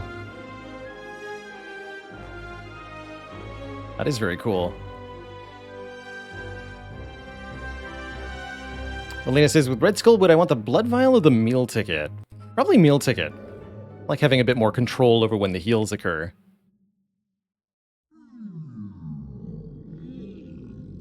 Not a big fan of Blood Vial in general, although it's nice with bites. Cool that we're up to a 5 streak again. Not anywhere close to my best streak so far. Rotating has been 11 in a row is my best. I know we've even done a 20 streak on Watcher. That was fun too. How to play Watcher 2 Electric Boogaloo.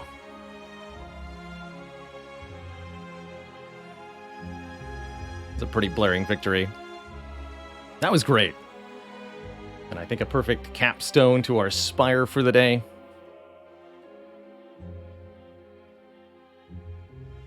Do I hold any win streak records? Something that has by and large eluded me through Slay the Spire's history. I've always been just shy of whatever the record seems to be. Barring one that I can think of, I still, to my knowledge, hold the record for most consecutive Ascension 15 victories.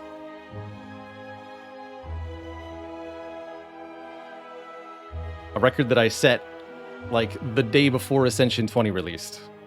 Such that no one ever cared. But I've got it, dang it. I did also very briefly participate in a 3-way tie for the rotating win streak record.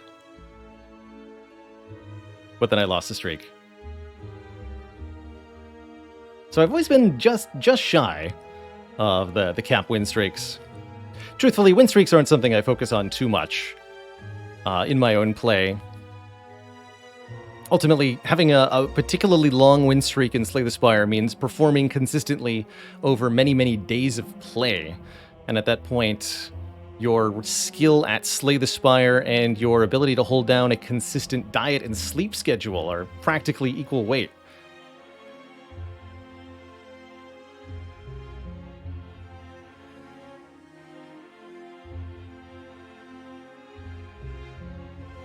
And there's also sort of an encouragement to take more and more time as your win streak goes up and up and up. That can really kind of bog down the content, although the tension rises too. Great for viewers, but as somebody who's been in the hot seat, it doesn't feel great. When you've got a 10-plus win streak going on, chat is so invested in the success of the win that they'll nitpick every little portion of every decision of the Slay the Spire run, and that can be very, very overwhelming and stressful.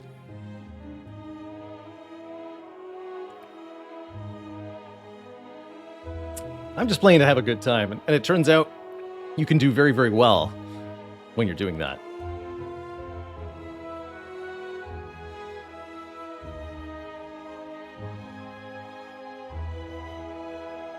Dutch425 says, have you ever done a no-loss get to Ascension 20 from Ascension 1 challenge? Yes. We called it the ladder streak, and it was a huge piece of content for the channel. If you ever want to see that, we have VODs.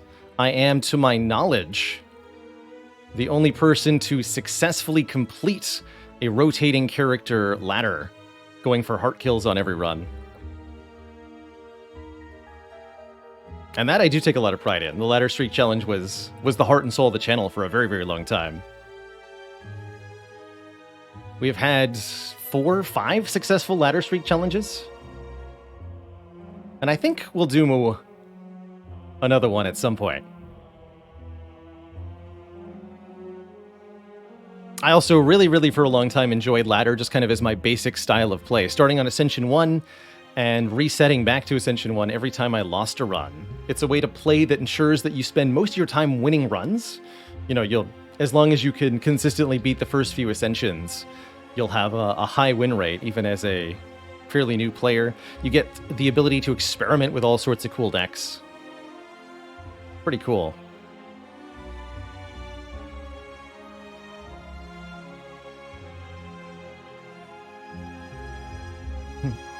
How's it going, Euroclydon? You did indeed miss the Spire, but, well, you know where to get more of that, right? You are, however, in time for a little bit of Into the Breach.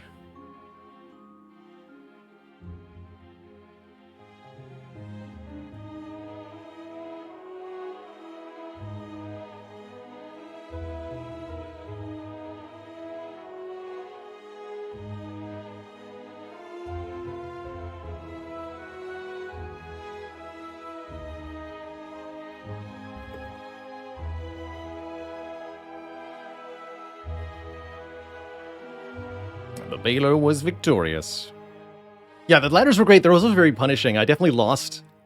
The thing I disliked about ladder that I really enjoy about the current format is that I don't feel like I don't lose progress if I lose a run. The only thing I lose is the time I sunk into that one run. But on the ladder challenge, it felt like anytime I lost in the teen ascensions, I'd lost multiple days of progress, and that was always quite demoralizing. Quite demoralizing indeed.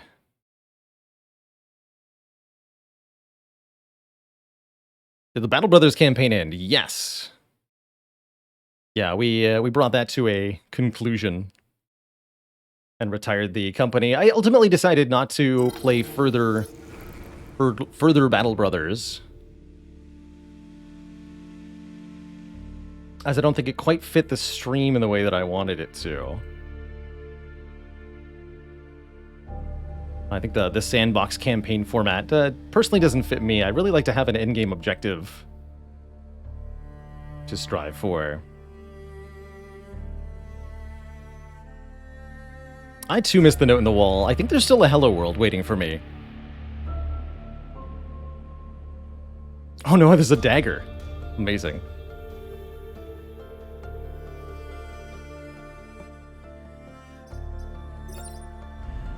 That's right, we've got Pineapple, who was formerly on Pizza. Our conservative technician. Time traveler.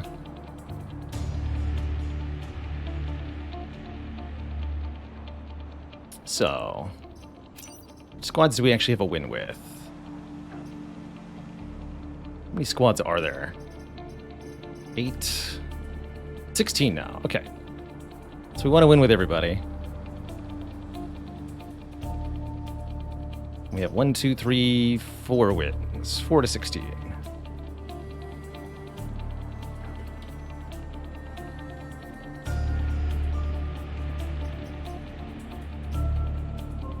So we've now tried to run on the unfair difficulty with all of the new squads that were added with the Into the Breach Advanced Edition, a free content update released for this game a little while ago. Our goal now, get a win with the other squads.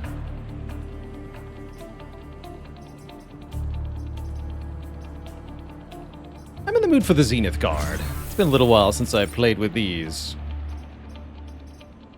So what's the description here? Detritus's beam technology and Pinnacle's shield technology create a powerful combination. Got the damage-dealing laser mech. Fires a piercing beam that can hit through multiple enemies. Includes damaging buildings and our own units. Charge mech, which does damage and self-damage. Fly in a line, slam into the target, pushing it and hurting yourself. Can buff the self-damage as well as the direct damage. The defense mech pulls the target towards us by 1 tile, or has a shield projector, a limited use item, which we can get bonus uses of using the conservative property. Or improve the area, make it a burst instead of 2 adjacent tiles. Shields are pretty useful, blocking 1 instance of damage no matter how much. Cool. Also going to open up naming for chat. Using channel points, you can be a mech or pilot on this run. Let's begin. We'll be playing with all the new stuff and the unfair difficulty. Let's go.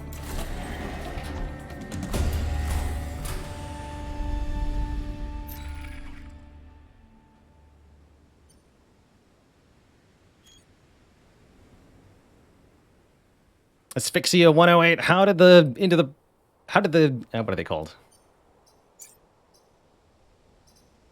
What are these mech pilot called? Anyway, how did the mech pilot feel after being defeated by a giant insect? He was vexed. Just as I was trying to tell that joke. The wrong mech. That's this one.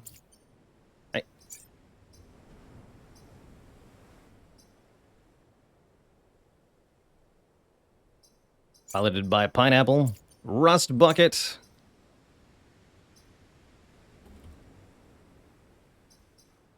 Piloted by Chopin.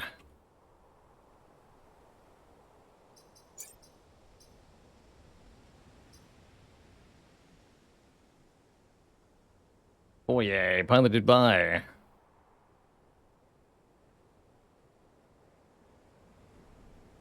Tuyars. Alright, brave chat members.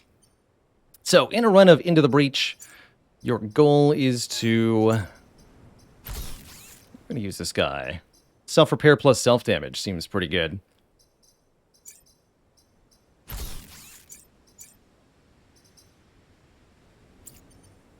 And I think we want to start on... I'm going to head to the acid place. That sounds like a good time. Missed the Rust Bucket name? I did, somehow.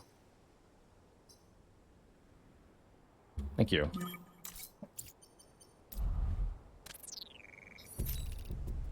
Our island was one of hundreds of detritus disposal sites. Then the Vec came, but with your arrival, detritus has hope again. So, running Into the Breach takes place over 2 to 4 islands. On each island, you'll do 4 mini-missions, followed by a corporate HQ mission. Every mission is essentially a 4-turn mini tactics combat. Let's do the heap.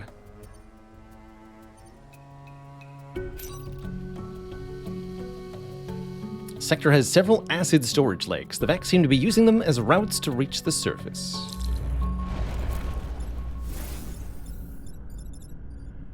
So, start of each battle, we get to place our mechs into deployment zones that we think are good.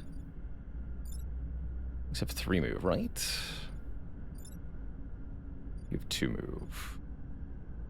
I want these to target me sideways.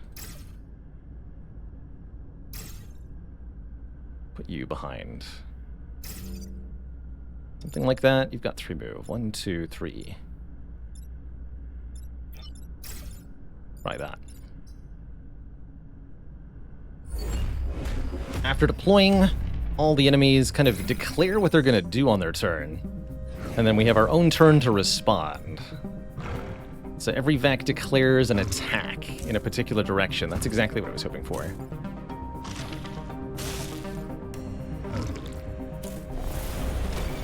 Perfect. I baited them into doing exactly what I wanted. Sort of. Problem is I'm now kind of trapped here.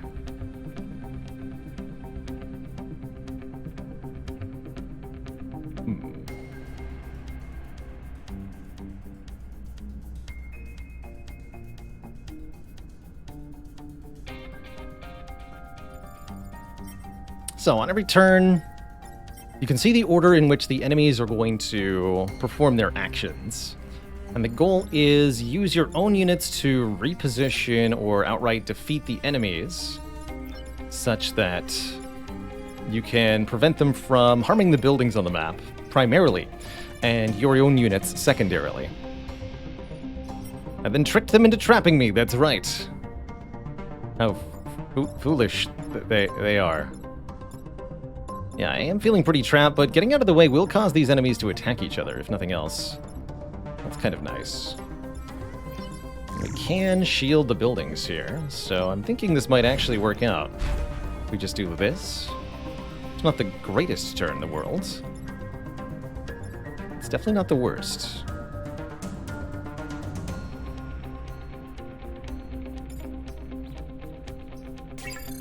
And our units have mites on them, which we can... Oh yeah, we can use this turn to get the mites off with the mech repair.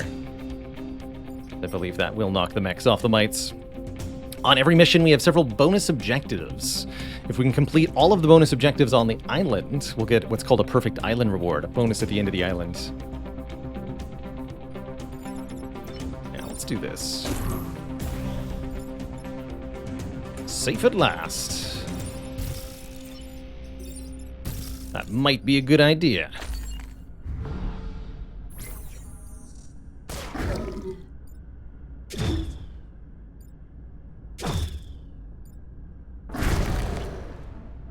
That's right, the Vec explode on death.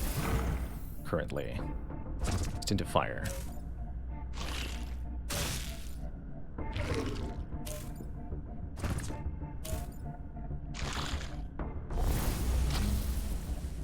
Well, that certainly seems like a problem.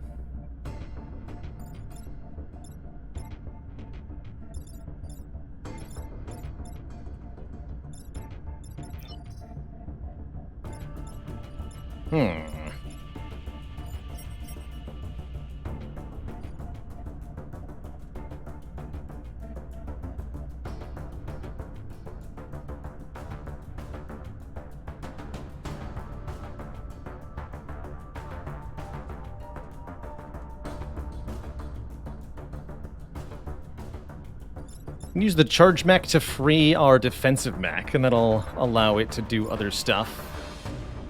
Could use the attraction pulse to pull this here. The alpha bouncer's a problem, though. I think I take 1 gray damage from that, no matter what. I'm okay with that.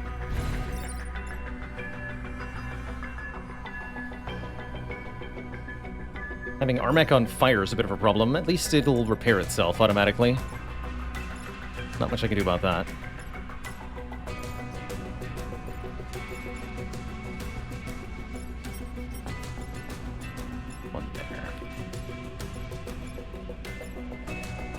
I think that's the right play.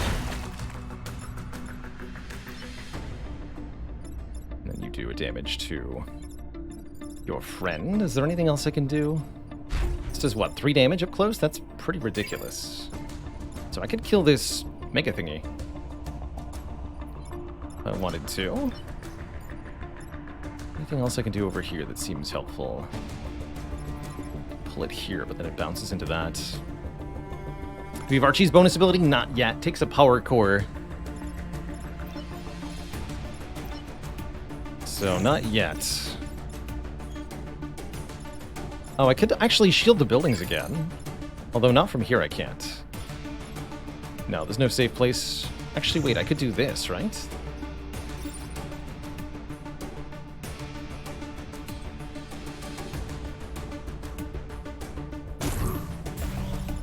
Then we get the mites knocked off us, too. Oh, wait, no. You're still attacking that direction. No, no, no. Reset. Right, this thing's still here. Excuse me. Can't do that. Never mind. Back to the original plan.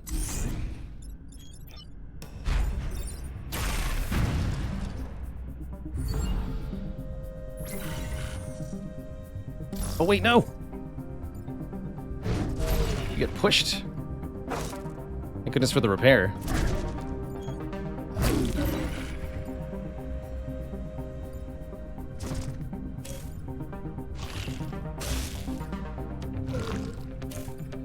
Not trapped, thankfully. Pretty bad.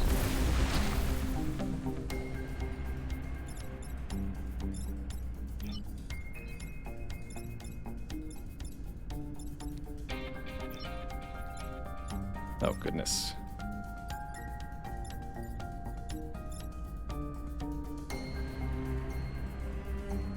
Here I think we use the shield. You go here and repair yourself. You go here. Do this. Kill these two. It's a lot of fire, man. Two turns to win.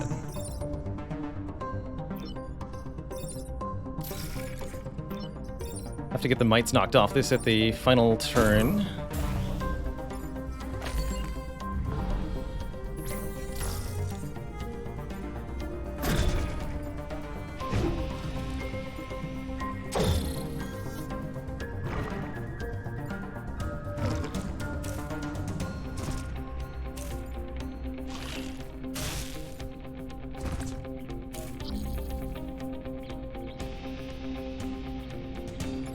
Looks pretty doable. Oh, maybe not.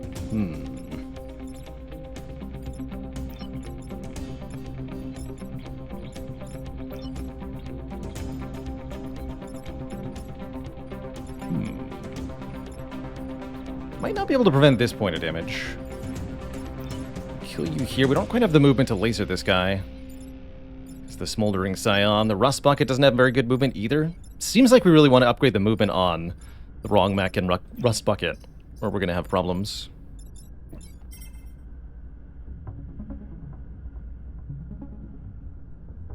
Actually, if I science pull here... No, I can't do that, because I need to get the mites off the science vessel. Fire does that. Acid won't, because you're flying.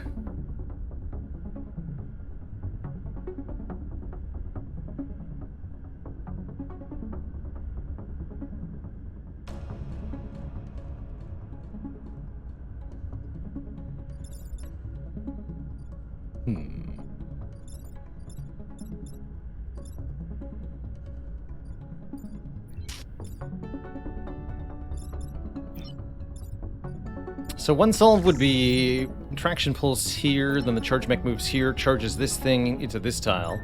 Laser mech deals with that, but again, that doesn't get the mites knocked off.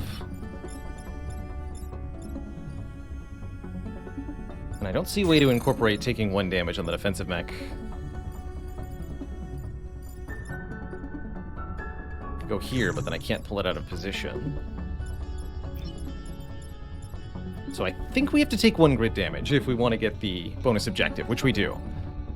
And that's fine. Taking 2 grid damage, getting 2 repaired is a completely acceptable mission outcome, if you ask me.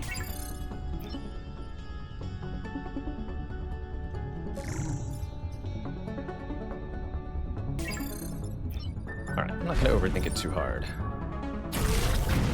Just going to take the 1 grid damage, since I don't see a way out.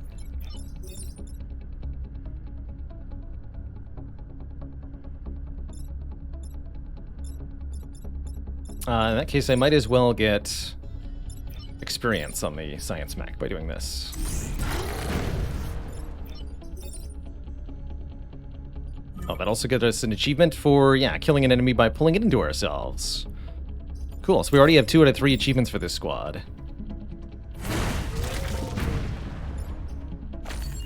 That'll have to do.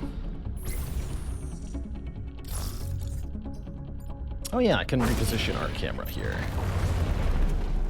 Right there.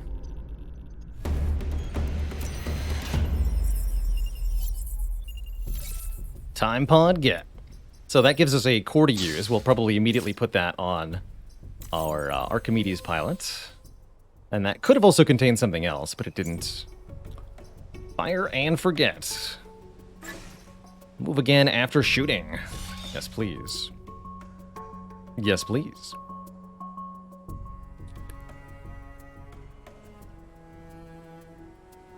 So the symbols on the mission show the rewards you get for completing that particular mission. This actually looks like a reasonable one to do. We'll get 2 more power to work with, and 2 points of reputation. If I can kill 4 enemies with acid, that should be easy, because we have an acid tank on this mission. The buildings also look like they're really well positioned. This should be pretty doable.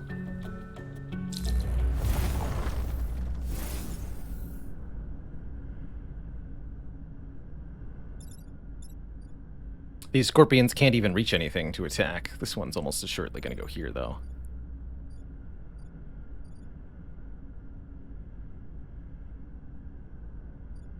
So you're going to go there. You're going to go there. Put this one on the water. That should work out.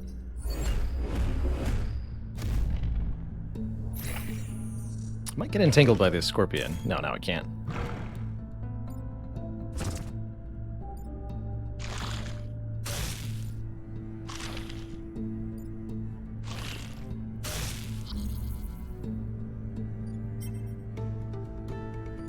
So just pushing the gastropod down 1 can cause it to yoink the scorpion into the water. So that's an easy solve. Looks like the beam mech's not going to get a lot done this turn. We can just shoot the Scion. That's perfect.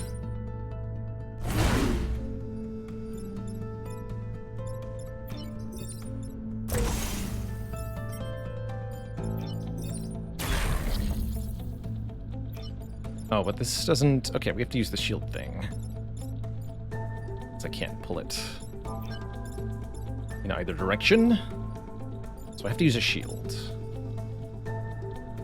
Understandable, but not pleasant.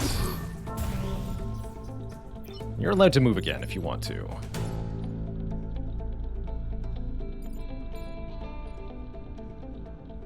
Come over here? No.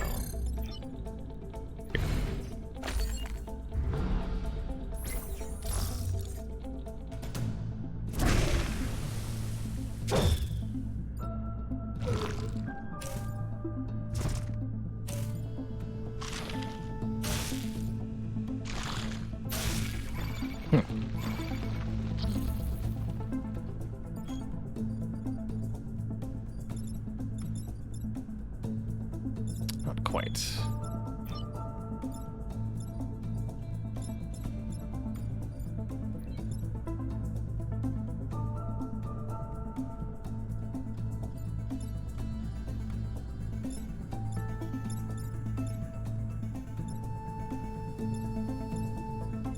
So this we can just avoid by moving out of the way. We have to deal with these 2 attacking buildings and this entanglement. It's not really a big issue. Not that we can't just laser because of the building behind, but lasering here seems reasonable.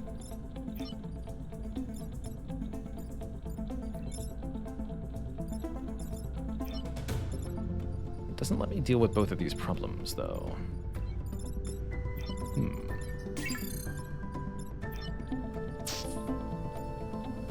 I feel like my beam mech ended up well positioned. I could use the shield to allow me to fire the laser.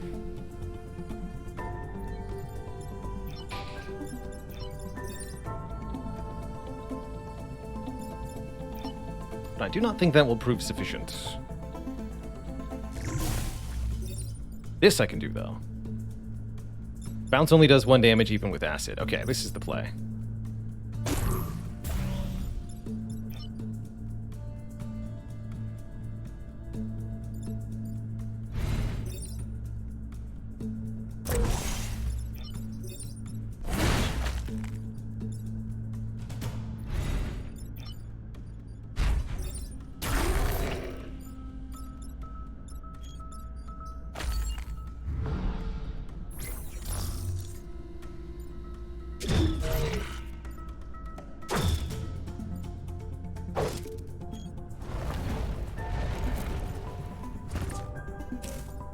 Good.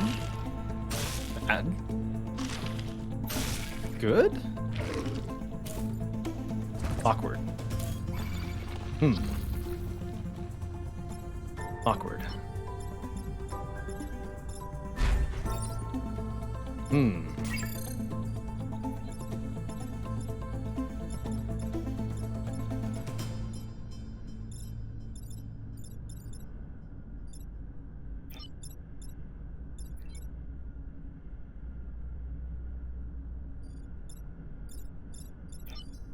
So I can charge without breaking the entanglement, which is good. I guess you could just repair, right? That'll remove the acid. It only does 1 damage.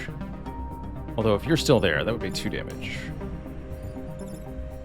So I need to make sure the right thing is getting killed.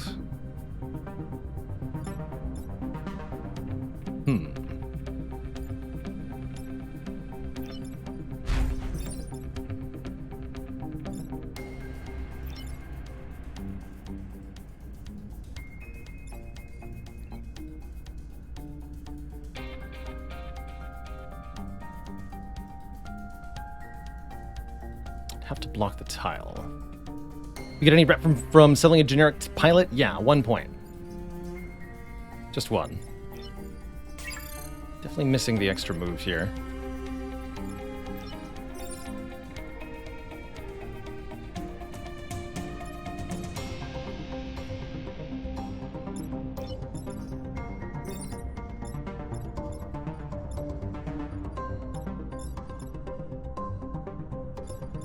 I don't see a way to keep the Defense Max pilot alive.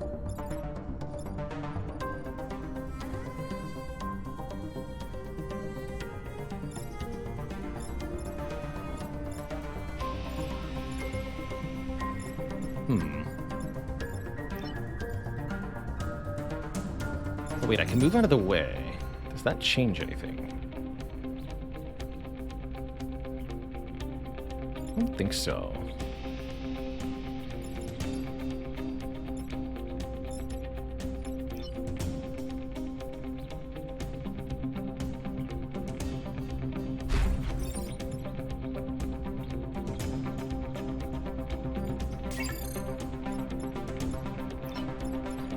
Yeah, I don't see a way to keep this pilot alive.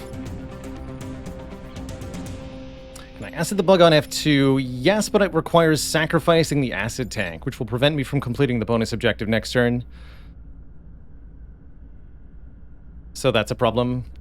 Because the acid tank only has 1 hit point, and it has to stay on the spawn tile for that to work.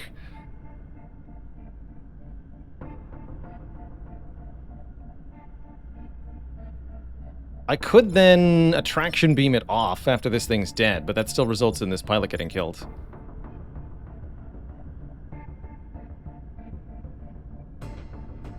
Does a dead tank spawn a pool of acid? I don't think so.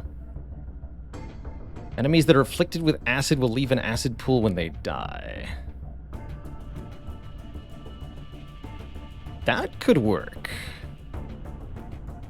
If that's true. I still have my reset turn, right? Okay, let's try that out. Let's see if that's true. Oh, but then we can't... Hold on, no. Because then this doesn't get killed. Right, that's the other problem with that. So that's also taking 2 grid damage.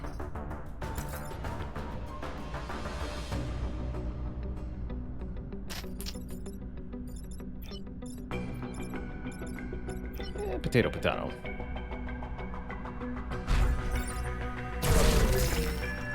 Yes, did leave an acid pool. Duly noted.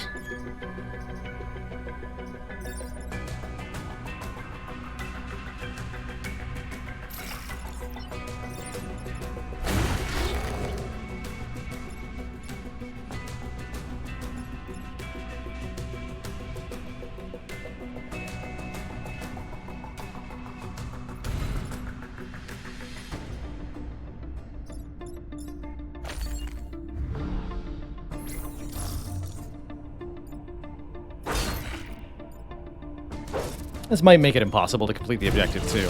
We'll see.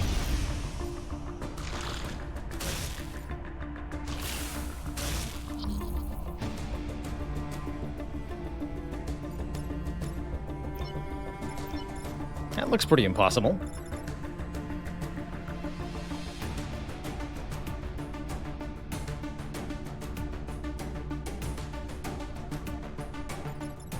Unless...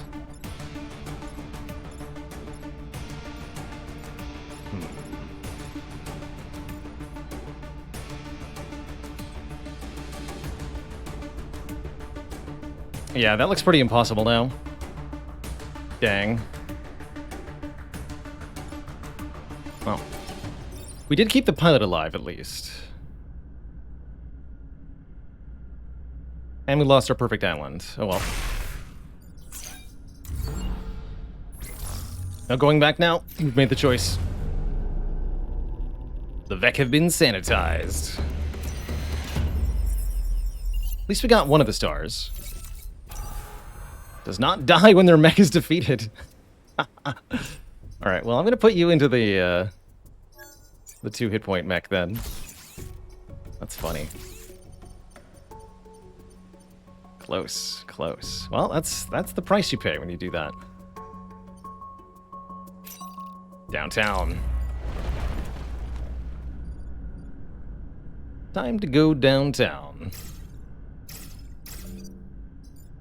So, end movement here to warp to the matching pad. Swapping with any unit there.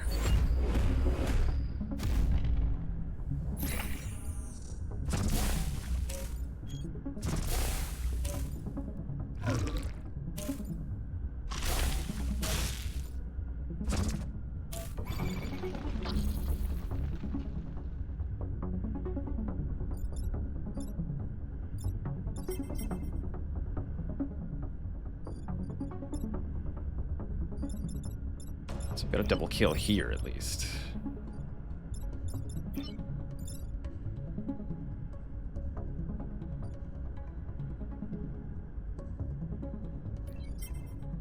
Could use a turn reset to get the achievement here. Oh, it says enemies. Okay.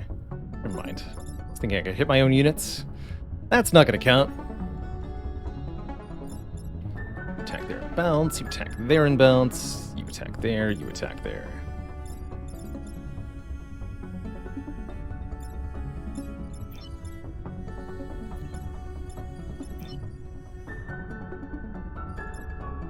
Actually, charging this won't even prevent damage.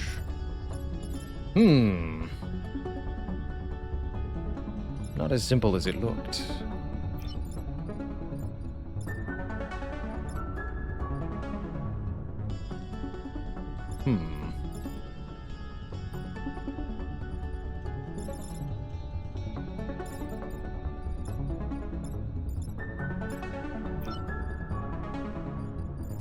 Okay, I can shield the coal plant from here. That works. Kill these two. To take another grid damage, looks like.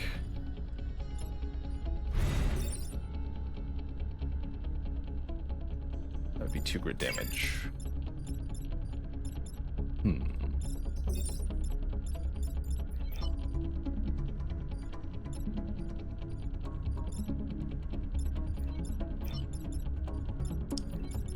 Shoot.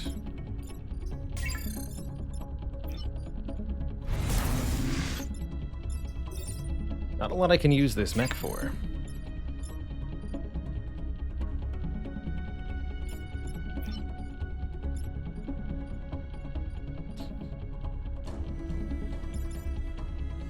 So I have to take 2 grid damage? I really don't like that. Seems like this deployment zone was no good.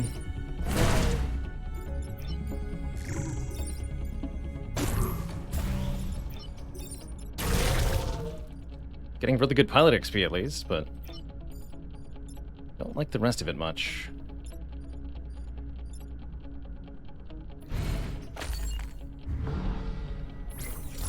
But that's unfair for you. So many problems on turn 1, very hard to deal with.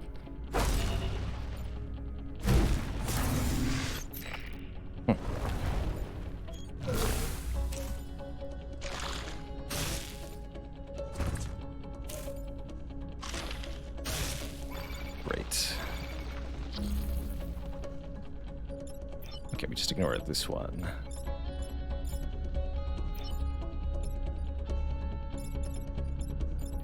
can also just do this.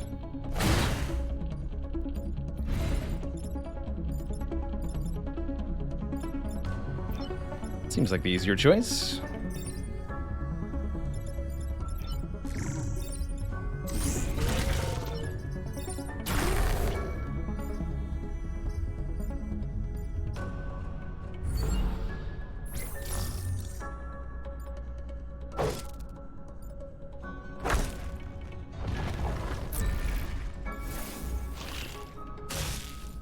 Does self-damage get increased by acid? I think it does, if it's the self-damage from directly from a weapon. I think it does.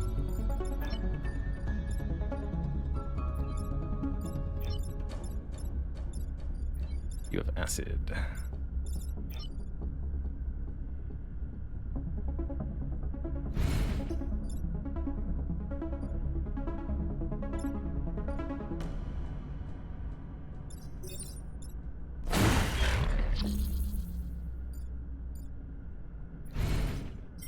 Technician happens first.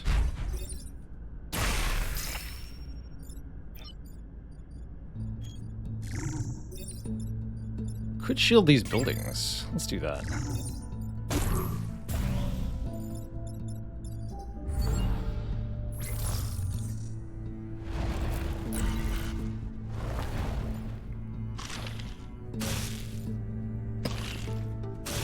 Hey!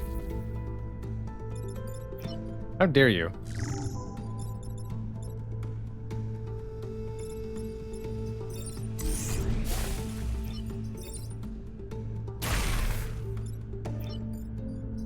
Charge would kill me too.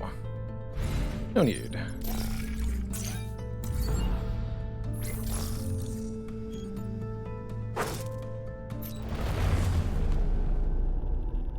But note the damage from like fire or collision won't be increased by acid. Thick skin, immunity to acid and fire. Speak of. Not immunity to web, though. Destroy the Acid Storm Controller. And 2 Vec Egg Sacs. Acid Storm means everything will be affected by acid. Defend the Disposal Unit and destroy all the mountains. Oh, that'll be easy. Disposal Unit's a very effective weapon. Lobs a 5-tile barrage that kills anything it hits. Anything at all.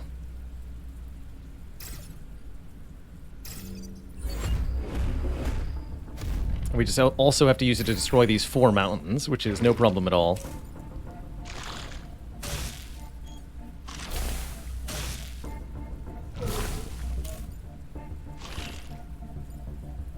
Especially when I can also get 3 kills while simultaneously taking out these 2 mountains. Look at this.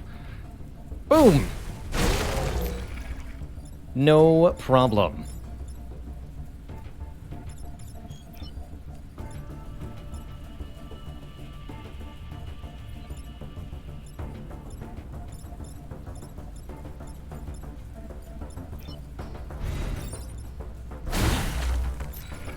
Okay, it's got 2 health. Didn't think about that initially. Still cool.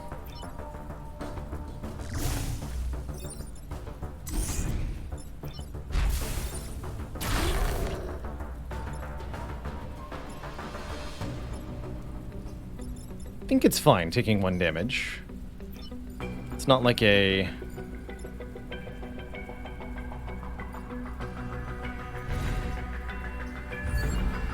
It's not like a train or anything.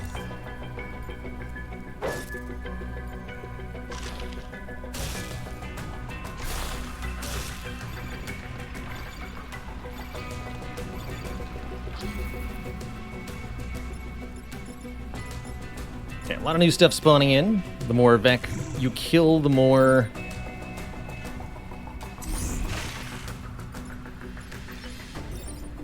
have to spawn. Block some of these tiles.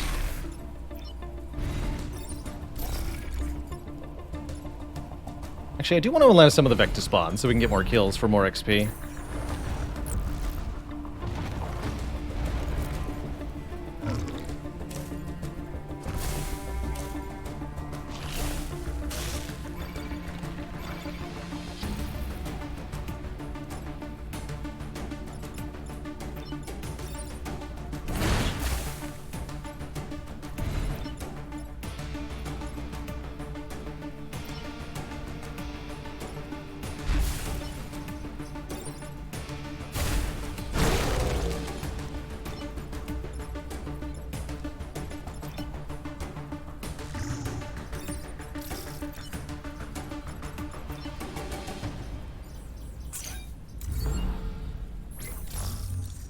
Much easier mission here.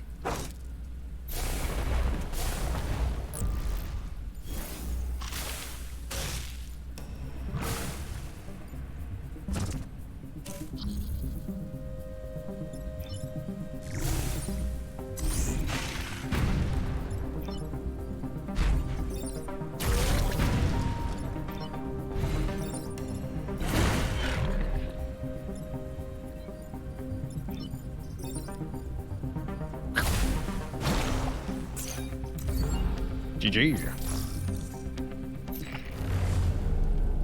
Even Kern's gotta be smiling now, they say. Colonel. Alright, it's time for the corporate HQ. Hasn't been the best island, but that's okay. Think we'll manage just fine. Here we gotta destroy this Scorpion leader. Got a lot of health, but our beam weapons should be pretty effective here. Let's do it. 7 HP. It's gonna be tough.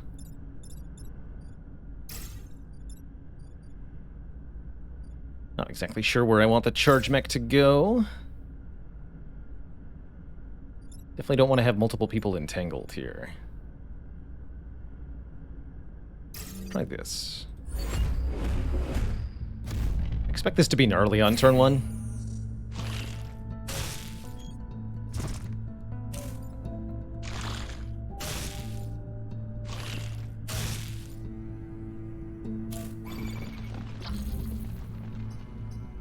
Yeah, I would qualify that as gnarly. So, the leader attacks in all 4 directions. Definitely means we have a bit of an issue here. I could actually just kill the leader on turn 1, but that would lead to other problems.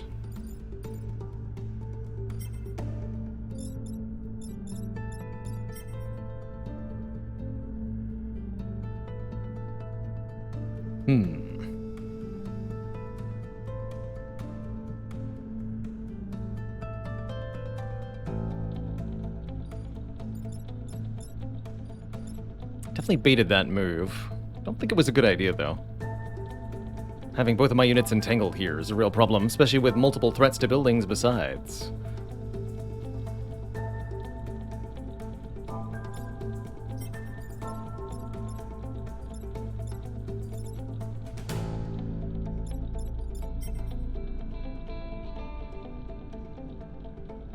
Push you down to there. Oh, that would destroy the corporate tower. Definitely not the right move.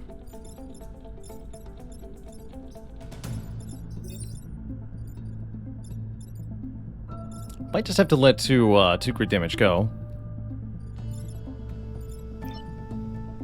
So we like pull you. Don't think this will free us because you don't actually get moved.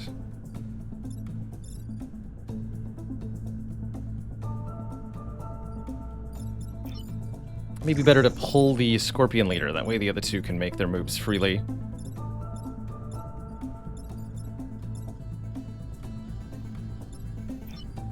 So I could charge here, do that, and kill these two. Oh, hold on. No, but if you do that from there, you'll die, right? Because then you'll get hit by the Scorpion leader. So we can't do that. Shoot. Well, then we do truly have a problem.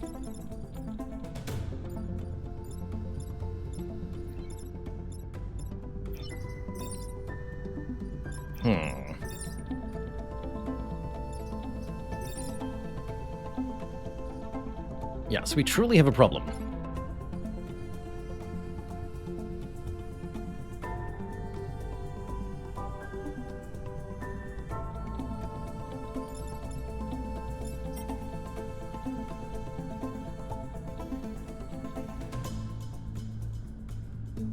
That won't save me there, right?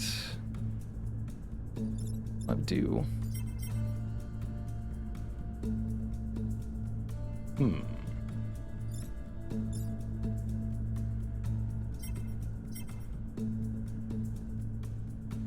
don't think that'll be enough.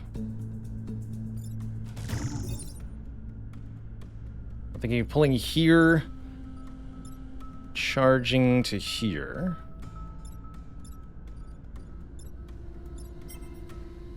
That's right.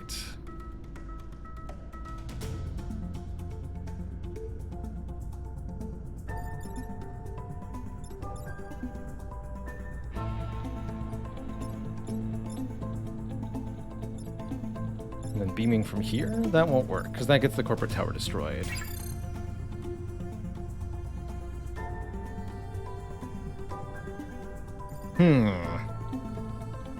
Do you break web if you charge and you don't move? No, unfortunately. Wish we could get the science mech onto the acid tile and pull from there. But alas, that's not going to work either. Can't pull the bouncy bug off. So many problems.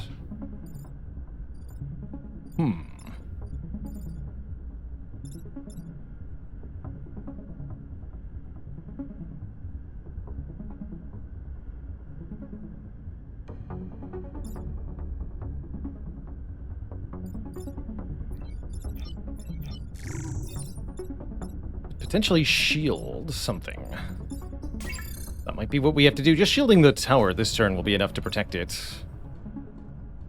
But if I shield the tower, then these two are trapped, right?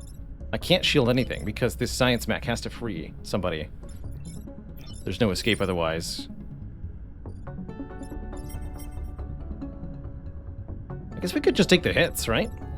It's only 2.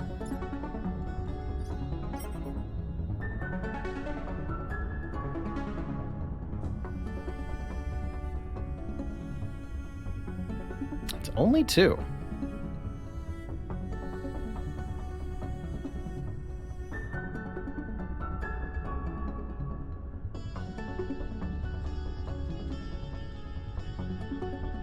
What an intriguing thought.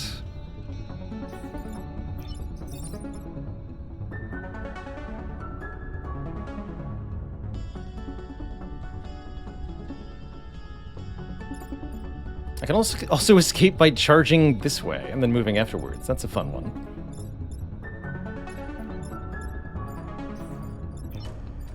Fascinating.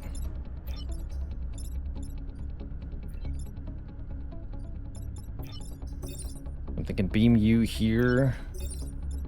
This doesn't work though, yeah?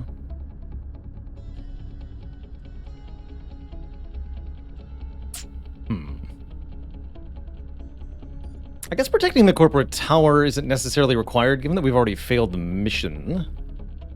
Failed the island. So if I ignore that requirement, what can I do? Is there any way to protect both of these?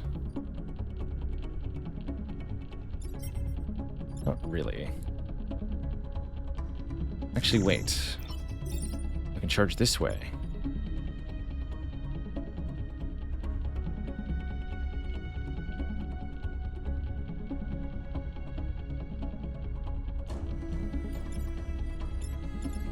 I think that also counts as grid damage, right, if the corporate tower gets destroyed? That feels right.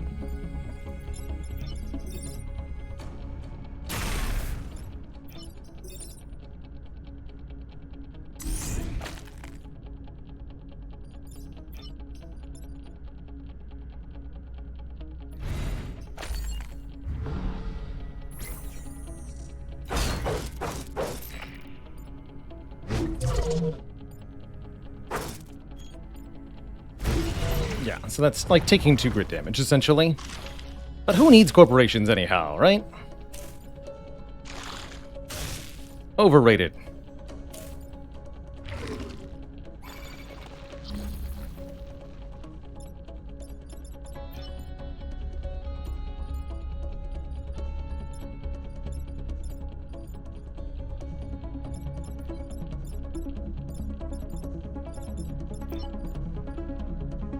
Gosh, our mobility is so bad collectively.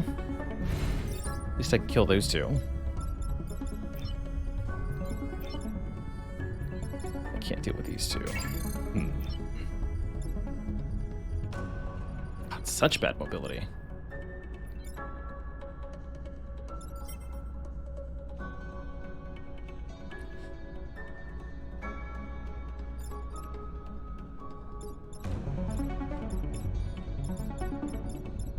could do a charge thing. It's bad. Shoot. Okay, it's only 1 grid damage. He said, pleading to himself. It's fine, right?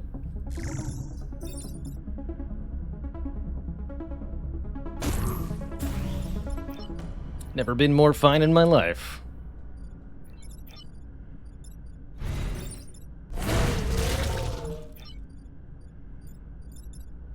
Ooh, not even safe to be here in fire. Awkward.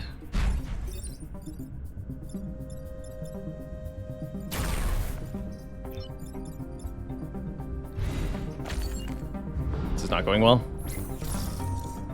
Still gotta kill the leader, too. Don't have to, but I really ought to. I think I'm only gonna be buying 1 reactor core after this. We gotta get our grid defense back up.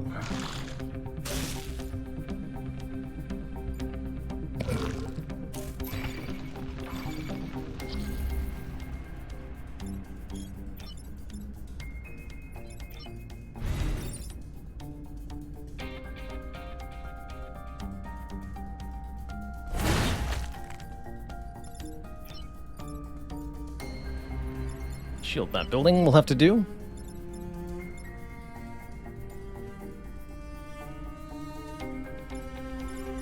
Really need to get closer to the boss here if I want to kill it.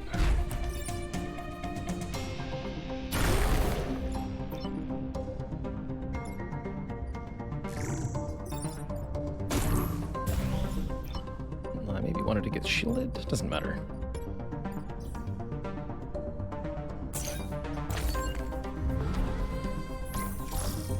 Be tricky.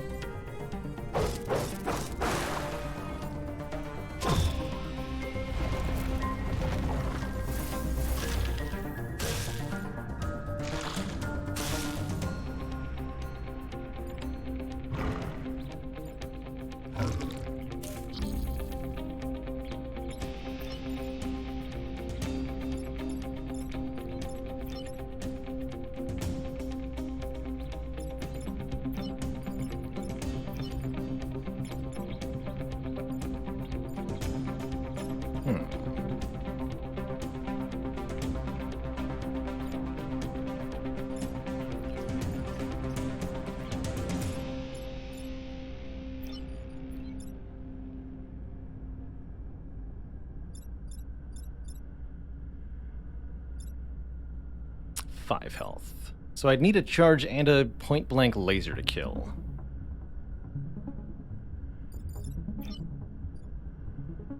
Seems difficult to do that.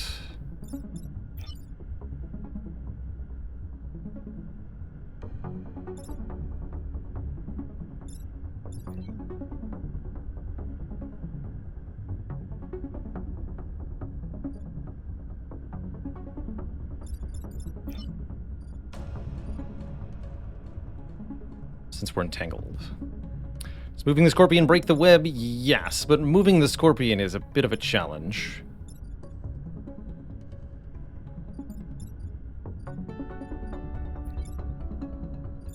Only got 3 move. If I had 4 move, I could make this work.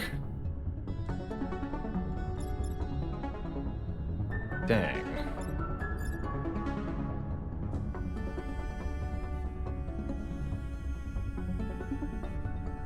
Laser to F5.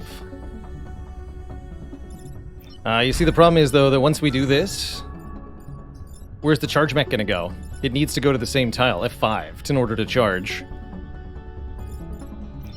I can't get around this building to here.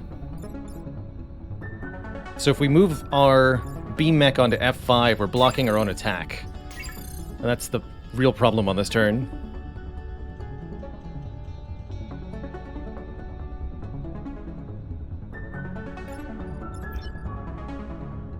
No, I can't travel 4 squares, unfortunately.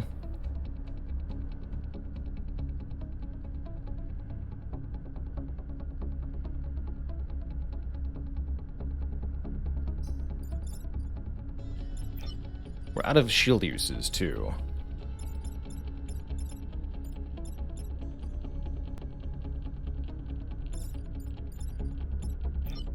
We're on D5. I don't think would be enough damage. It's only going to do 1. The charge is only going to do 2. We have to have a full 3 from the beam. I don't think it's possible with this. If any of our units had 1 more move, we could make it work. Yeah, indeed, I agree. The current build has too few options, mostly because of our movement range. It's just not enough. All right, let's do it a different way then.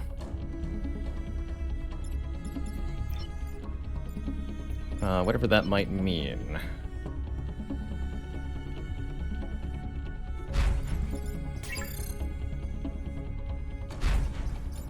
No. I think that means this.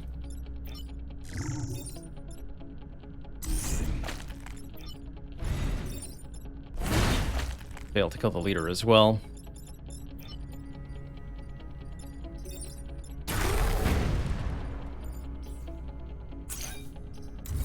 Okay, I'll take that. Pretty bad final mission.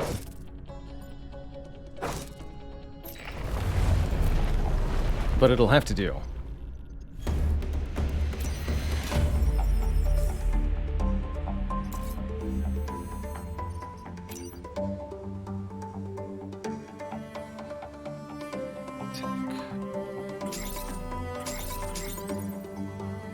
That's gonna have to be it.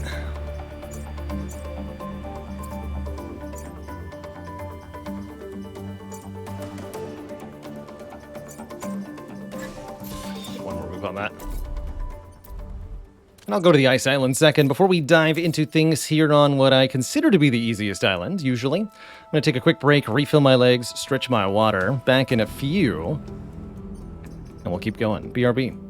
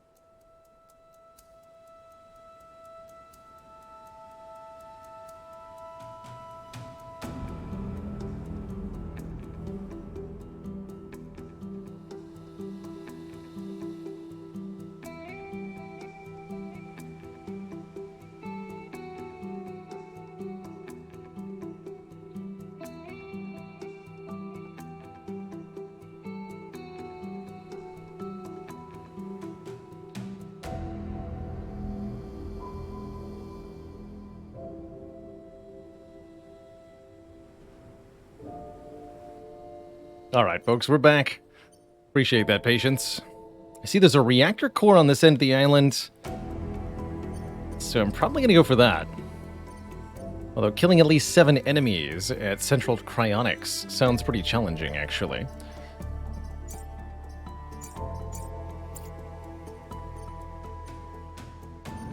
Still, I think we have to try.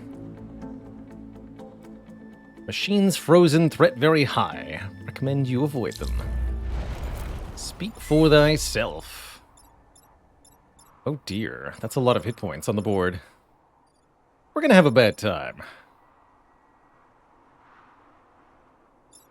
Mosquitoes are a pretty high move with flying, meaning they're definitely gonna threaten something every turn. They create a smoke cloud and then try to attack the unit. So having lots of movement, I think, will help here.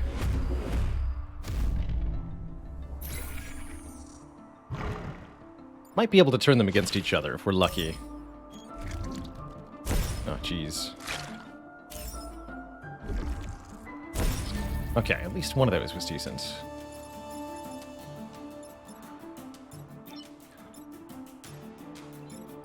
Other than that, we have a huge problem.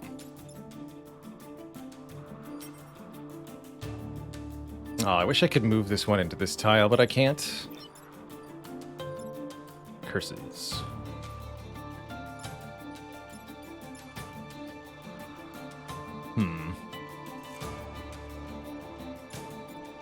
Probably can't prevent this one grid damage, looks like. I can use the shield to block the crab's hits. I can run over and zap this fool. We want to do it here, actually. With only 3 move, that's going to put our wrong mech in a bad position for next turn, but we need to make sure this bot doesn't get unfrozen.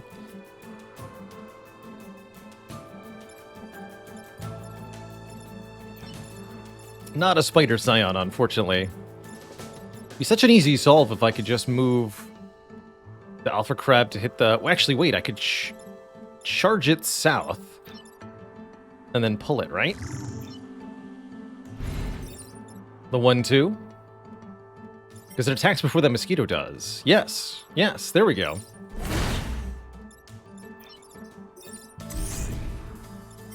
Look at that. Beautiful. And you're dead.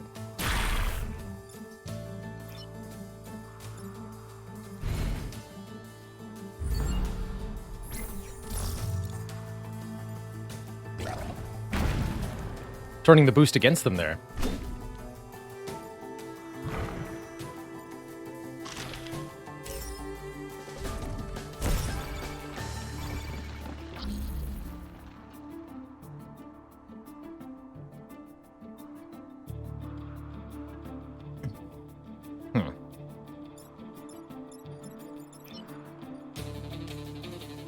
Can't attack from there. Might just take out the boost scion this turn.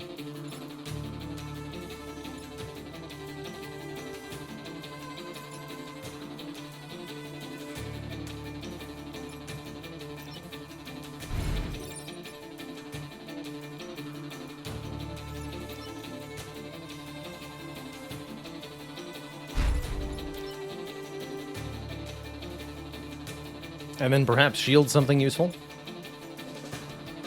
Squids, there you go. Actually, letting enemies spawn so that I can kill them sounds like a good idea, too. Is there a way to tell if the bots are going to be friendly or not? I think they're always unfriendly. Except maybe in the one mission where there's a hacking facility and then they become friendly once you destroy the hacking facility. But yeah, they're going to be a pain in the butt, basically.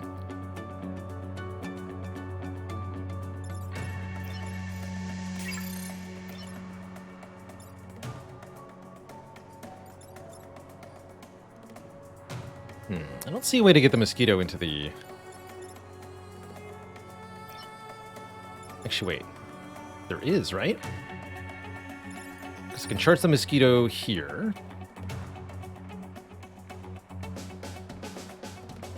Then you have the movement 1, 2, 3, 4. Pull it here. No, it needs to go to that tile.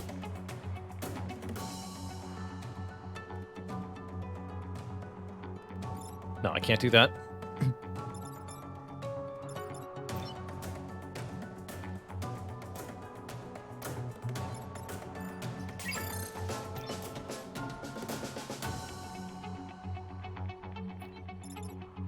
Okay, never mind. So yeah, I'll just shield something. Won't be too bad.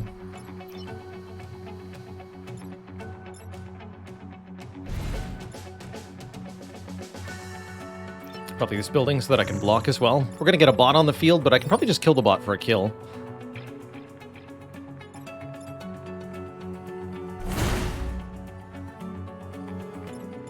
Although again, I don't necessarily want to... Oh, now I have to project. No, that was a mistake. Oh well. Not gonna use my reset turn on that.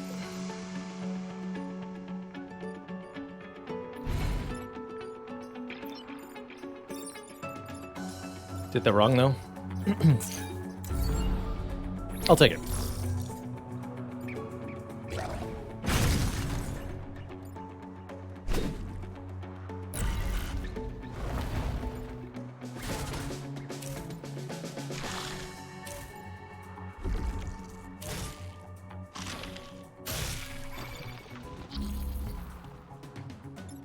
Now that's extra rude.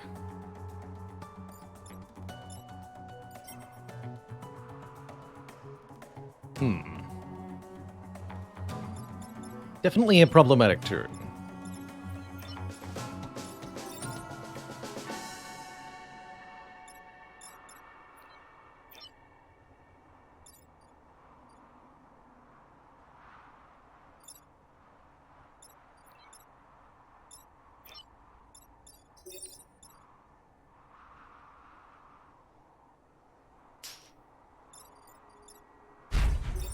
At least you're that way.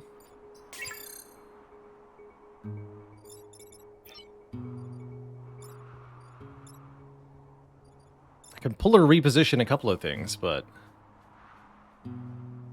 not in the way that I need to. Sounds like shielding's my best bet then.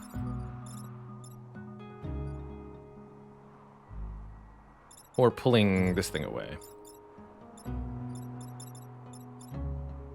That would let me charge the mosquito and shoot the crab, meaning I would take 2 crit damage from this. Hello and welcome, Lilac Frappuccino. We just did some Slay the Spire in the first half of stream today. A couple lovely runs. Won't be any more, though.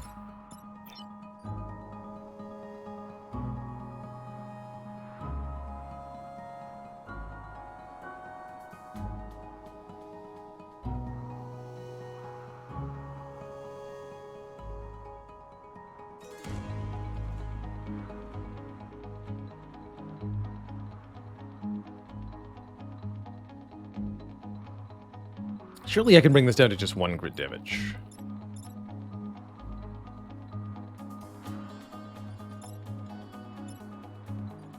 Yes, we can do with that. We can do that.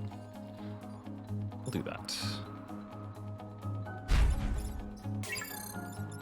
So how do we do that? You pull the thingy out of the way. You charge the crab. You kill this bot. This only takes 1. Good enough. This kills the crab.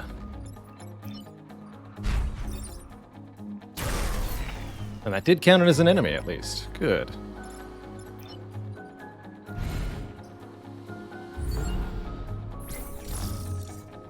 So, we only take 1 grid damage there because there's only 1 building in the tile. You can't take more damage than there are buildings.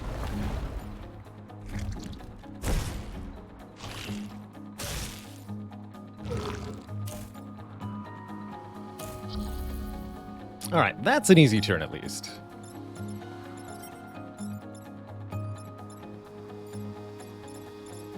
Easily meet our kill count.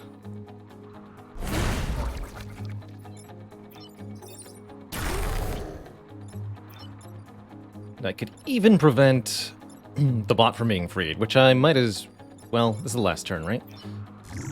Doesn't matter then. Good enough. Finally get your first 4-run streak with Ironclad. Congrats. Good stuff.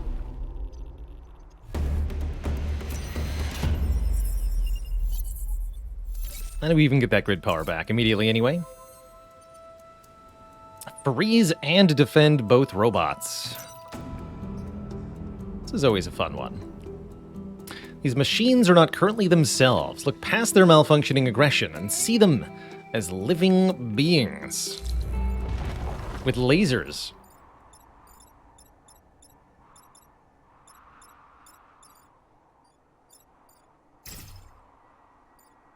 Actually, no, you go there. You go here. So for this mission, we've got a freeze tank, which can freeze 1 target per round. We have to use that to get both of the robots, and then keep them alive if we want to complete our bonus objective, but we can also just use it to freeze Vec. That said, these robots are going to try to destroy buildings, which makes them a bit of a problem for us.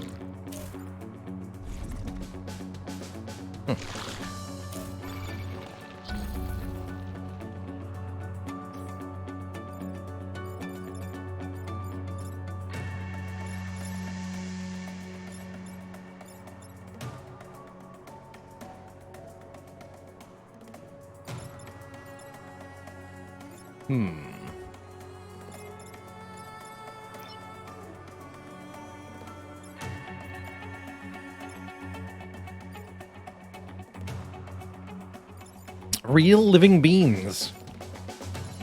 Beans. This only does 1 damage. Noted.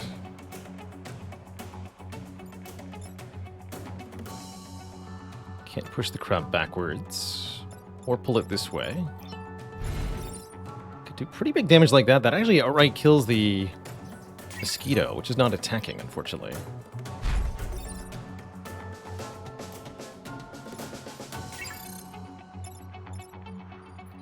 This will also be a bit of a problem. Ideally, I'd like to pull the mosquito into the path of the cannon bot, but I actually don't see a way to do that.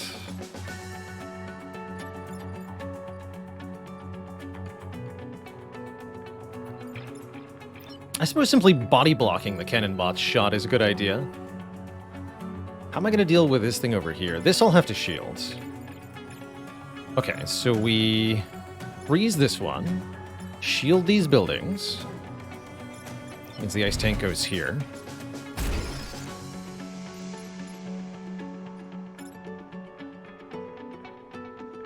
Body block this shot. How do I deal with the crab? Crab has to be charged. Charge mirror. I can also just kill it outright. Ooh, I can do this.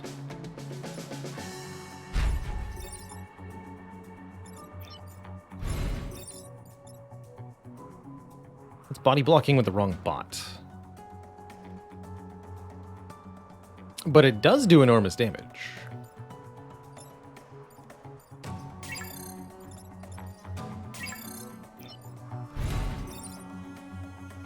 Or we don't harm this.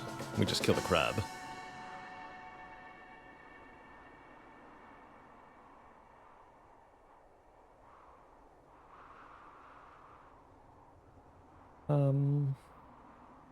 Should do it this way.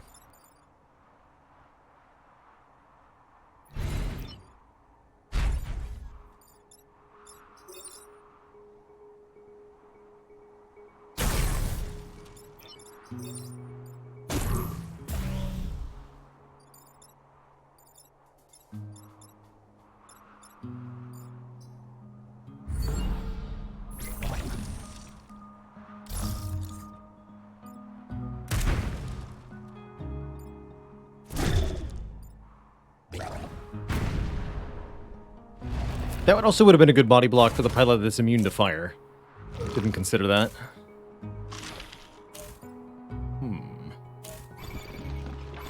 This looks like a pretty reasonable turn. Although the freeze tank can't make it to hit the bot.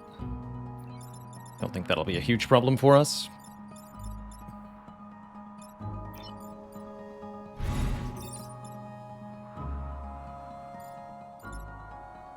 Only 2. So we're gonna do this. And then we can move into the water and put out the fire.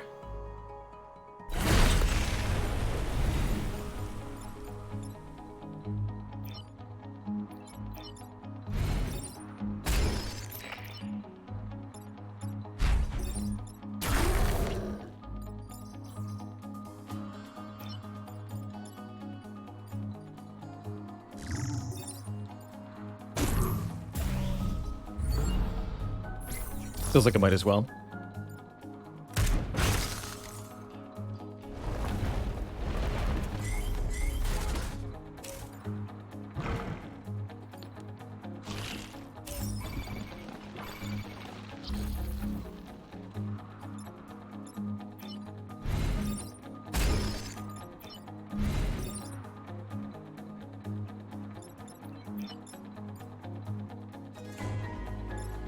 Good enough.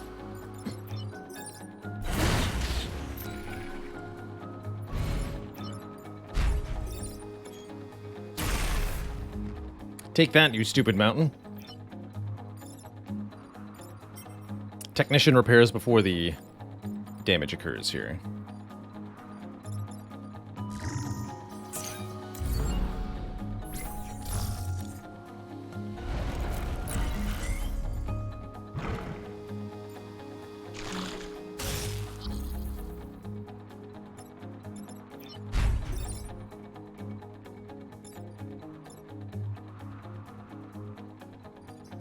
That's a pretty cool turn, actually.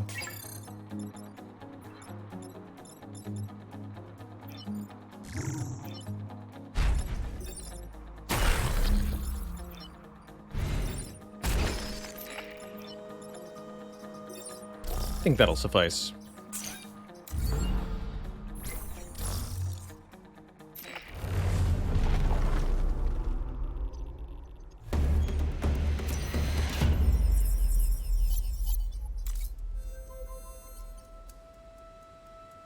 Kill 6 or fewer enemies, break 5 buildings out of the ice, and protect the defense lab. Probably also going to be a pod that lands here. Will further complicate matters. So in this mission, there's extra Vec, but since buildings are starting frozen, we actually kind of want the Vec to attack the buildings.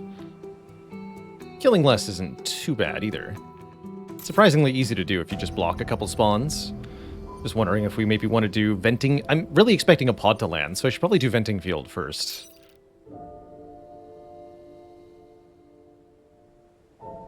Cannot advocate killing the hostile machines in this region, but I acknowledge their threat too great to ignore. Actually, don't want to do this while I'm on full power grid, huh? Could just defend. Oh, these robots, these are easy. Our sentient mind layers have lost input-output and are attempting to run old routines. Only one more mission this island? No, I should get 2 more, right? You always get 4 out of 7.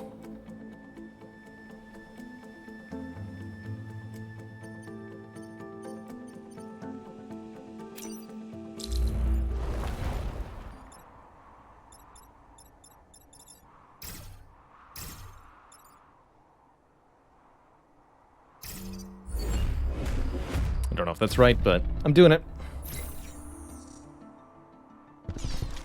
Get him.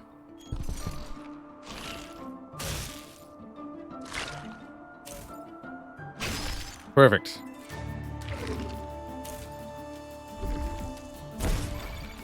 Less perfect.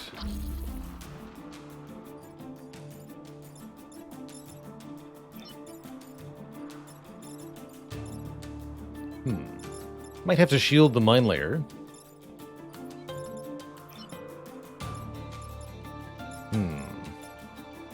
Problems abound. This looks good. That's 3 damage, so it'll kill that, although we'll take a grid damage. We can just ignore this threat.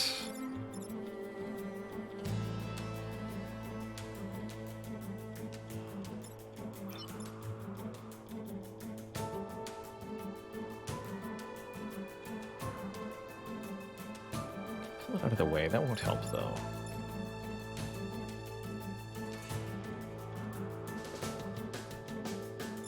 Seems like shielding is required.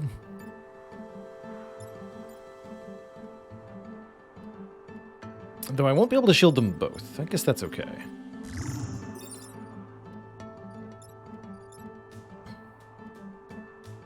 Is that going to cause a fire? I think the shield might prevent the fire. Yeah.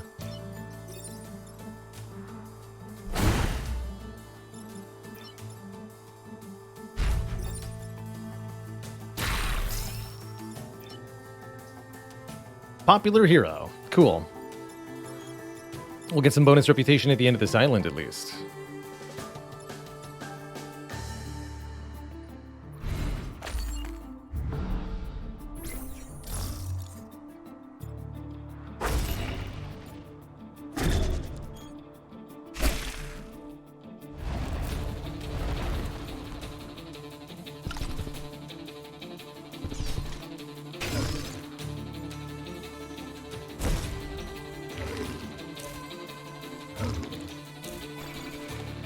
Once Vex start getting frozen, they'll try to free each other from the ice.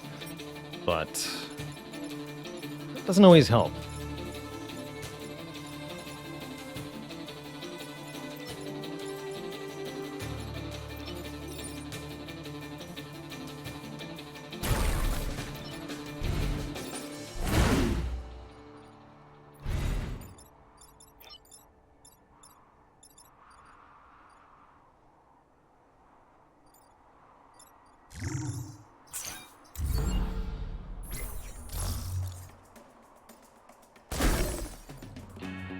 There's a beacon under the ice. Oh, check that out. There totally is. I didn't even know ice beacons were a thing. Well, heck.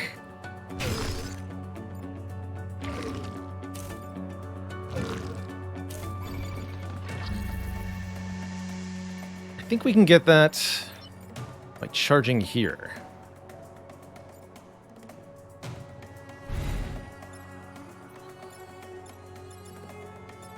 You're a problem, though. Can shield. Seems like a pretty good turn. Wait, what?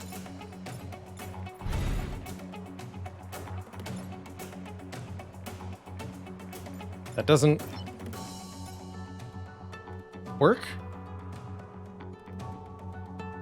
Why didn't that work?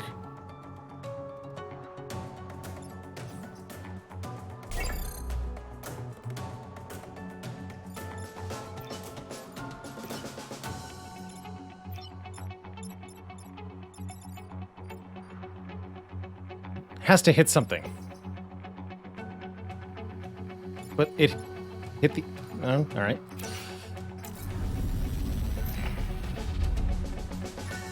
I guess. But yeah, okay, we can use the laser to do it.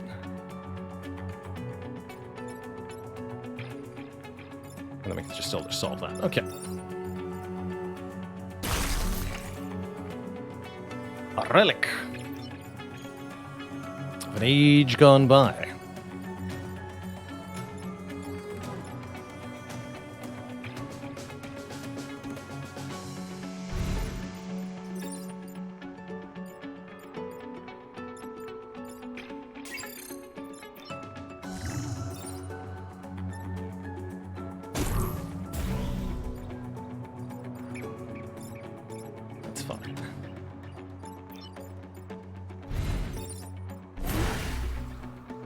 Some kind of strange signal.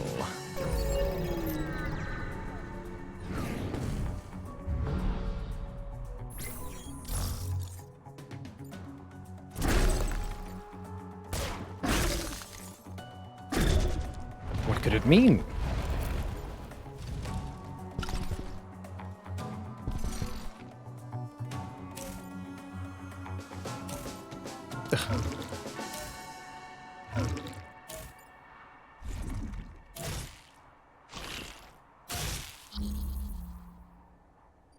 Wow, that went bad real fast. Yikes. So this is a problem. This is a problem. These are both problems. And I have no stuff left. Okay. Science Mech can solve 2 for 1 here. Cause these to block each other.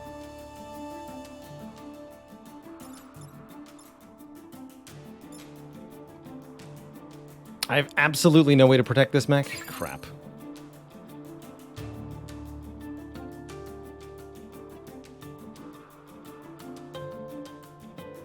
Great.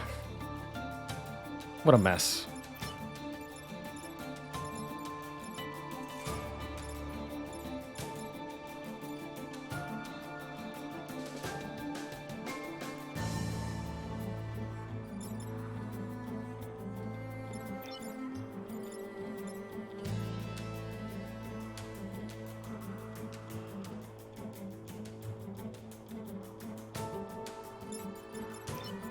Can you do anything of worth? No.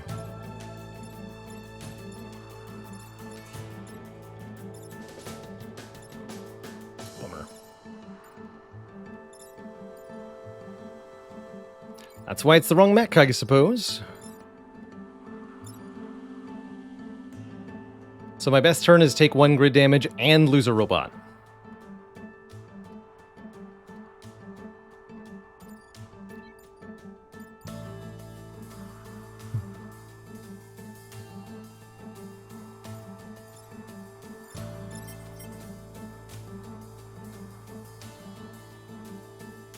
Chat might have something better, though.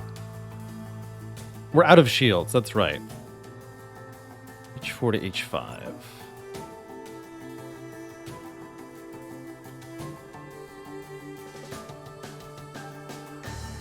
E3 to F3?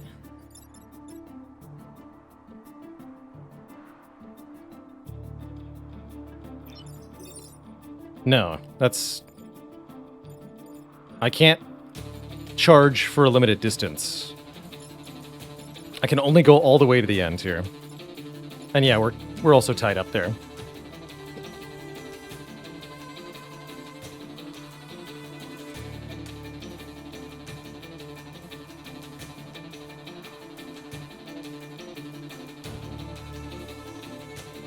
So the best I've got personally is pull here.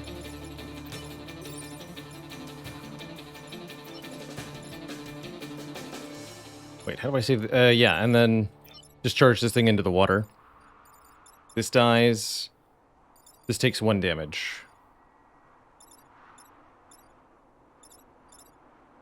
So I'm curious if there's anything that's better than that, but I don't see it, whatever it is.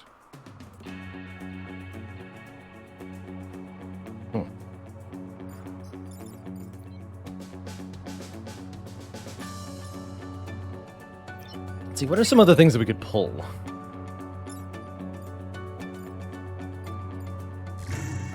I could pull this onto the ice. Don't think that does much. We can pull the Scorpion onto the ice here. Free up the charge mech.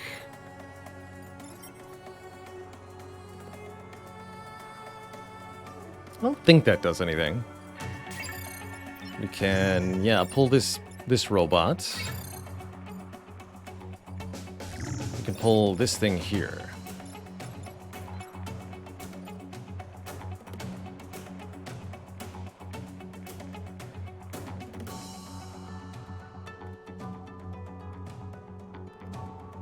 If I had shields, this would be a different story, but I don't. Shouldn't have frivolously used it on one of the earlier turns.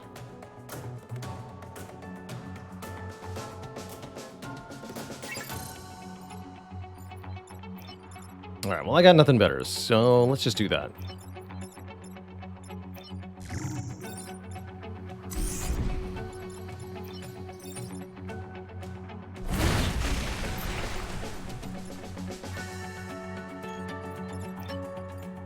It's a shame. Might as well just kill this.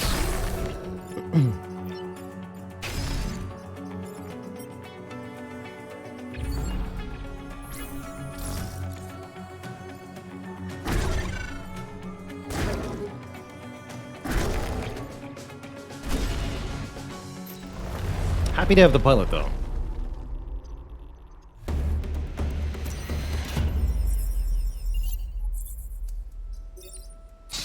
It contains a power core and Ariadne. Bonus health and immune to fire, also gives +1 mech reactor. Beautiful. That'd be a fun one to put on the rust bucket. 6 health, no problem. Who cares about self-damage if you got 6 HP?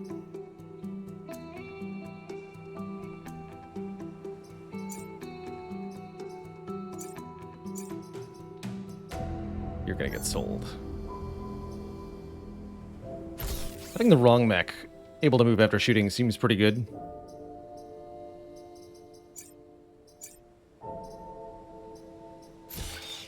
Eight health. No. More damage. I might regret that, but we'll see. No, I will regret that if I do it.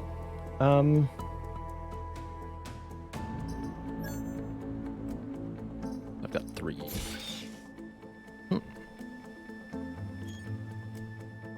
That sounds good.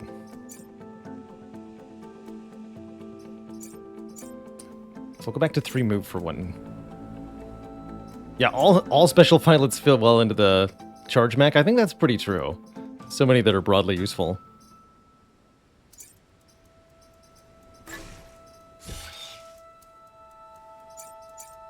Alright, I might regret having the 3 move for this fight. But I think the bonus damage is going to be really good. Actually, we're trying to kill 6 or fewer enemies. Hold on. Let's not do that. Let's just have less damage. Okay.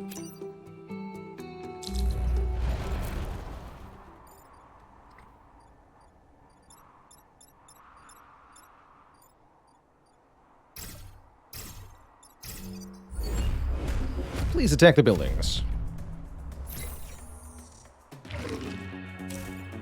Hey, what did I just say? Also, only once each, please.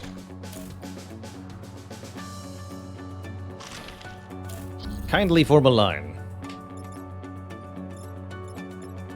Alright, some things are gonna have to die. Starting with you.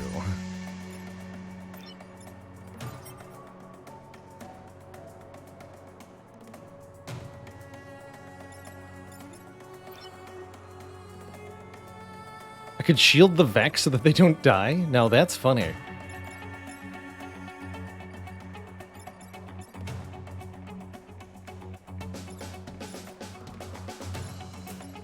That's really funny.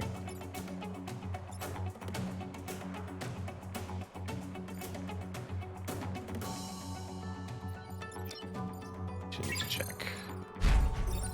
Okay, does stop at buildings. Pierces through enemies, but not mountains or buildings. Gotcha.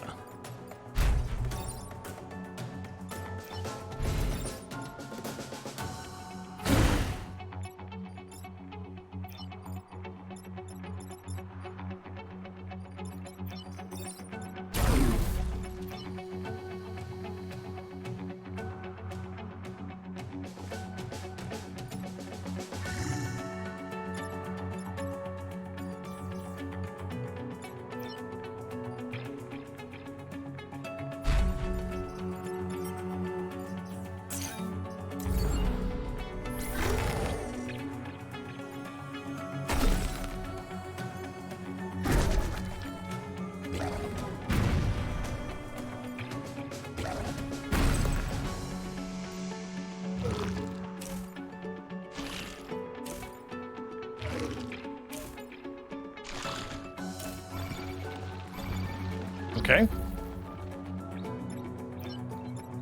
Really all in on one particular tile there, huh? Ooh, how do I solve that, though?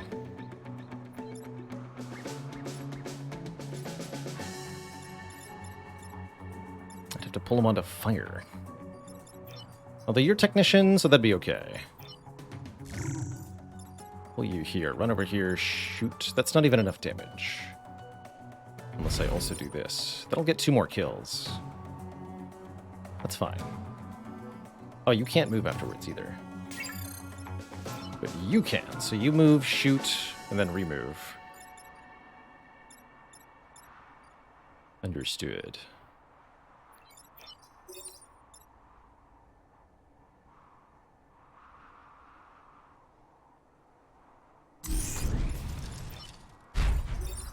I don't think I want to block with the guy who's burning. Although, fire then technician, heck it.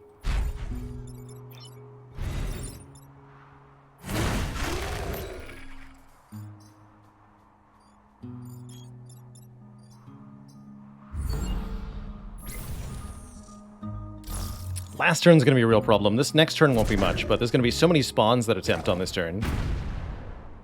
Also, I still have to break out 3 more buildings.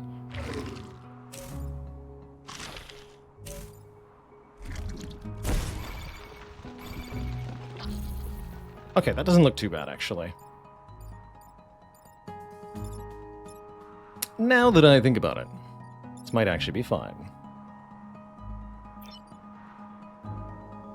Can shield this building so that it breaks this tile only, or I could reposition it. Currently killed 4. Kill 1 more here. Just focus on directly blasting the buildings myself. Ain't nothing wrong with that, I suppose.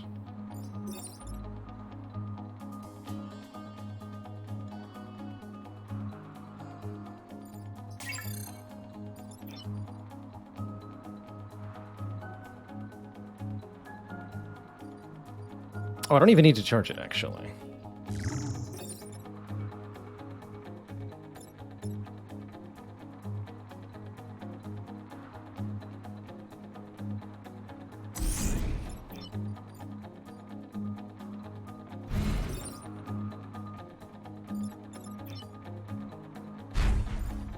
Smoke put out the fire conveniently. Don't want there to be too many back next turn.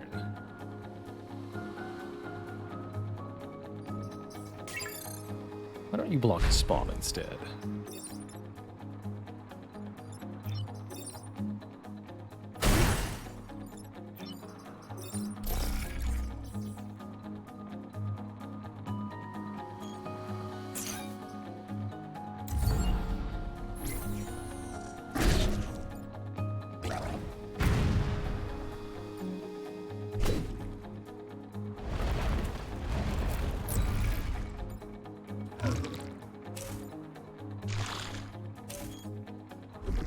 Yeah, you're supposed to be targeting the ice. Come on.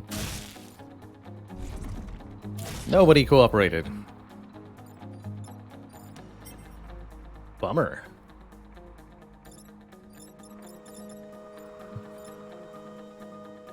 Need to break 2 buildings.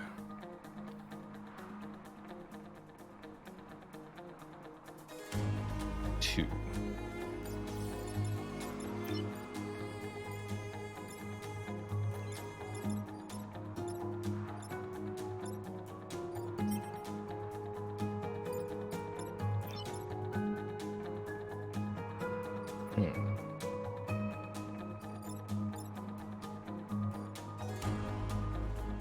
Okay, this guy we're gonna pull.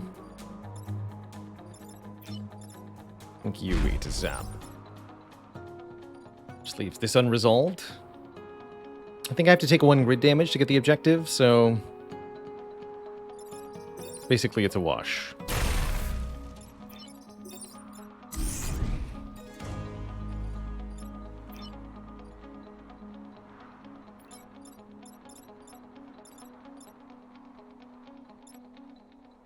I could sacrifice this pilot, actually, but that'd be a foolish thing to do indeed.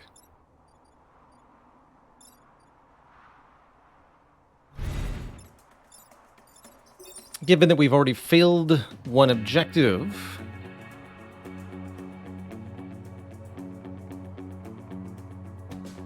might as well get the experience for killing.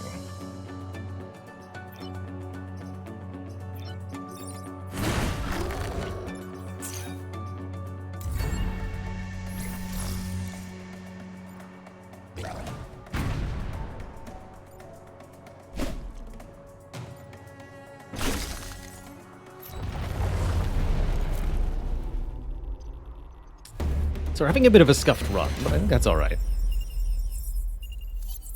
Got another reactor core to play with. And now it's HQ time.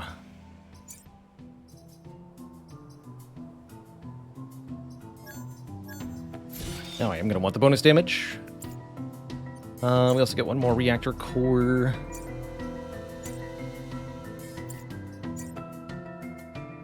What about 8 health, 2 self damage? And more move. It's an interesting thought. That would let me give more move to the defense mech, potentially. Could also consider the area upgrade on the shield. That'd be really nice.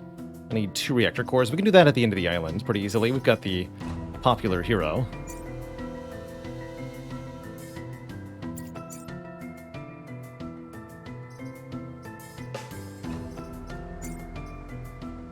I can just get the extra move here.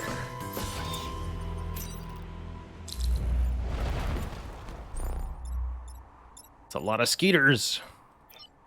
So Scion Abomination gives a bunch of bonuses to all the other Vec. You move, huh? So don't go there.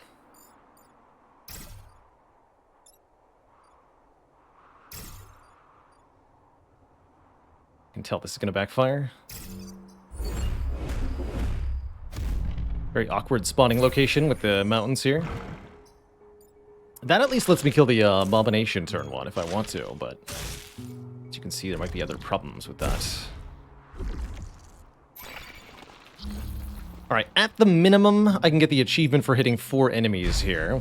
Something you can do with the achievements in this game is achieve the condition and then use your reset turn. You'll still keep the achievement. So that's probably what I'm going to do. Although that will cost me my reset. Could be awkward.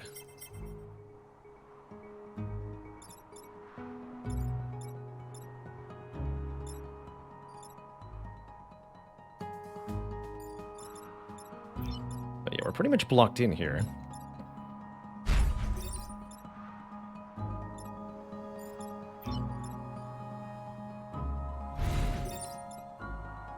Could do that. Oh, that actually only means I take 1 grid damage. That's got to be the best play.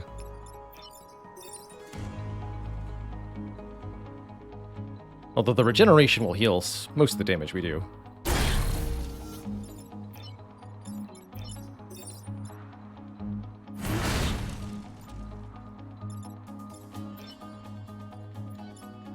Actually, I can block it all with a shield now.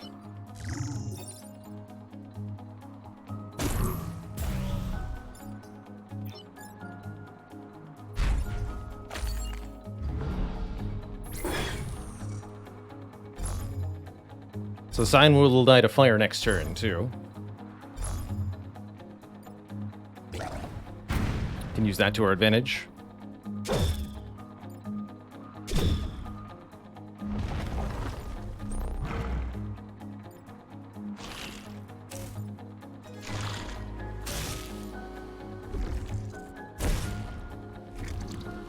Tyrant's Blessing.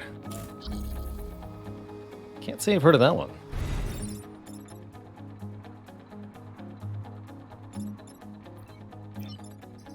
And explode. Okay, so if I do this, bad things happen.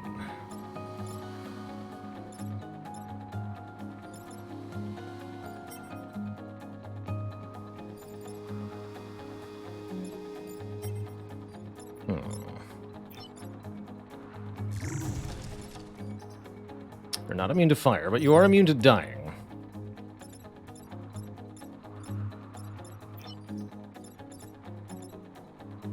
Oh, that's also happening? Oh, jeez. Didn't parse that. Oh, boy. Oh, crap. Oh, this has gone so badly.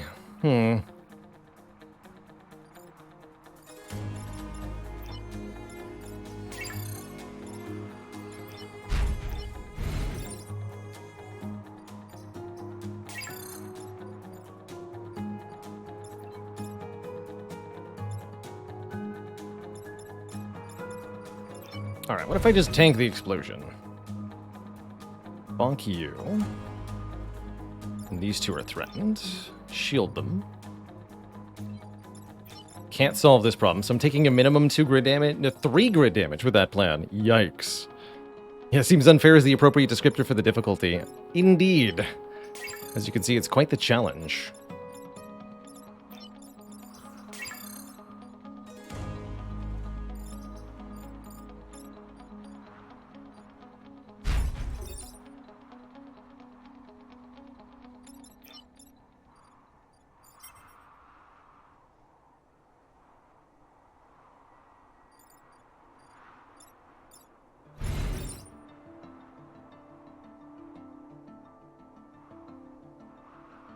If I do that, then this and this are threatened.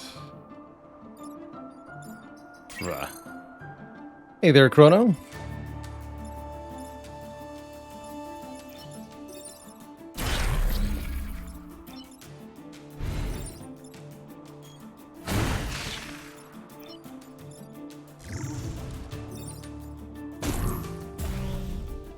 The big shield.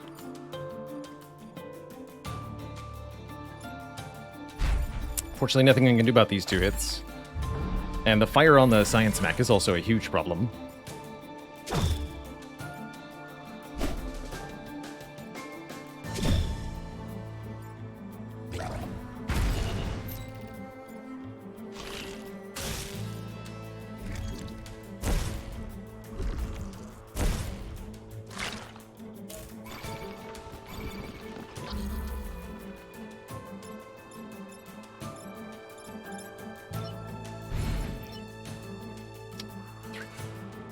Movement. No.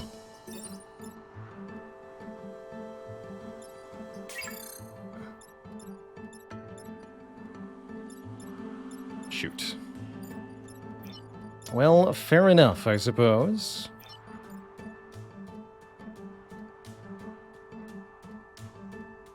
Dang.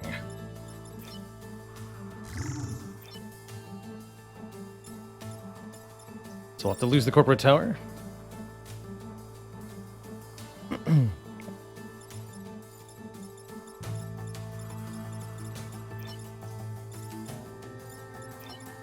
It's expensive.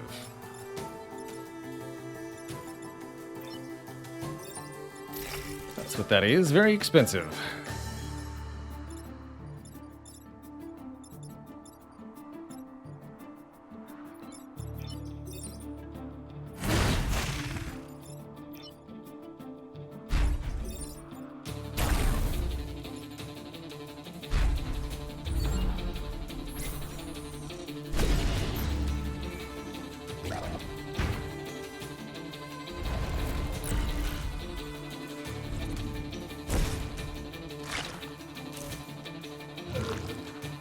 That's also not good. Although, no, we got the flyer.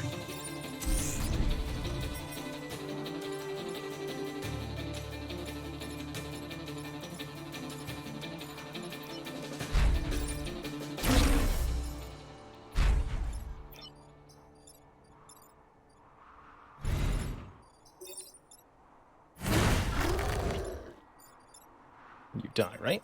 That's right.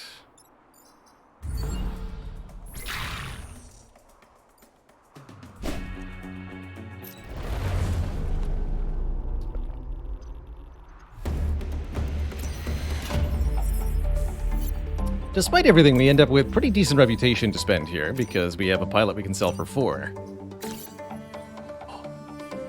And a game-breaking item. The ice generator. Freeze yourself and nearby tiles. It's a 1 use per battle deal, but that's no problem if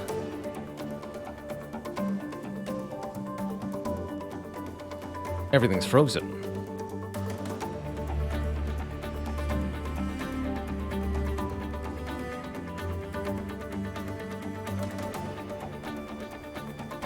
So I'll buy 4 grid, the ice generator, and 2 cores. That sounds great. That's also the wind generator, that's right. Push all units in a single direction, also very, very powerful. And you can give it unlimited uses, which is pretty powerful, too. Maybe I want to pick them both up. Can't believe this thing has no power requirement, actually. That's especially ridiculous.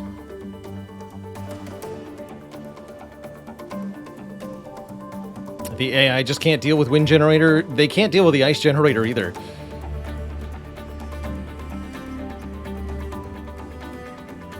Guess I would sell the shield projector, maybe, if I was going to do that. Well, I could go with the full 6 equipment. Are we dashing to the final mission with the ice generator? I think we could try.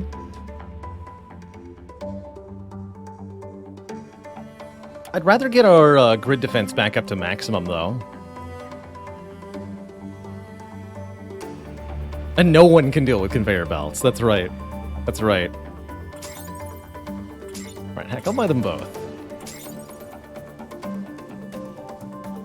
Actually, no. And then sell, what, the shield protector? Yeah. Buy that. Alright, let's try using that.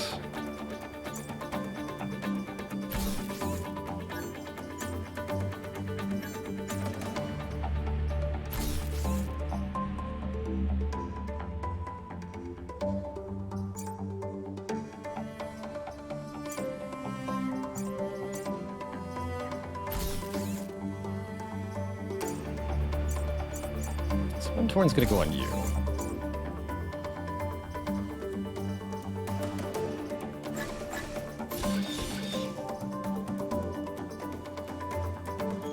Fire and forget won't matter with the ice generator. Initially, anyway.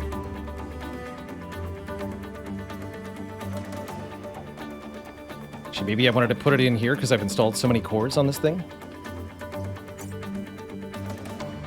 But I want the bonus move in the flying to get the ice generator into position.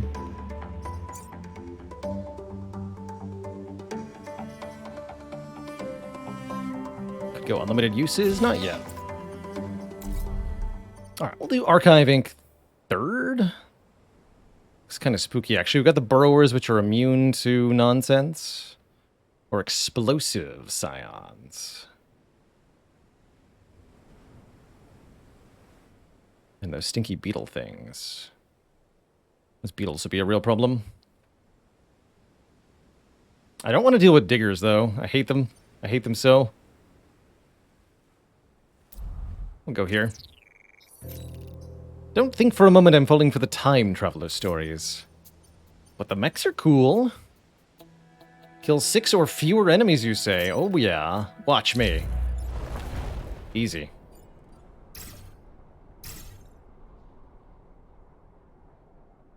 Just watch me.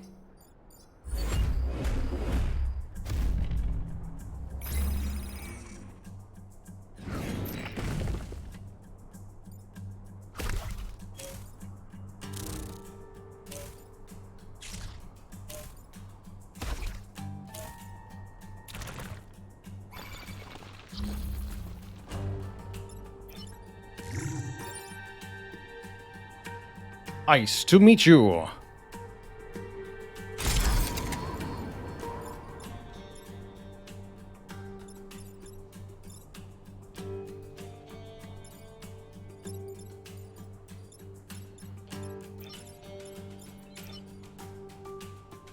You can't move after firing. 2 is sufficient, though. Does this work? No.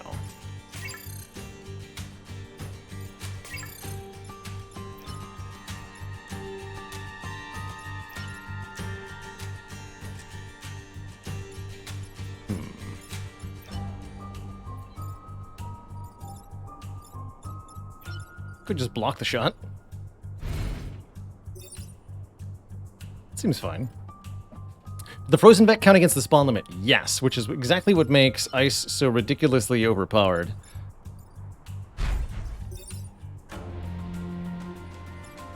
Could free you. Let's see, if we push things, that gets a little weird, right? Yeah, pushing everybody gets weird.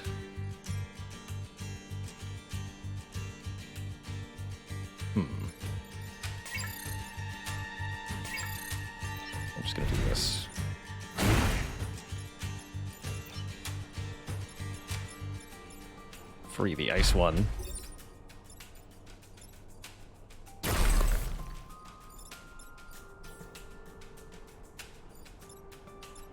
Decoy building. I didn't even notice that. We have decoy buildings. Self-destruct damaging nearby tiles. Does not damage nearby buildings. Huh.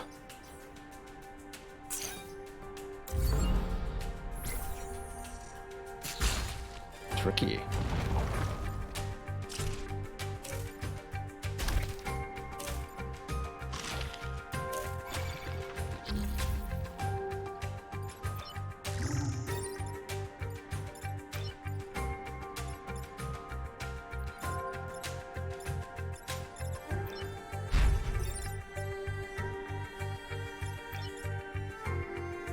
Won't be any to deal with next turn anyway.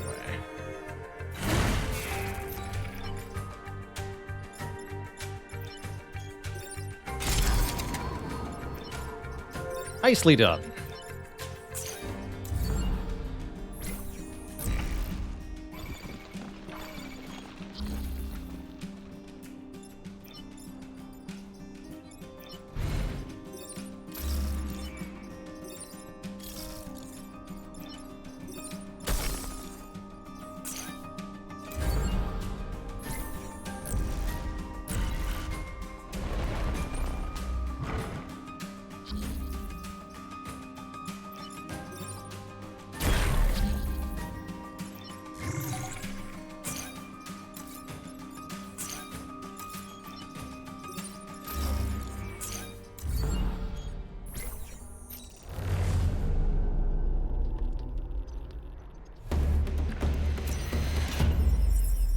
And as soon as we get another reactor core... Oh, we just did. 2 more reactor cores. As soon as we get one more than this...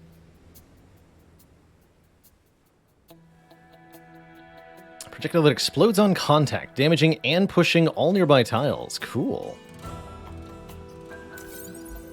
Put that on the rust bucket for free.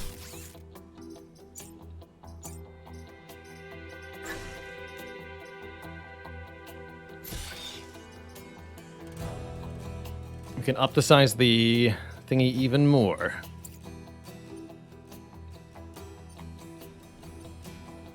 Defend the terraformer while terraforming the grass back to desert. This will also destroy Vec in the tiles. I think a fairly easy mission type.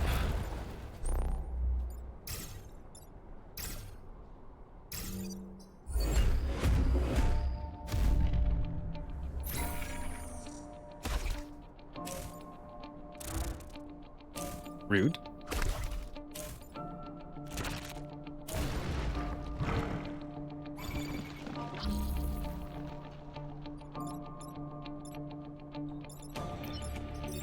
So we can kill these two, or this one, or this one. Well, I want to kill the explosive scion first, I imagine. That is 2 damage.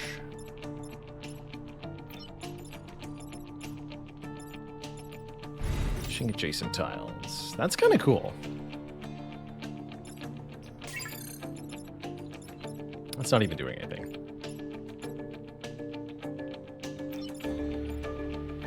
I imagine freezing the terraformer is not going to be productive.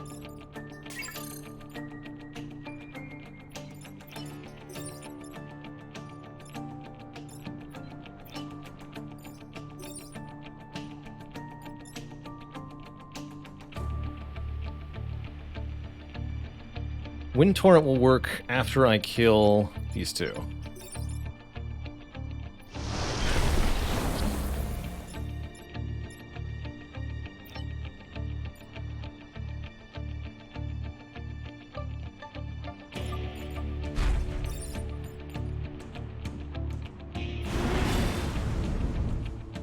There we go.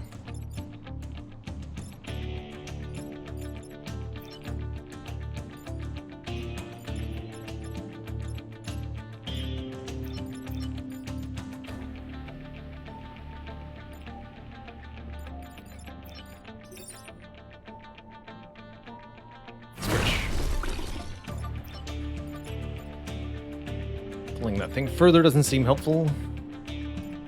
Just block the spawn.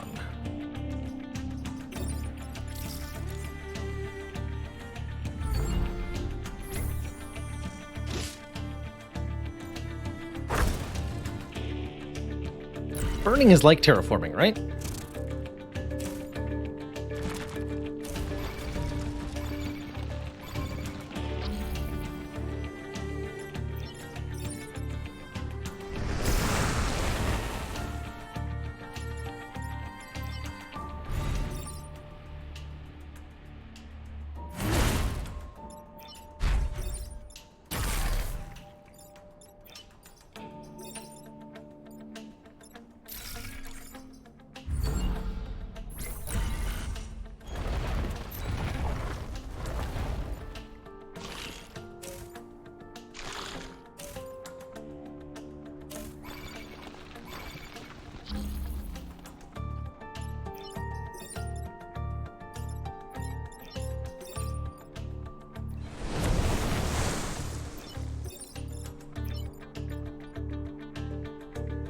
We're immune to fire.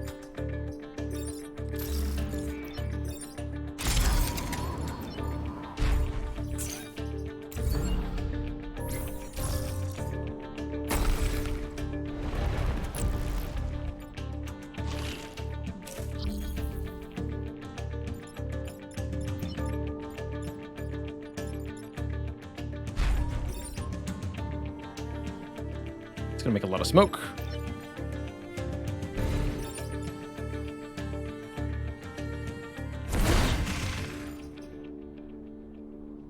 Thick skin.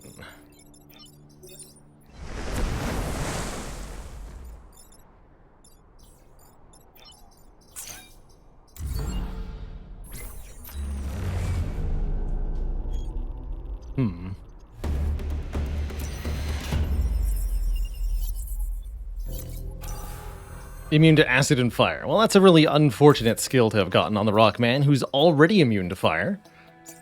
Redundant fire immunity. Bit of a bummer. The totally not OP ice generator. We've had a bit of a struggle bus of a run so far, so I'm really enjoying breaking the game now, because it was hurting me a lot earlier. Consider this the Revenge Island.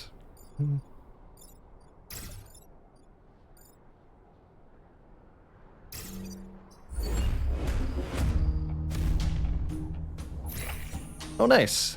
Thanks for making that collection, Faylee. All the Vamp Survivors stuff in one place.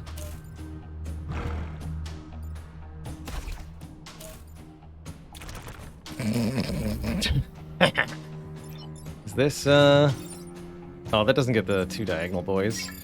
What about here? We need the bigger size, or I need to make a spot.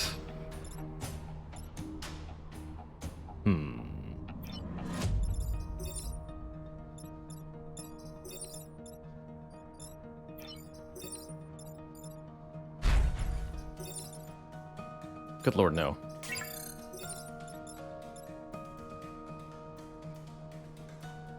Everything down 1 is interesting. No, no, no. Although maybe.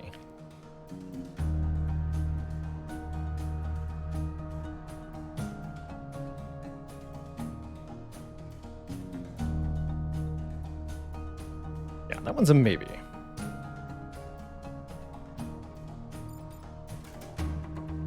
If we get a conservative dude, that's exactly what we've got. Conservative dude.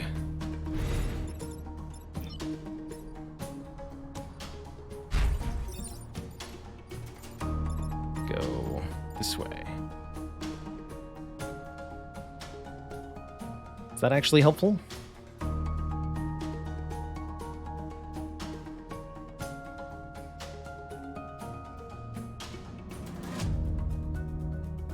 I feel like it has to be.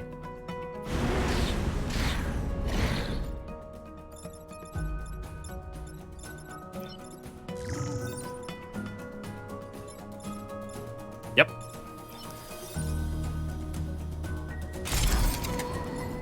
Sure does.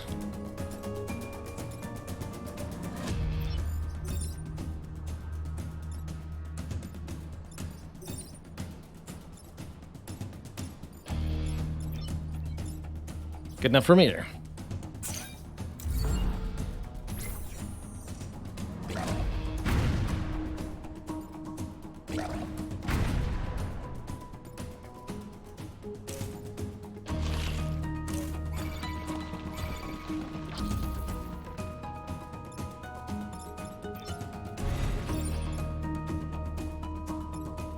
explodes in the new tile.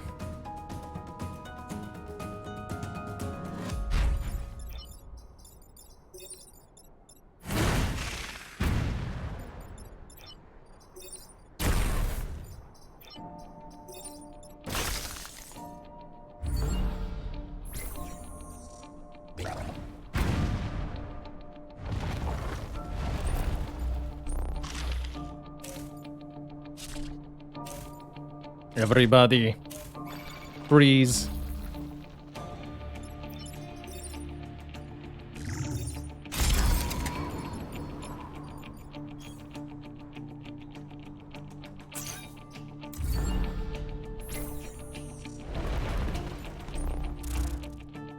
Hey! Actually, that seems to be fine. Also, you're dead.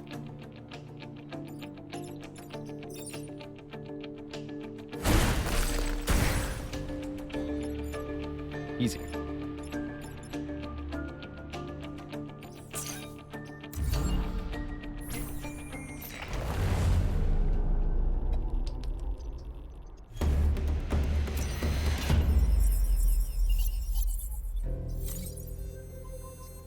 And now for something even more OP. The double size up ice generator. Defend the train. I think freezing the train breaks it, so let's not do that. Volatile Vec. Don't kill it. Easy. That I can do.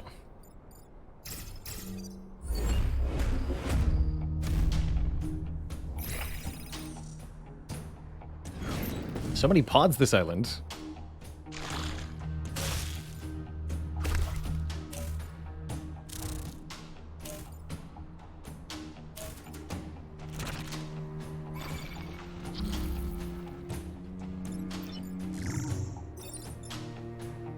And then suddenly all was still.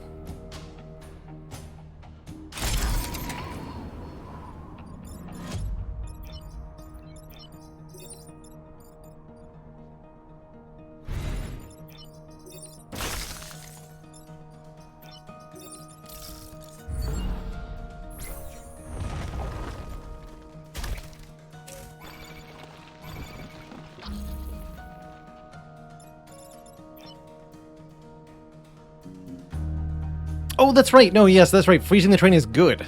I misremembered. No, I believe you're correct, chat. Freezing the train is a good thing, not a bad thing.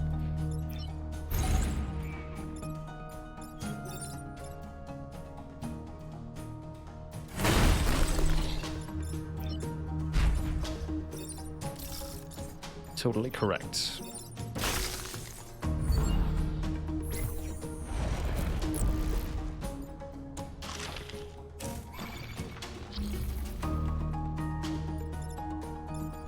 Okay, you want the kills.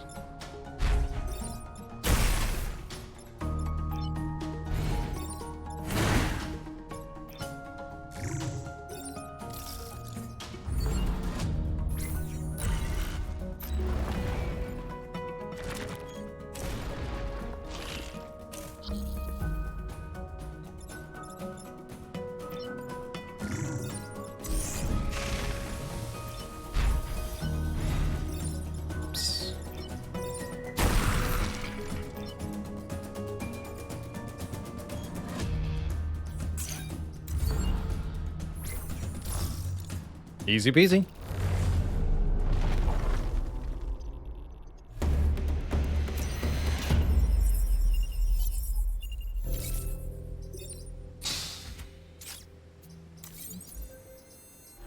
I'm gonna get more move speed with that. Destroy the bouncer leader. It's got armor. Weapon damage to this unit is reduced by 1. Other damage unaffected.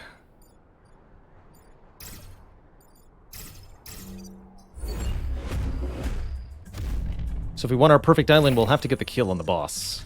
Doesn't seem too bad.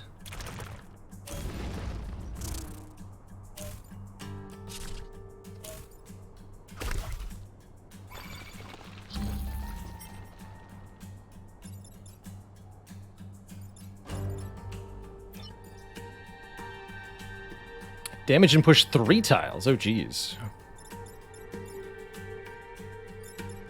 That's how it is, huh? Oh, and you're attacking these 3 and moving backwards. Got it.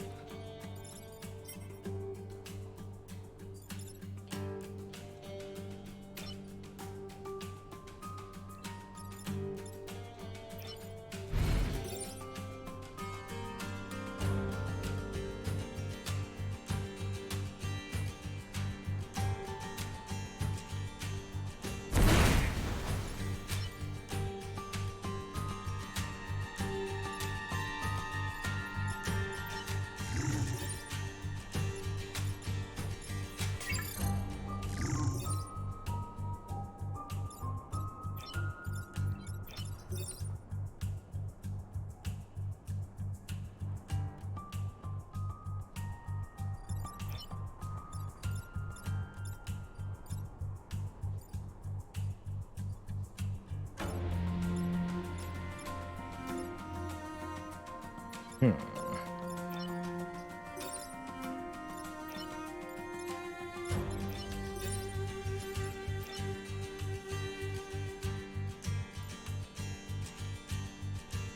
think I'll freeze and then free myself.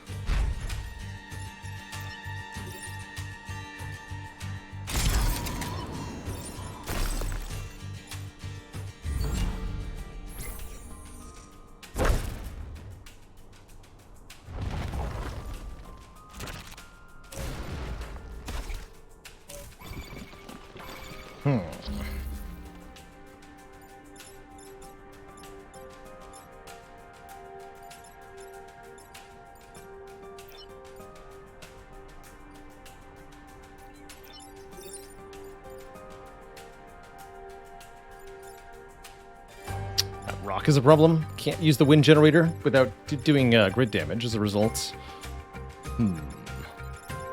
I think I have to freeze this guy.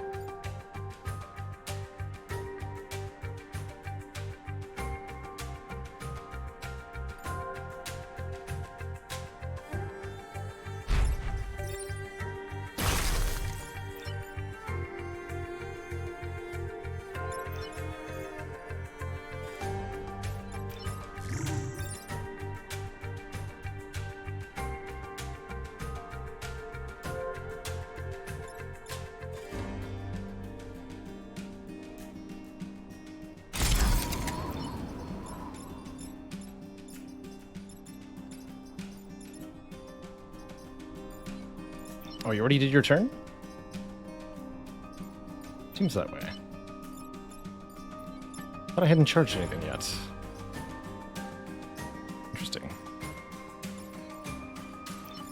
That's fine.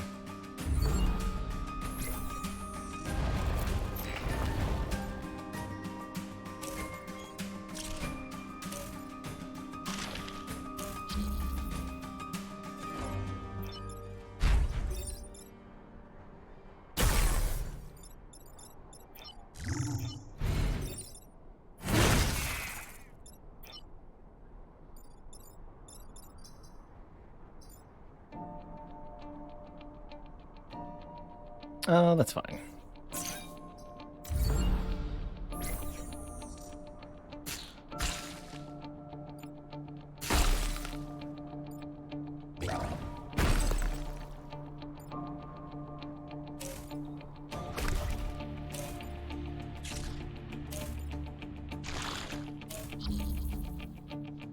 Easy peasy.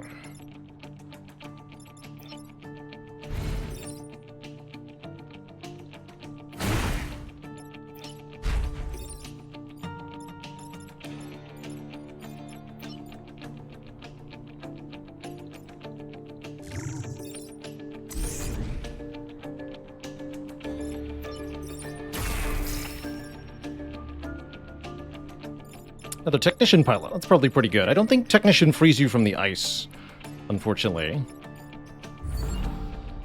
But that's okay. We have everything we need for the final mission now, for sure.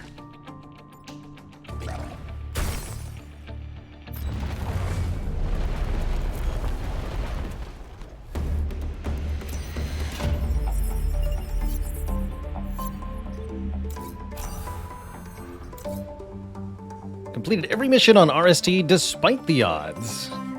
In really cool fashion. Mech can act twice if it does not move. That could be pretty powerful. Starts with the adrenaline skill. Standing on smoke repairs mechs and removes the smoke. I imagine I'm going to need grid defense. Let's take a look at Silica here. We don't have that pilot unlocked even. That's adrenaline. +1 move per Vec killed. Got it.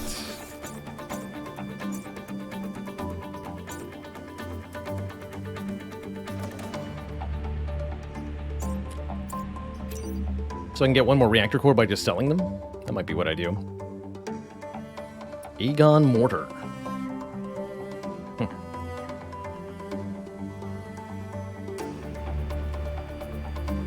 Yeah, I think I'll just go 3 reactor cores.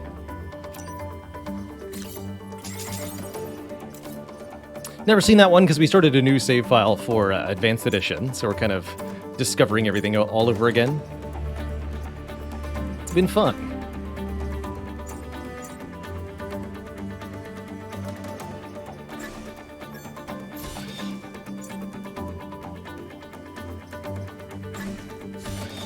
Building immunity.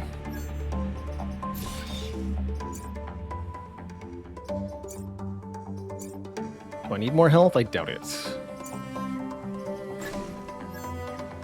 Let's just do full damage on the charge. To the volcanic hive. With the Vec driven off the islands, we have a chance to wipe them out at our source. Have an individual pilot fight the final battle 3 times. We just did that. Good. Alright, my plan for this mission, freeze everybody. That's it. That's my plan.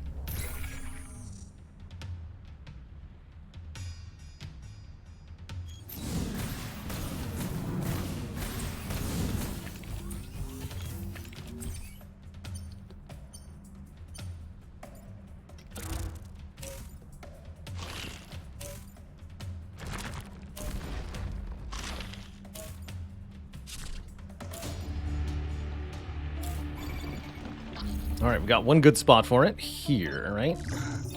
That gets actually literally just everyone. Okay, well, that's perfect. Good talk.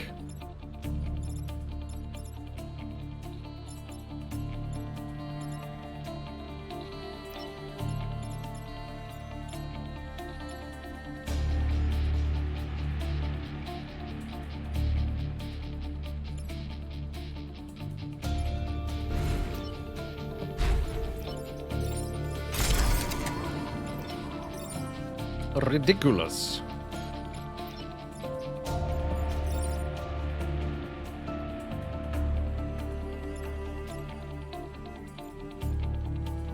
No, we don't want to do that.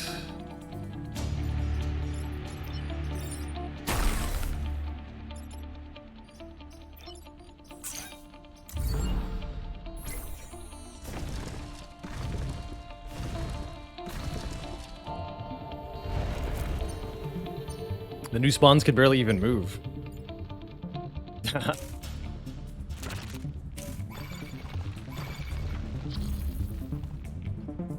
Here, have fun.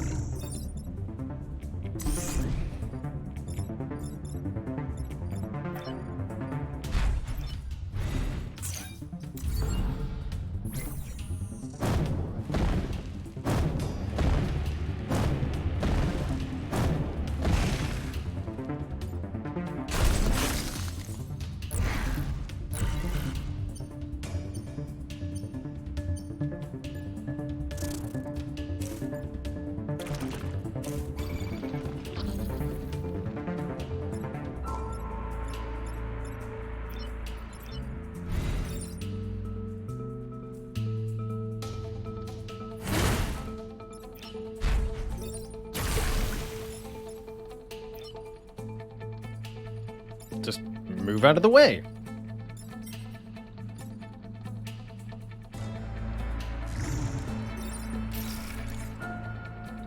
Repairing on a tile that's on fire puts out the fire.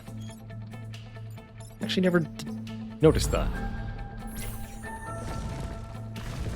Like, puts out the fire on the tile, too. Not just your mech.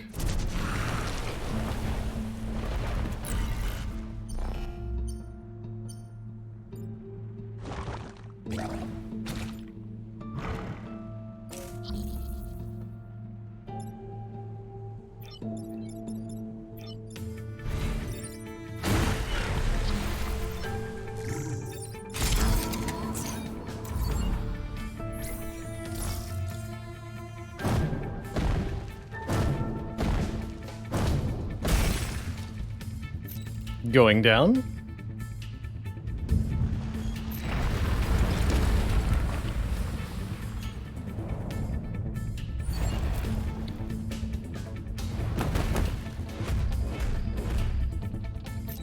Squish.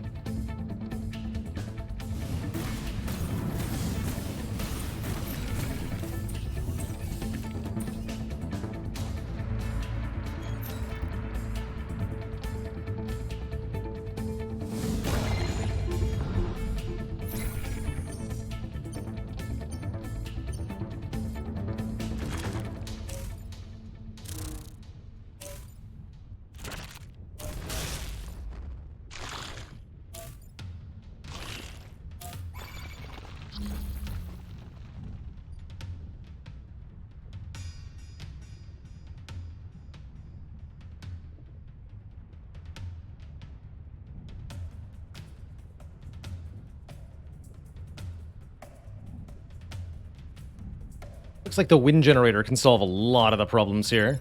We just push everybody in this direction. This dies instantly, this dies instantly, it disengages from the target, this misses its target. Leaves only a couple things as problems.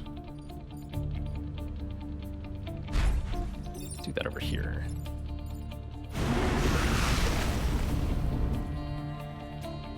Oh, and you actually die instantly as well. Well, that sure does solve a lot of problems then.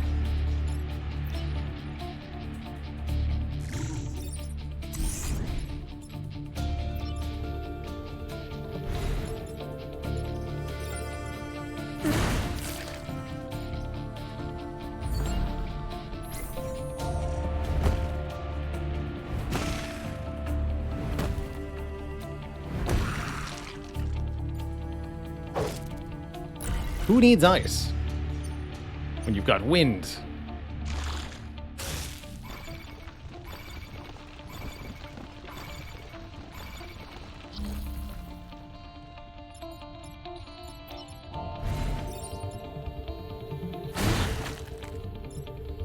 And spawn blocking.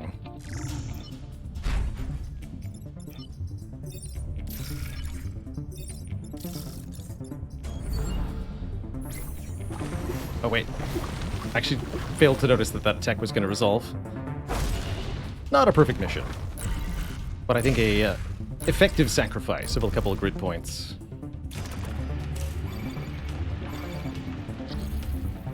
Mostly just looking to finish this quickly now.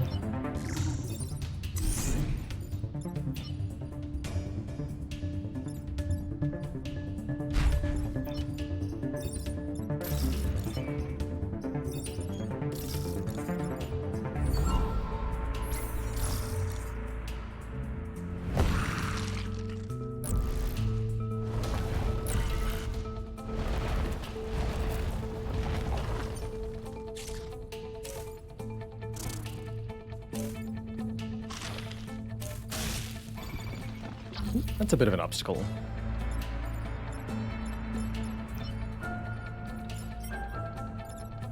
Ah, cute.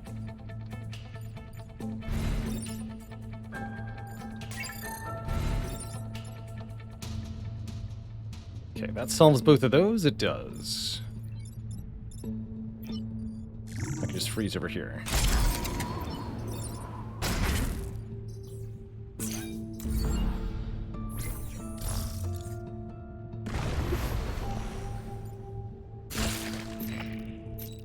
GG.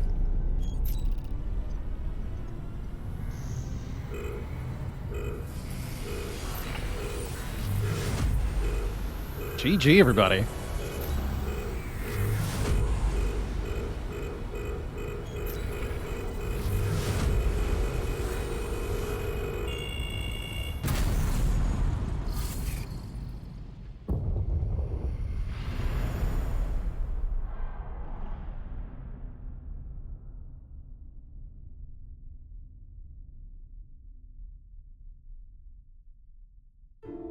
Victory! Thanks to the valiant efforts of Chopin, Ariadne, and Pineapple, the Vec Hive was destroyed, saving this timeline from ultimate doom. GG.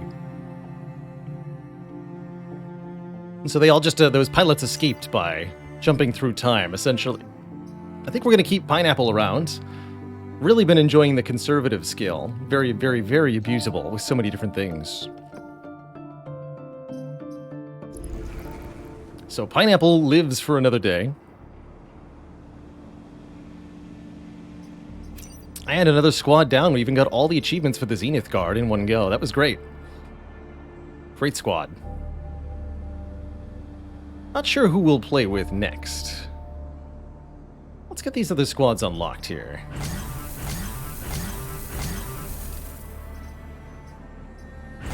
Do Frozen Titans last.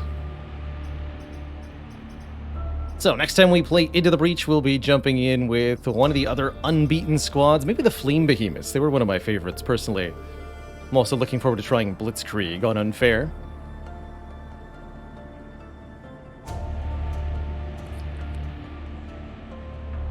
Say we've got a little bit of time left to work with today. Why don't we play a bit of Vampire Survivors to round things out?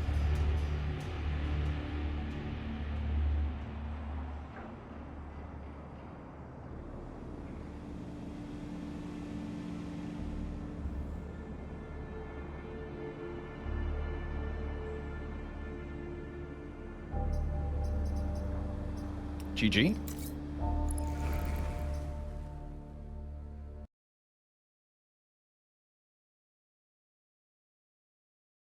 Drizzlele, thanks for 3 months of support. And Zwyhandor, thanks for subbing for 3 months in advance. Hello and welcome to the channel. Sorry I didn't do a full breakdown there. It didn't feel quite appropriate given I was about to switch away from Into the Breach. But I'm happy to explain Vampire Survivors here.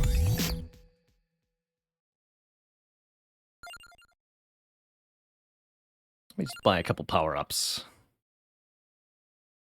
Banish. Once per rank allows you to remove an item from level up choices for the rest of the run. Oh. Interesting. And also buff the enemies. Let's up the max HP a bit. That'll make it harder to lose outright. Cool. So, Vampire Survivors is a... I guess you could call it an idle survival game. The premise is we start as one of numerous survivors. I'm actually going to try playing Poe with the bonus pickup radius on the fourth map. Starting with Garlic seems like it's going to be great. What a Cunning Hat. Thanks for 8 months on support. Heck yeah. And we're going to be trying... There's bonus. We're trying Stage 4 again. Challenge. The Bone Zone. Gotta beat Stage 4. This tower holds great magical artifacts and historically accurate monsters.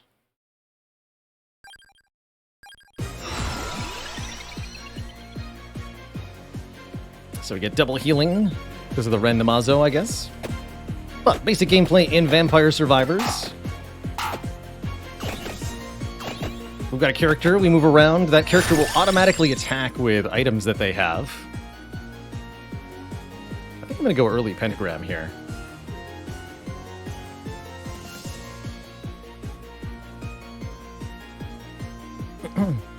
So, as our character attacks, they'll defeat enemies on the screen. Those enemies will drop experience orbs. We pick up the experience orbs to level up and get more items.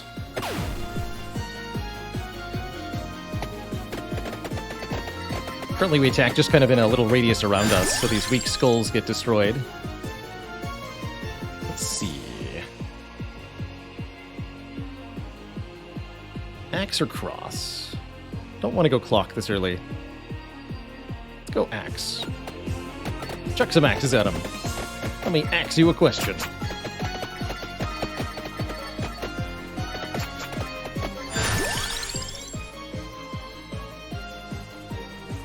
Lightning Ring, Clover, or Hollow Heart? The ring. Okay, what does the clover go with? The cross, that's right.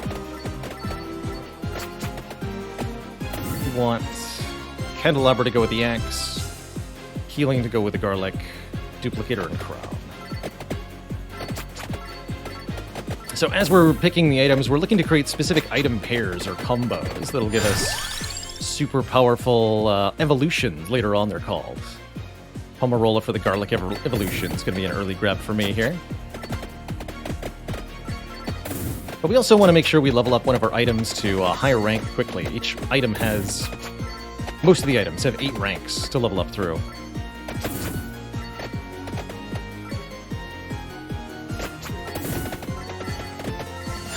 Get him. Pentagram cooldown reduced, huh? Not necessarily something I want yet.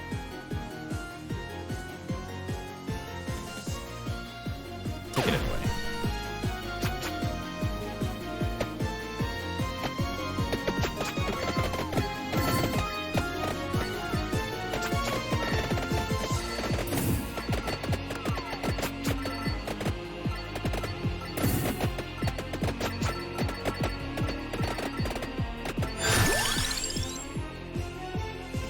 Santa water.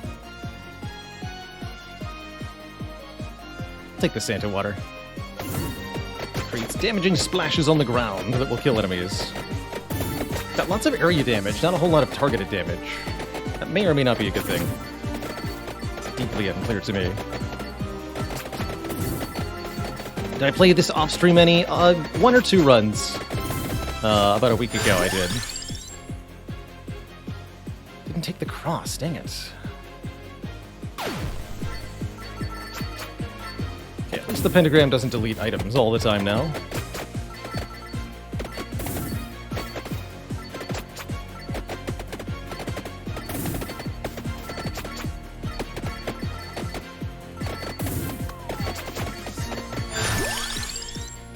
The duplicator. Weapons fire more projectiles, and that'll eventually evolve our lightning ring. Definitely like that. The horde. Get him, garlic.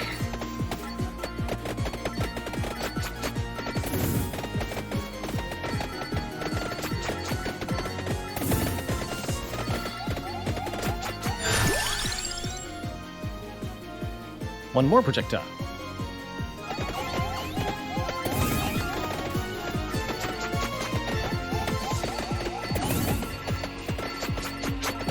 Now we're throwing way more axes. Unfortunately, the garlic doesn't get duplicated.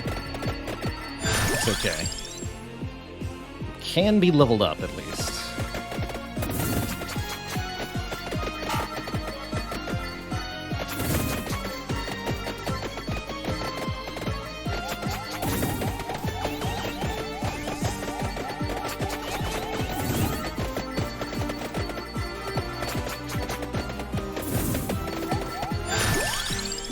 And there's the candelabra door to level up the axe eventually. Let's grab our eventual item combos.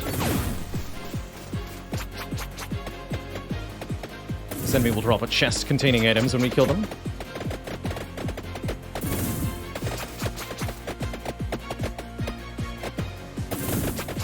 Get him, garlic.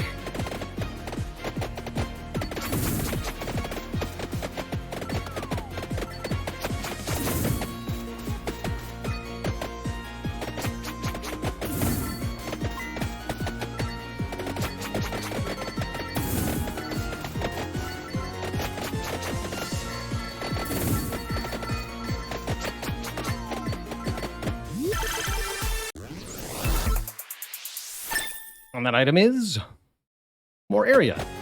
That should also further increase the power of the garlic, actually, which I think is going to be really good. Up that base damage more.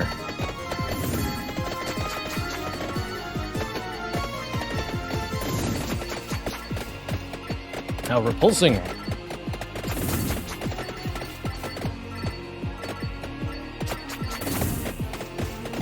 So the other game's mostly just trying to make sure you're getting enough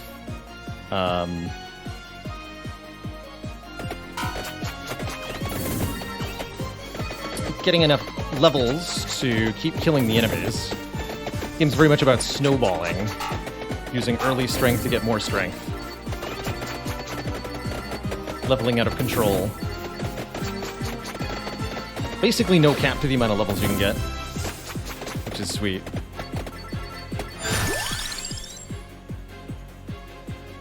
Alright, start leveling the water or the axe. We have the evolution for the axe, but not the water yet. Let's go axe here.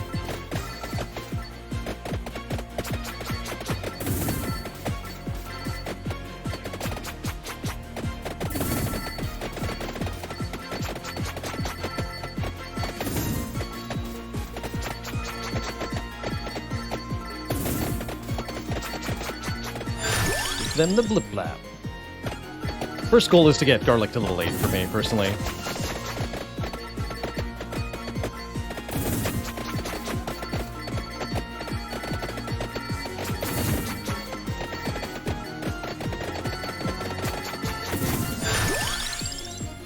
Oh, and there's the attract orb to evolve the other thing. That's even better.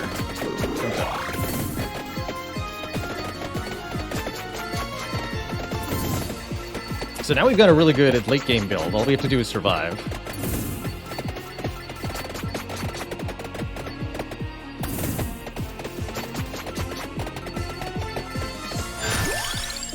Level 6 garlic.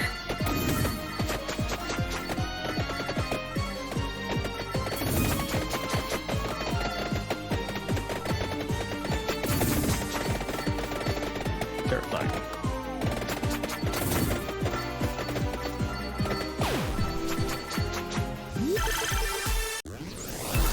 Zeldrin, thanks for 3 years of lurking. Heck yeah.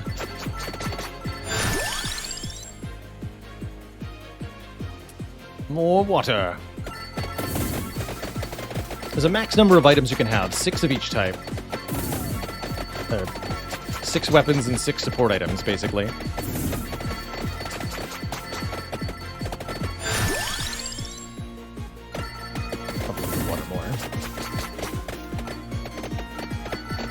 Looks like we're on pretty good pace here. Haven't unlocked any Arcanas other than the first one. We did that on at the end of last stream, and this is our first run since then, basically. I really don't like those bone snakes. They scare me.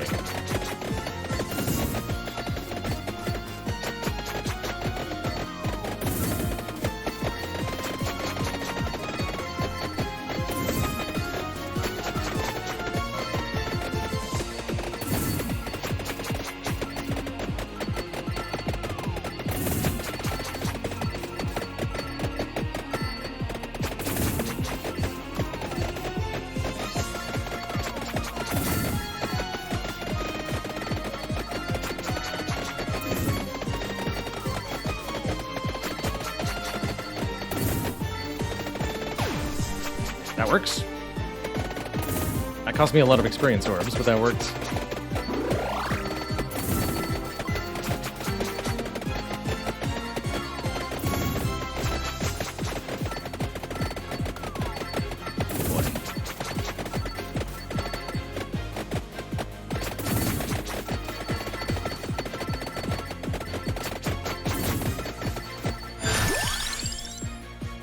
Gotta take something new. Suppose I'll take spinach. Global 10% damage up is pretty good, whereas adding a new weapon is not going to help that much.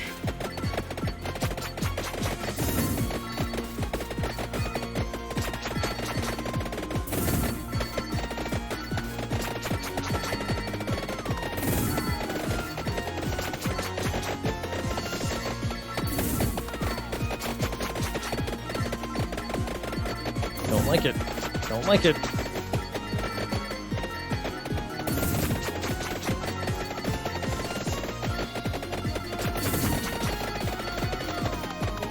Oh no! Ah! I ended up with an enemy stuck on top of me, and that just did constant damage. Oof. Dead. Unable to get any item combos going. I don't know how to deal with those bone snakes. But I am going to try the same character on the same area. See if we can do a bit better. Which a bummer. All right, let's try the cross this time.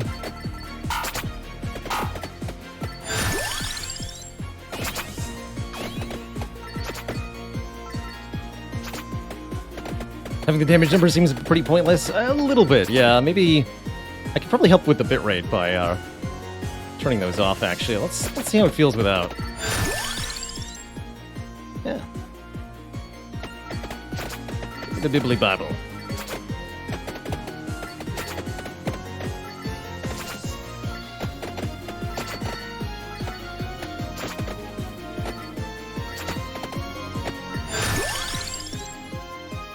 Grab the pentagram again? Probably shouldn't, but I'm going to. I really want to make it work.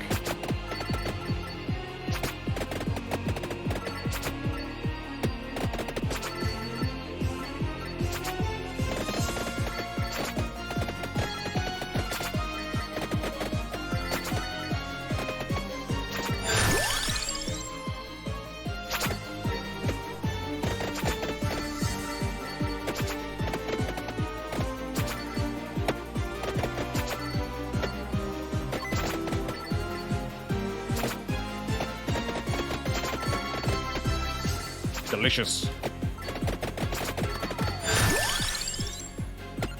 Stronger garlic.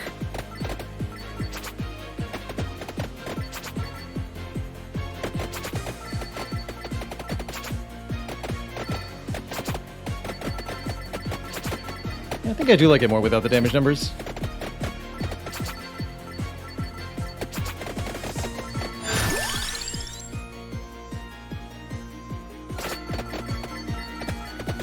Or cross up.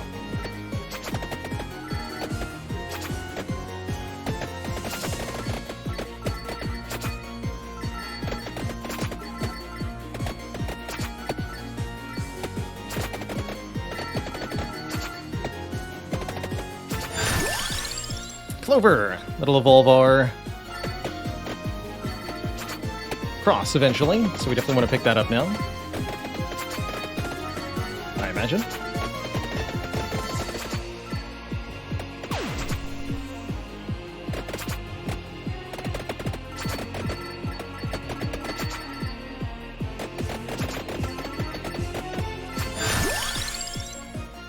Let's try to get cross to level 8.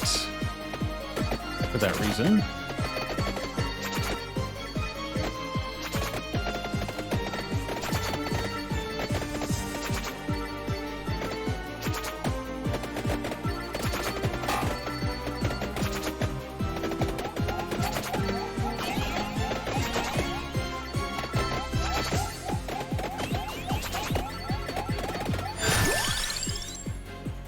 Empty Tome.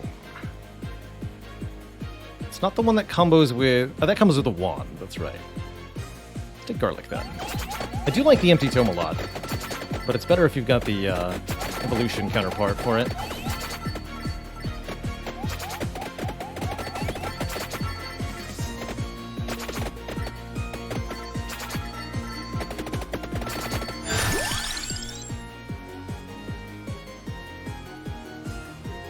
More area, more whipping, or freeze enemies in time.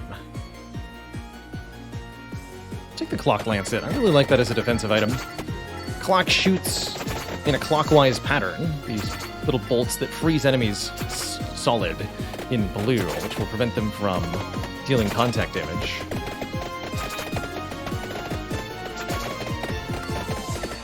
Got an item here, the spell thingy. Seems pretty good.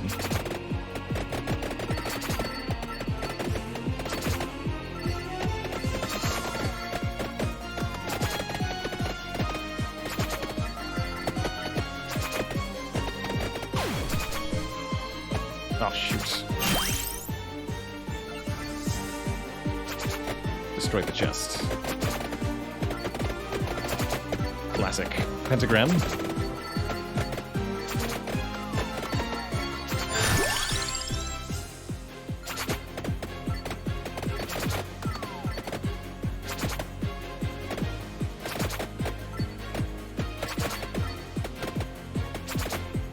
How's it going, Super Dragon?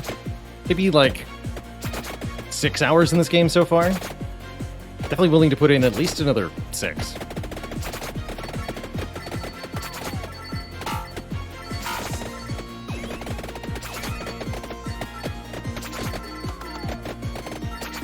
Jeez. The damage.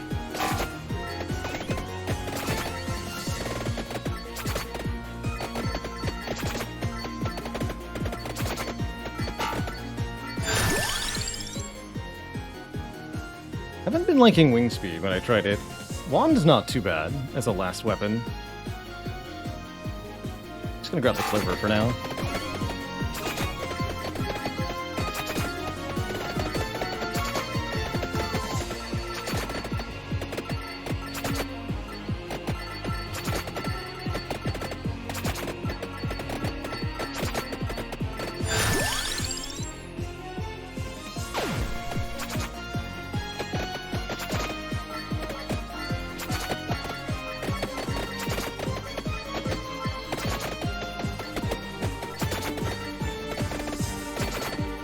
Come.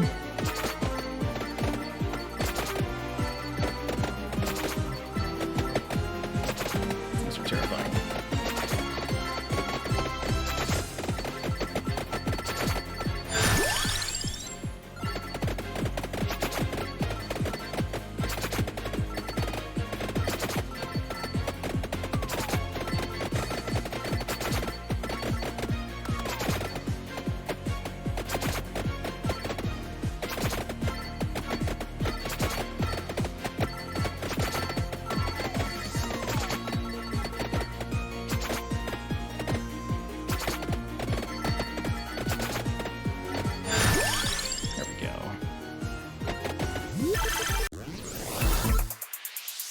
Level 6. Progress is being made.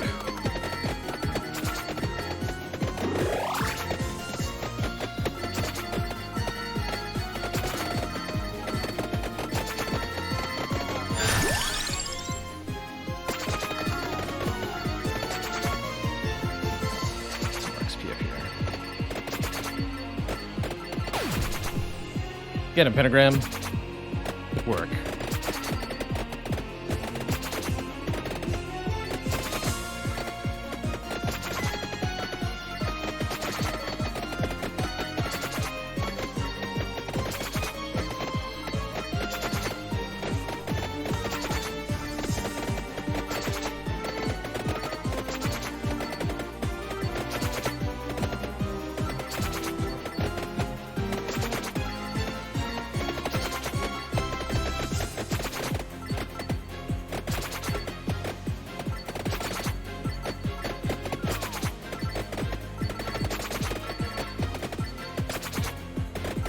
Aboard.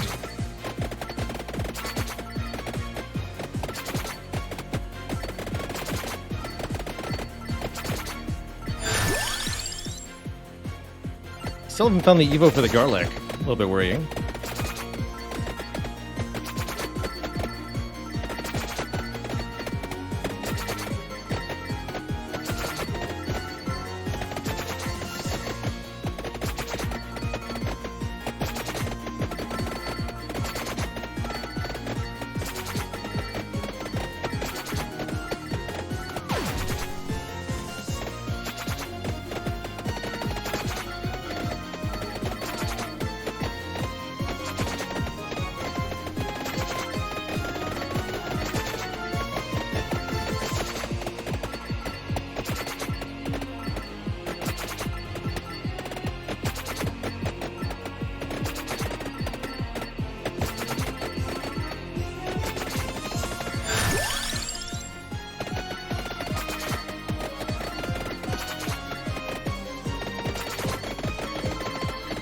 Skull.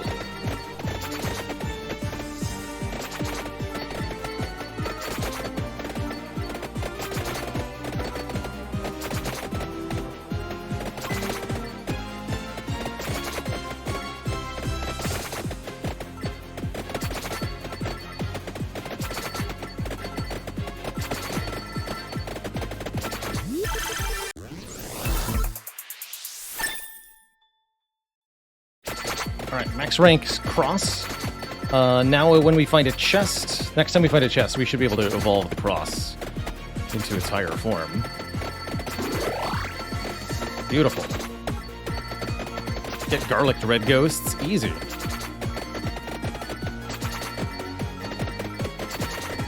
Beautiful. Fire wand, King Bible. Clover. Let's level up the Bible now.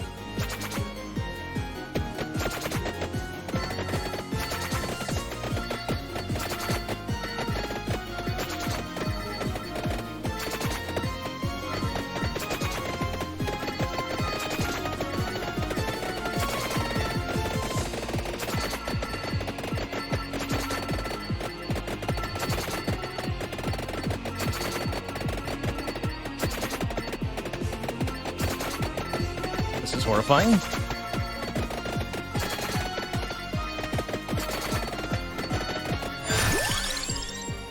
There's the Pomerola to evolve the garlic. Let's grab that before we level up garlic to 8.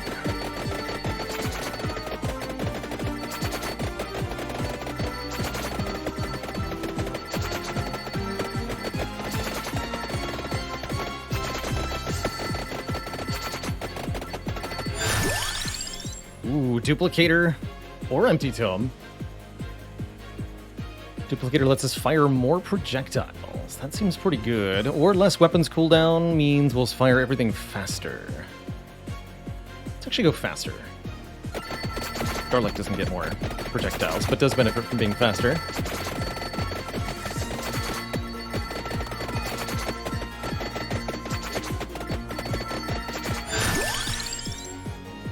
And now we can grab the magic wand to go with that, but I'm going to grab level 8 garlic first.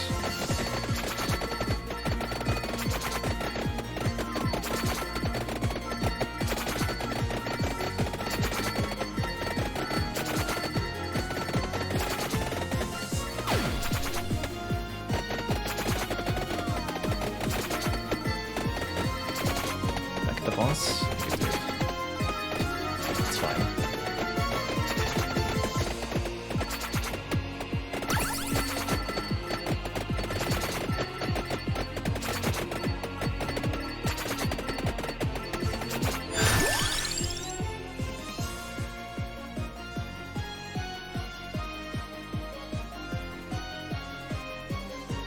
Alright, we'll go lightning ring. Maybe we'll grab the duplicator after all. We're lucky enough.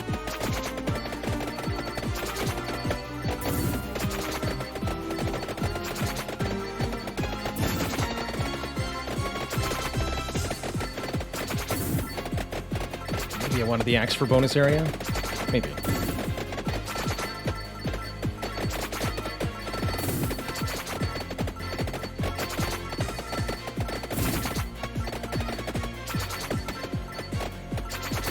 They arrive. Spooky bonefish.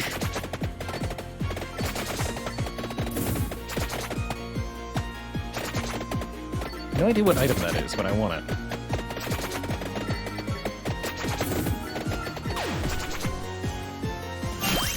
Sorceress's Tears. Permanently allows to speed up stage time in stage selection. Ah, that was the thing we were looking for on this level. Speed up time. Interesting.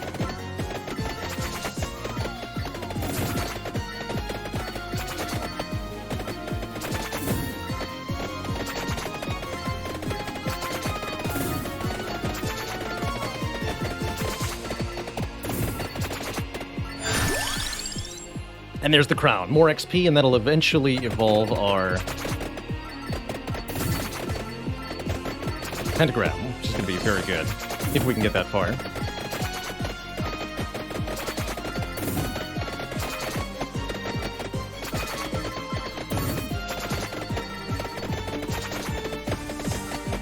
Struggling a little bit with our damage output right now. Let's see if we can kill this fool.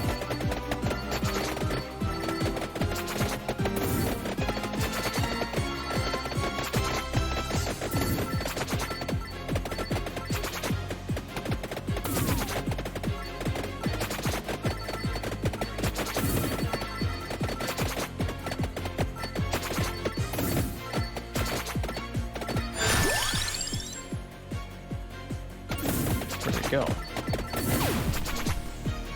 Shoot. Well, that was bad. Seemingly no chests. It might have just been a bonus XP one, though.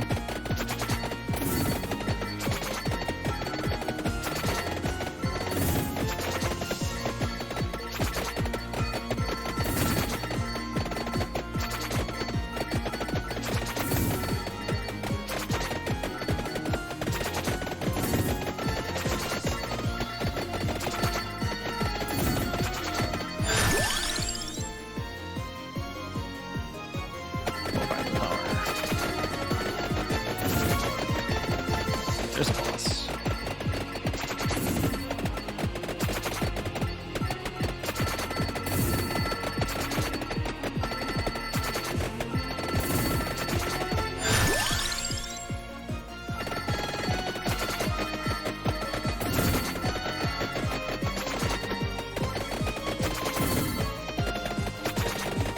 There we go. Our first evolution. It's gonna be the Soul Eater. So now our garlic is extra large in a black radius, and it will heal us when it hurts foes. More crown. Definitely want to get more XP now. There we go.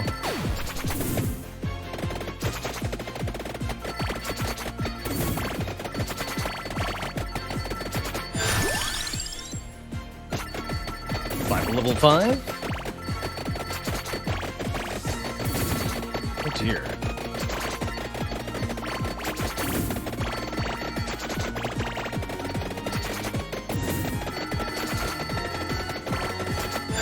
Look at all that XP. Beautiful. More.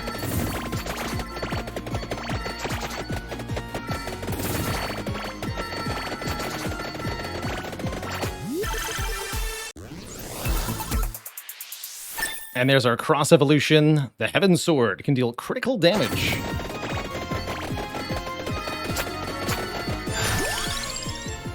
Perfect. I don't want to level up the pentagram right now. That would be a mistake.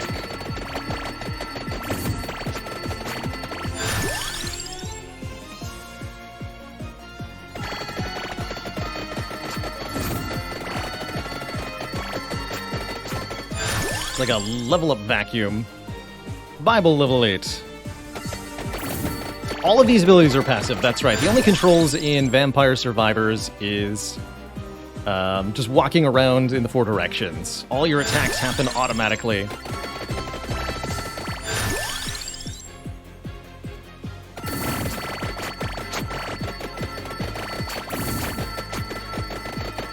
I think we've reached Silly Town officially.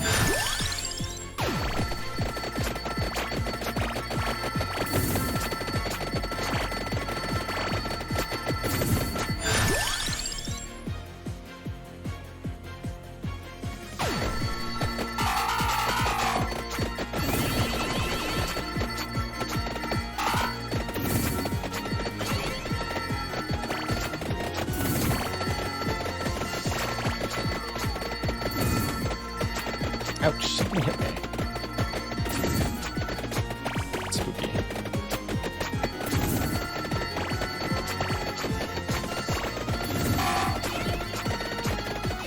Yeah, there's like damage zones that occur.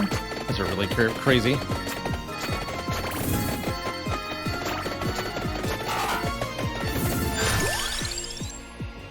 More XP.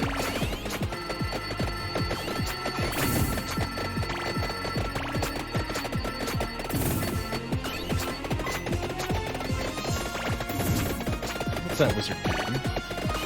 Please die, wizard man.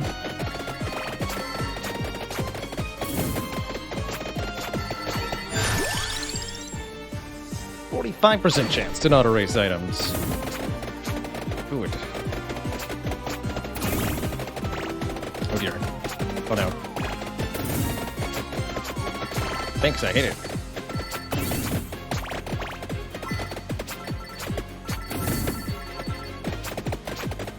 No! Oh, Jesus.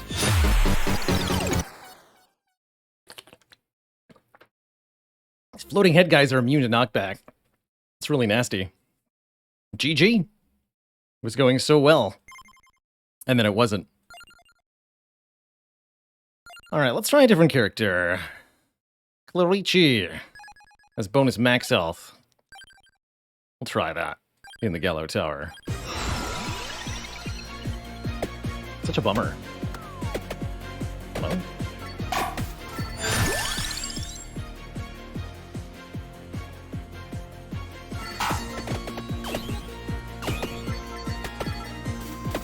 Not sure what this pulse attack coming out of me is. A Rune Tracer. It's been a while.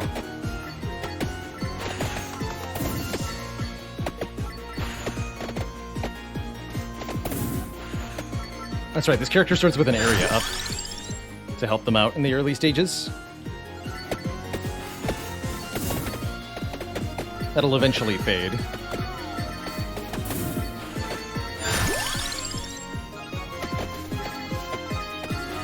There it goes.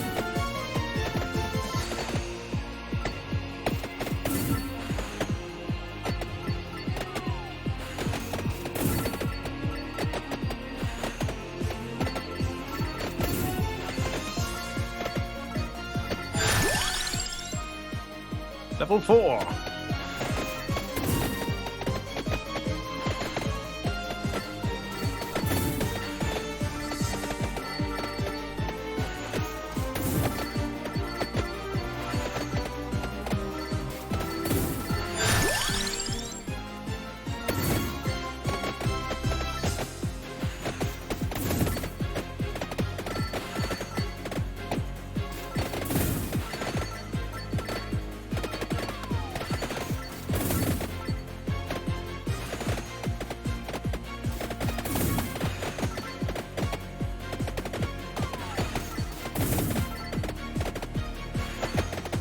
Ah, the waves of the healing, gotcha.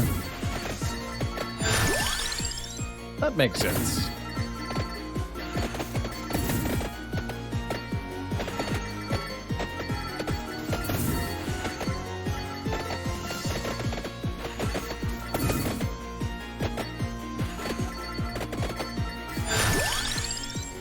Armor goes with the Rune Tracer. Let's grab that.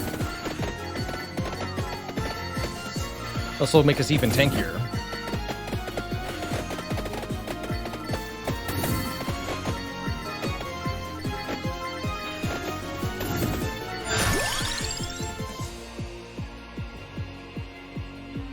Take the area up, since we're doing area damage stuff.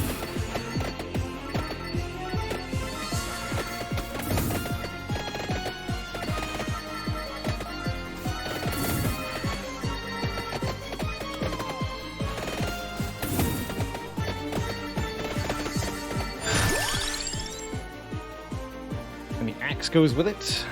The axe goes with it.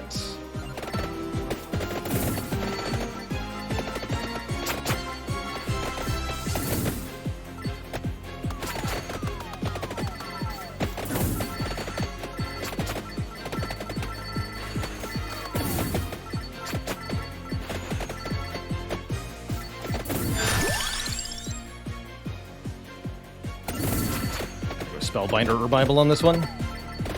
Someday.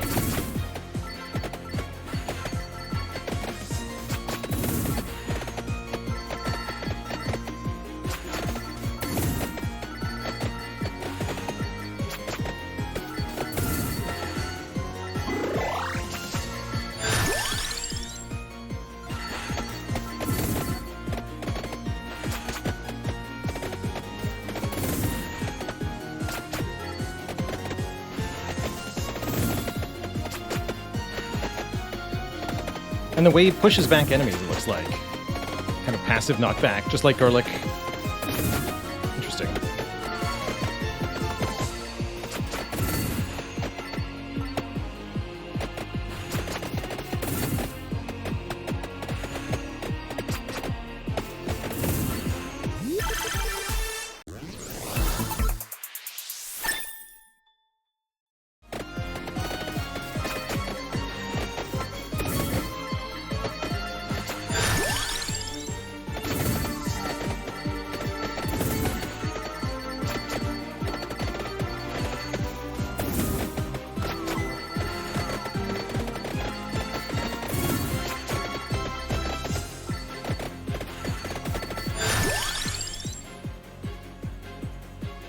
I'm still determined to make Pentagram good. I'll do it.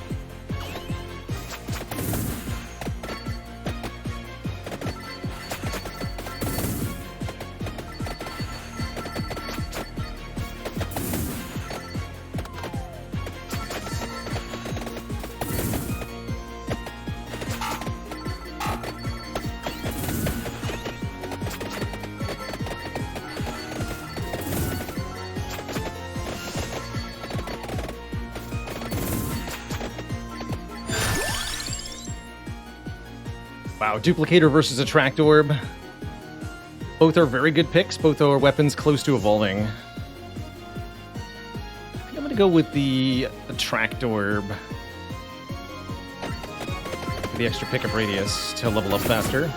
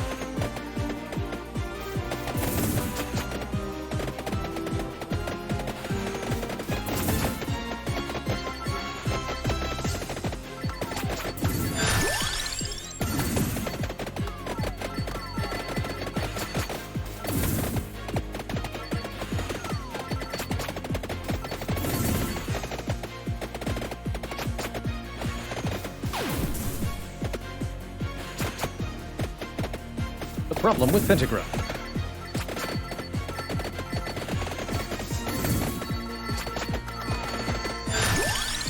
There's the Blade Lightning Ring. Can't be offered that anymore. So chonky though.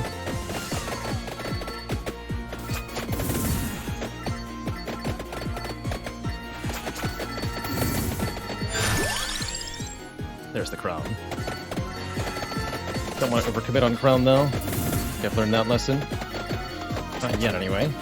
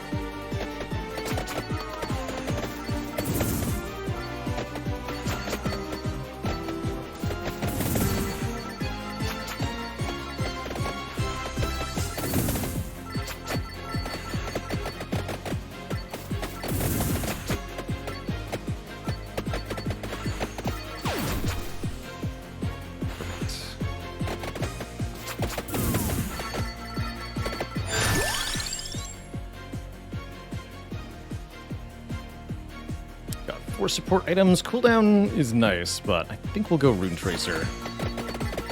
Does the Empty Tome work on the Pentagram? That's my main question, actually.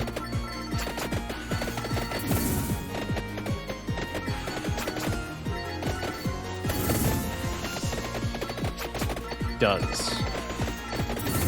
It's kind of a big deal.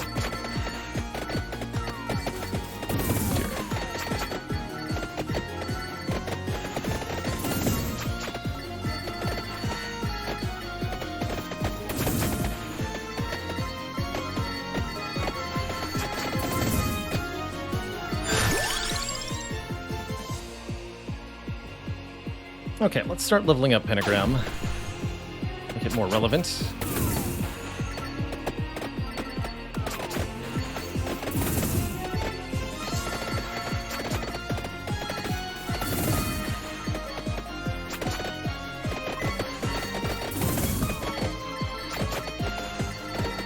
There's a boss.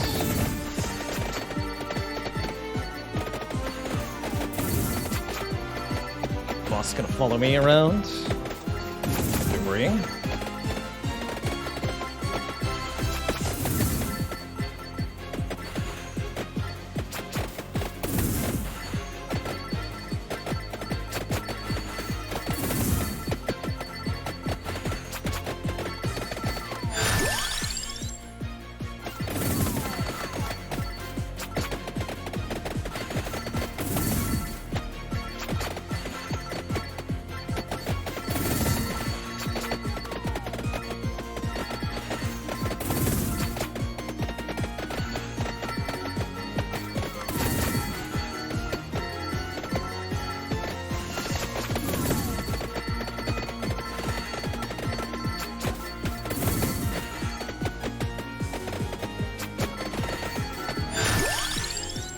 Chance to not a race item. Actually, no, let's grab Santa Water level 7.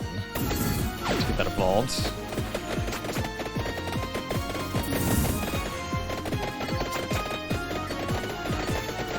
I wish I had garlic. The water is like garlic.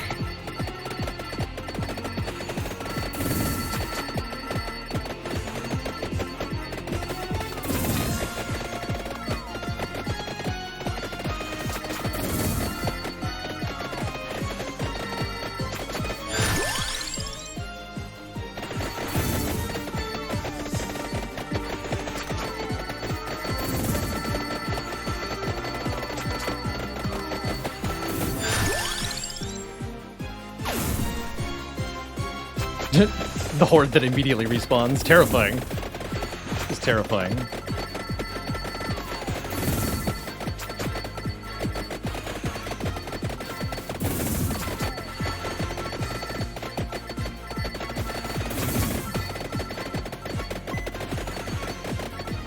There's a boss creature.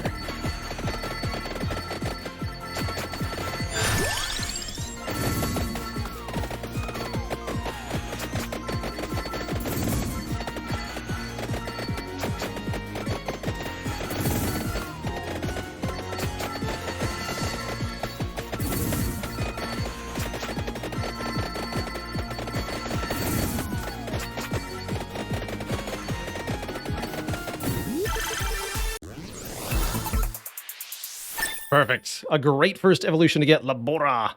Damaging zones now follow me. And grow in size as they move.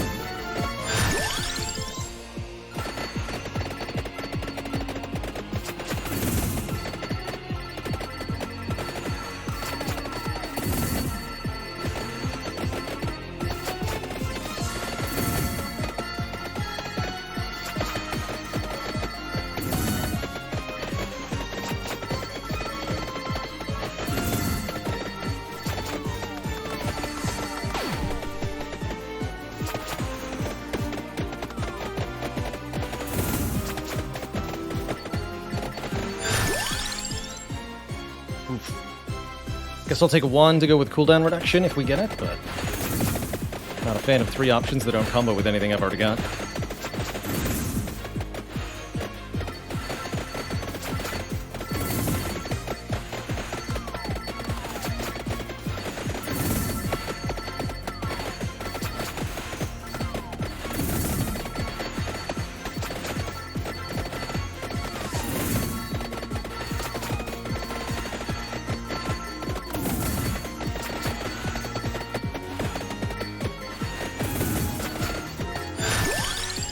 There's the empty tome to go with it. Perfect. We'll seal that in. About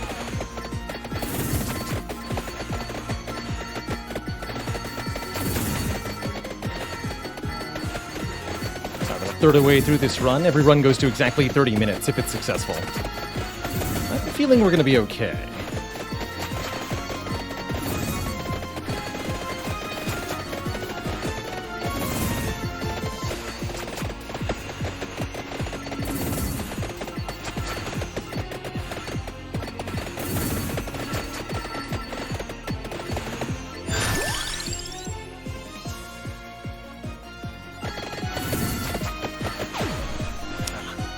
Keep destroying the super enemies, though. It's not good.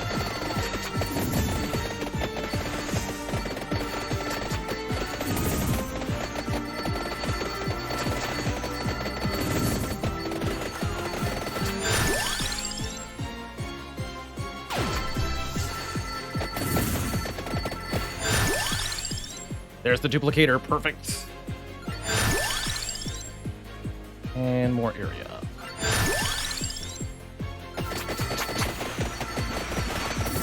There's a lot of XP I just got.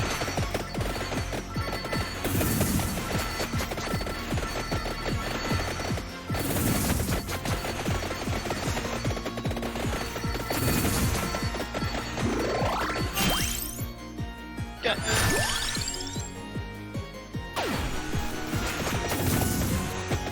Build online, here's a boss with our pentagram timer reset, so we definitely won't lose this chest here.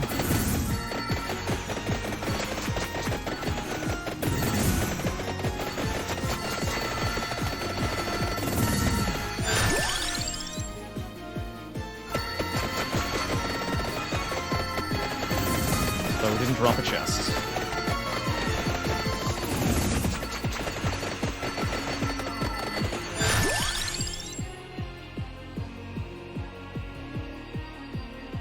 Pentagram happens automatically, that's right. There's no way to control it.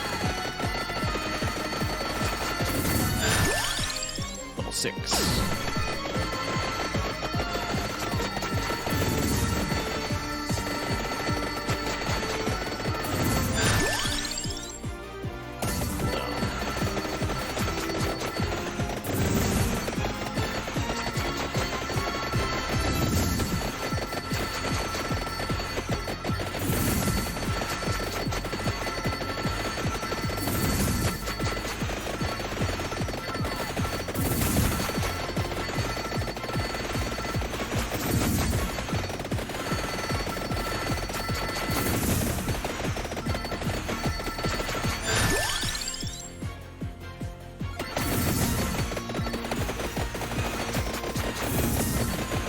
There's one.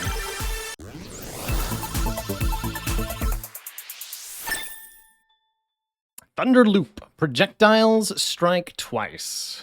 I guess probably only on the lightning, huh? The blip blap.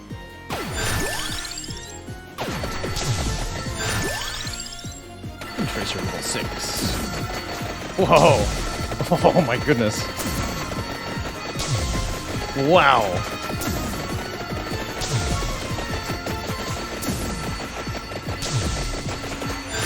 Talk about vaporization.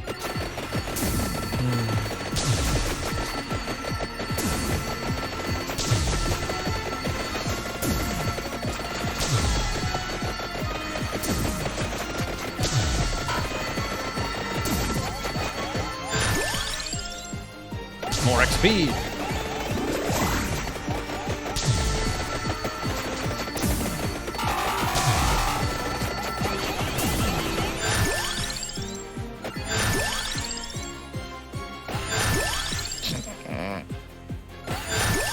Okay, I'm just leveling up a lot. Good talk.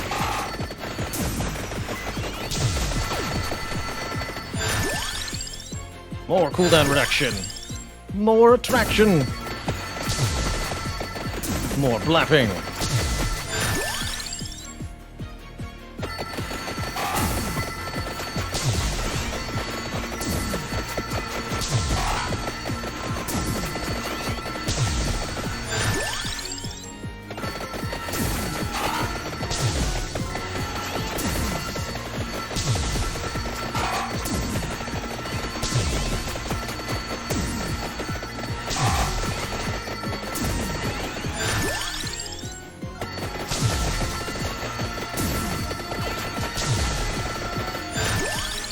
Lord.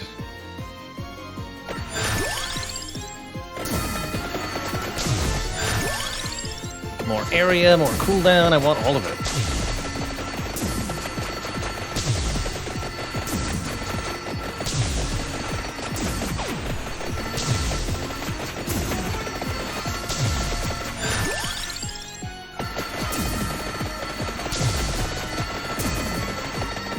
How about these fools?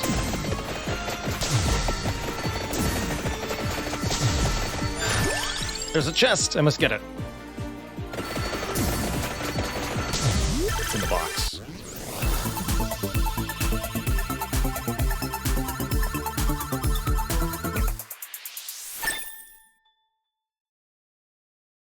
That's the evolved, Rune Tracer. Explodes when bouncing.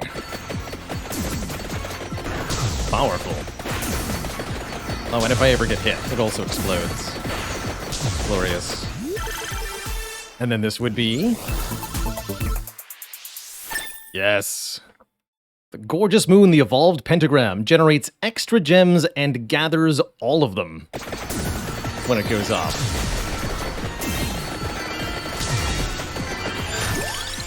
And it makes a really cool sound while it does that.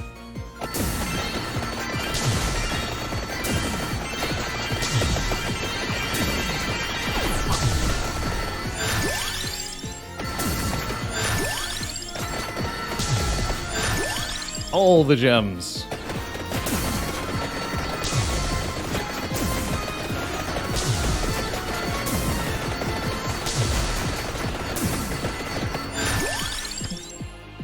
Let's level up 1 to max rank. And now everything gets vaporized for the next 14 minutes.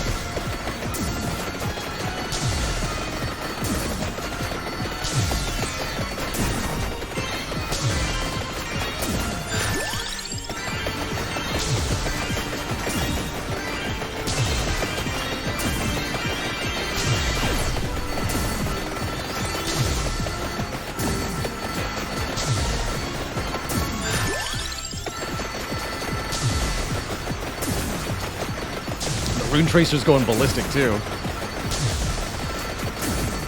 Mental.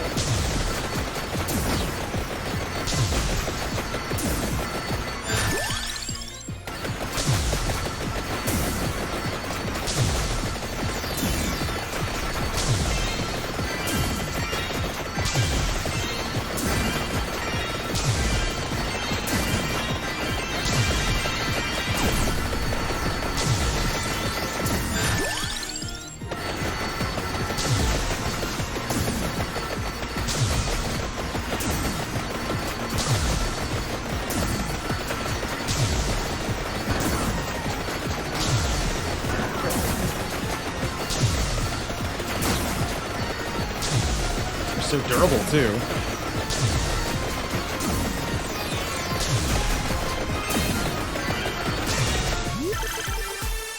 Also, when the Gorgeous Moon is making that pinging noise, it's also damaging a particular enemy for, like, a huge amount. Just a wand up.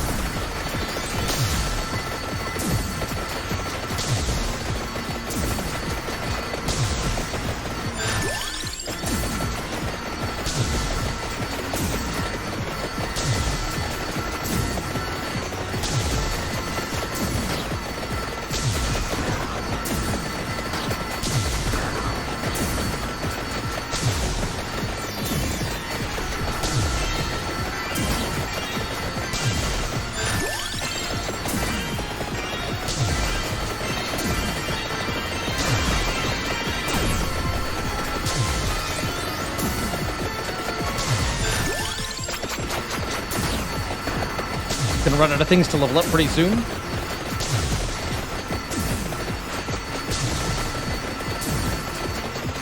We can still continue to level up, though. And the level ups can give us meta progression money.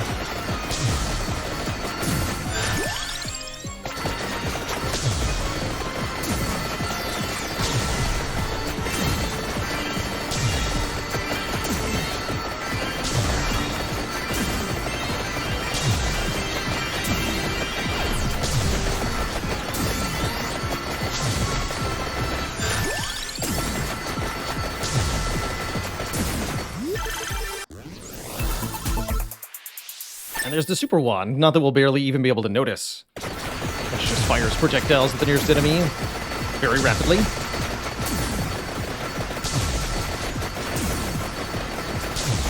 For what purpose, I am not sure.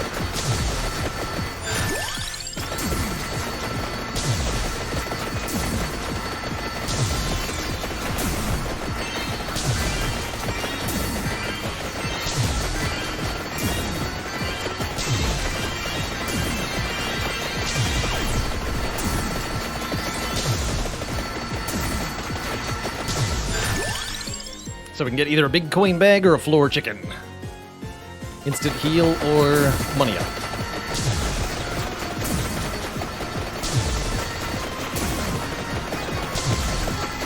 Yeah, we can just stand still if we want to, right? Let's just see what happens. Have a nice drink.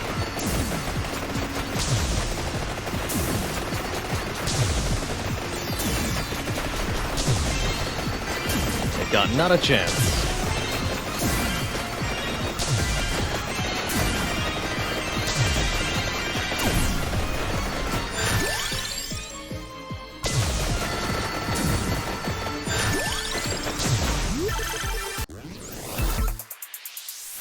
And lastly, the Reaper Scythe. Our evolved axes. Very Binding of Isaac.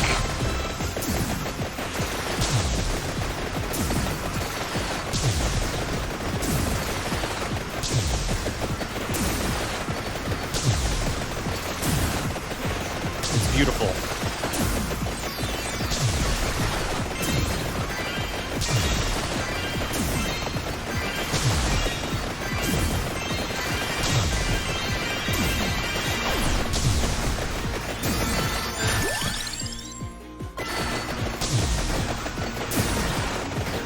Probably gonna make it to level 100 here. Oh, gotta avoid those.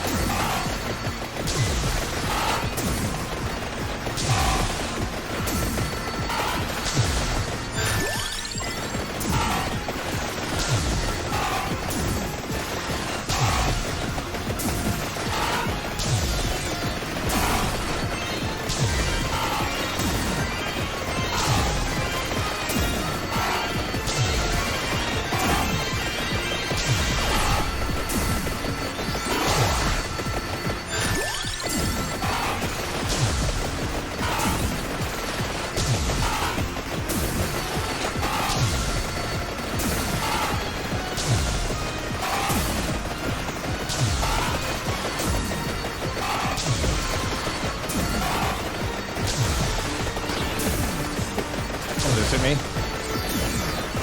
Thankfully, we're so tanky.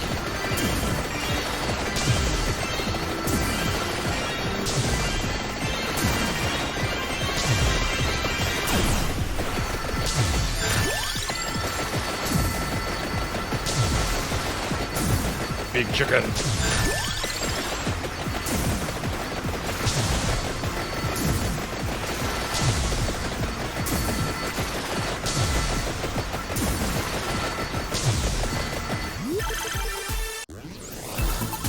Treasures now give money.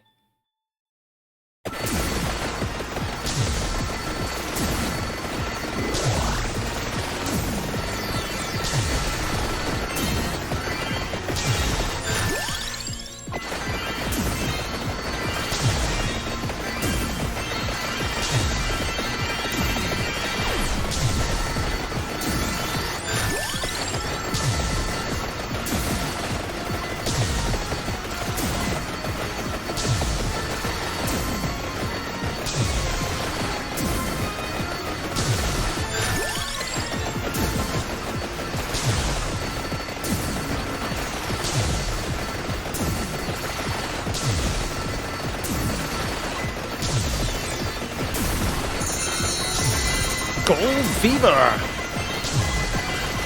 What's even happening?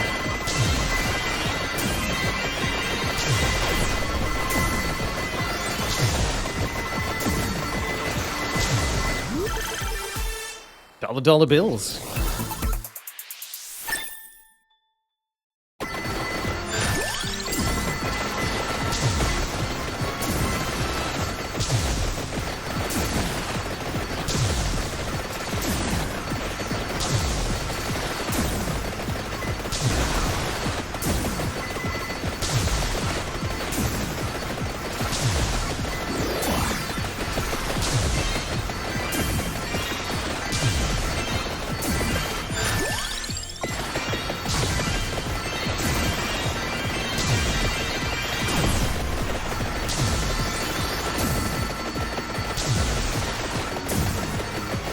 Ten levels to go. A crab. Look at those giant claws.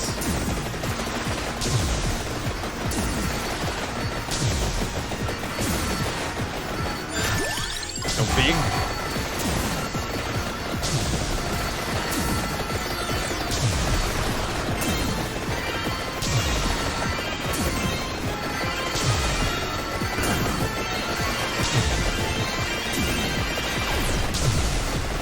Get deleted, nerds.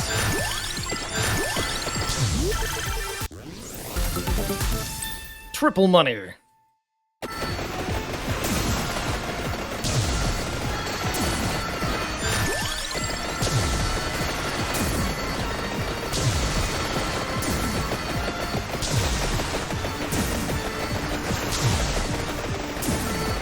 He's only getting bigger. Oh, there he goes.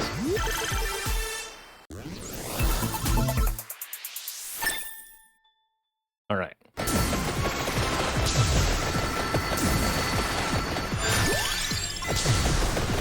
$95.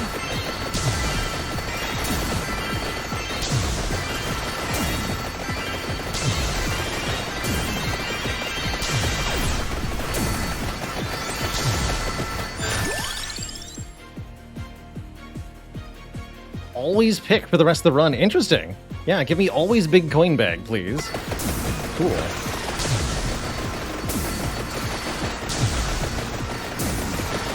It's like an auto feature.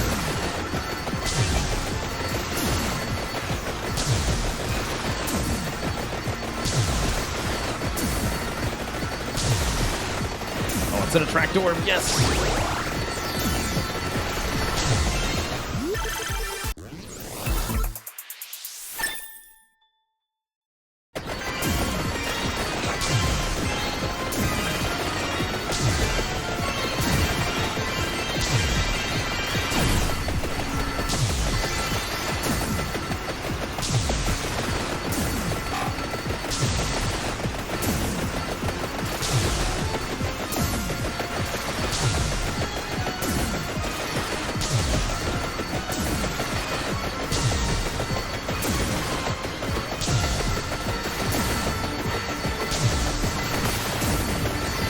Fire!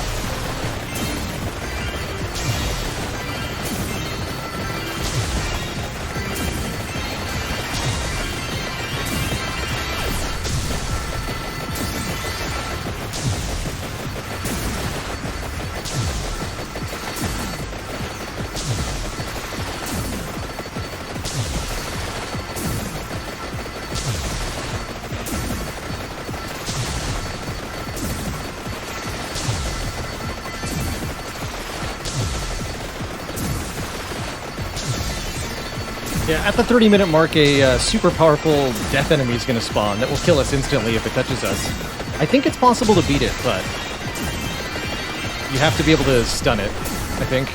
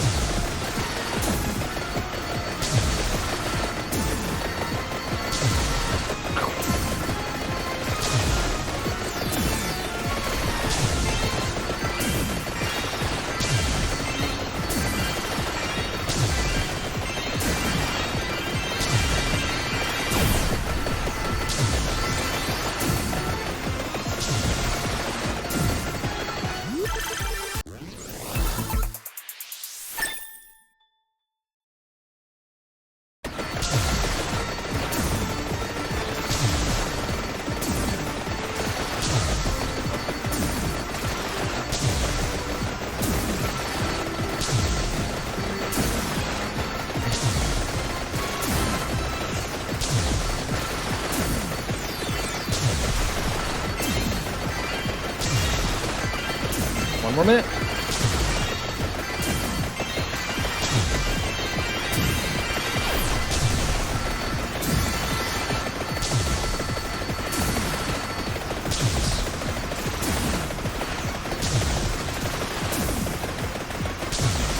Die now, don't die now.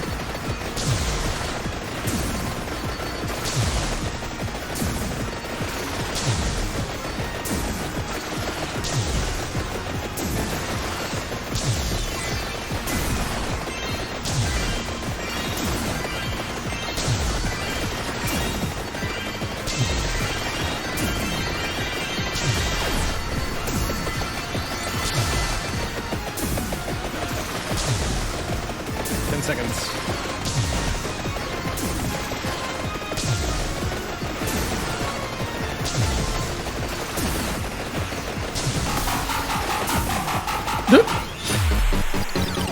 Game over. Stage complete. That's a success and a GG. Not too bad. Dragon shrimps. The giant crab enemy. Torona's box. We got Hyper unlocked. Very cool. GG. Lots of money to spend on stuff too. Let's see what we can power up with. I'd like to buy more experience gain. It's over 10,000 for the revival. Could also try out Curse. Increased enemies' speed, health, quantity, and frequency. More enemies means more experience.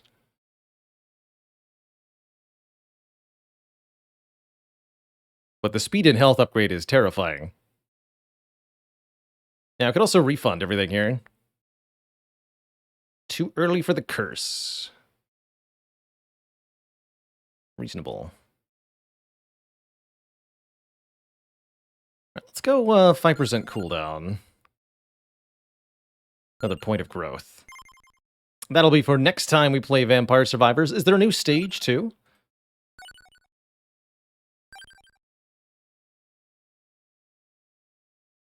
There's 4 bonus stages.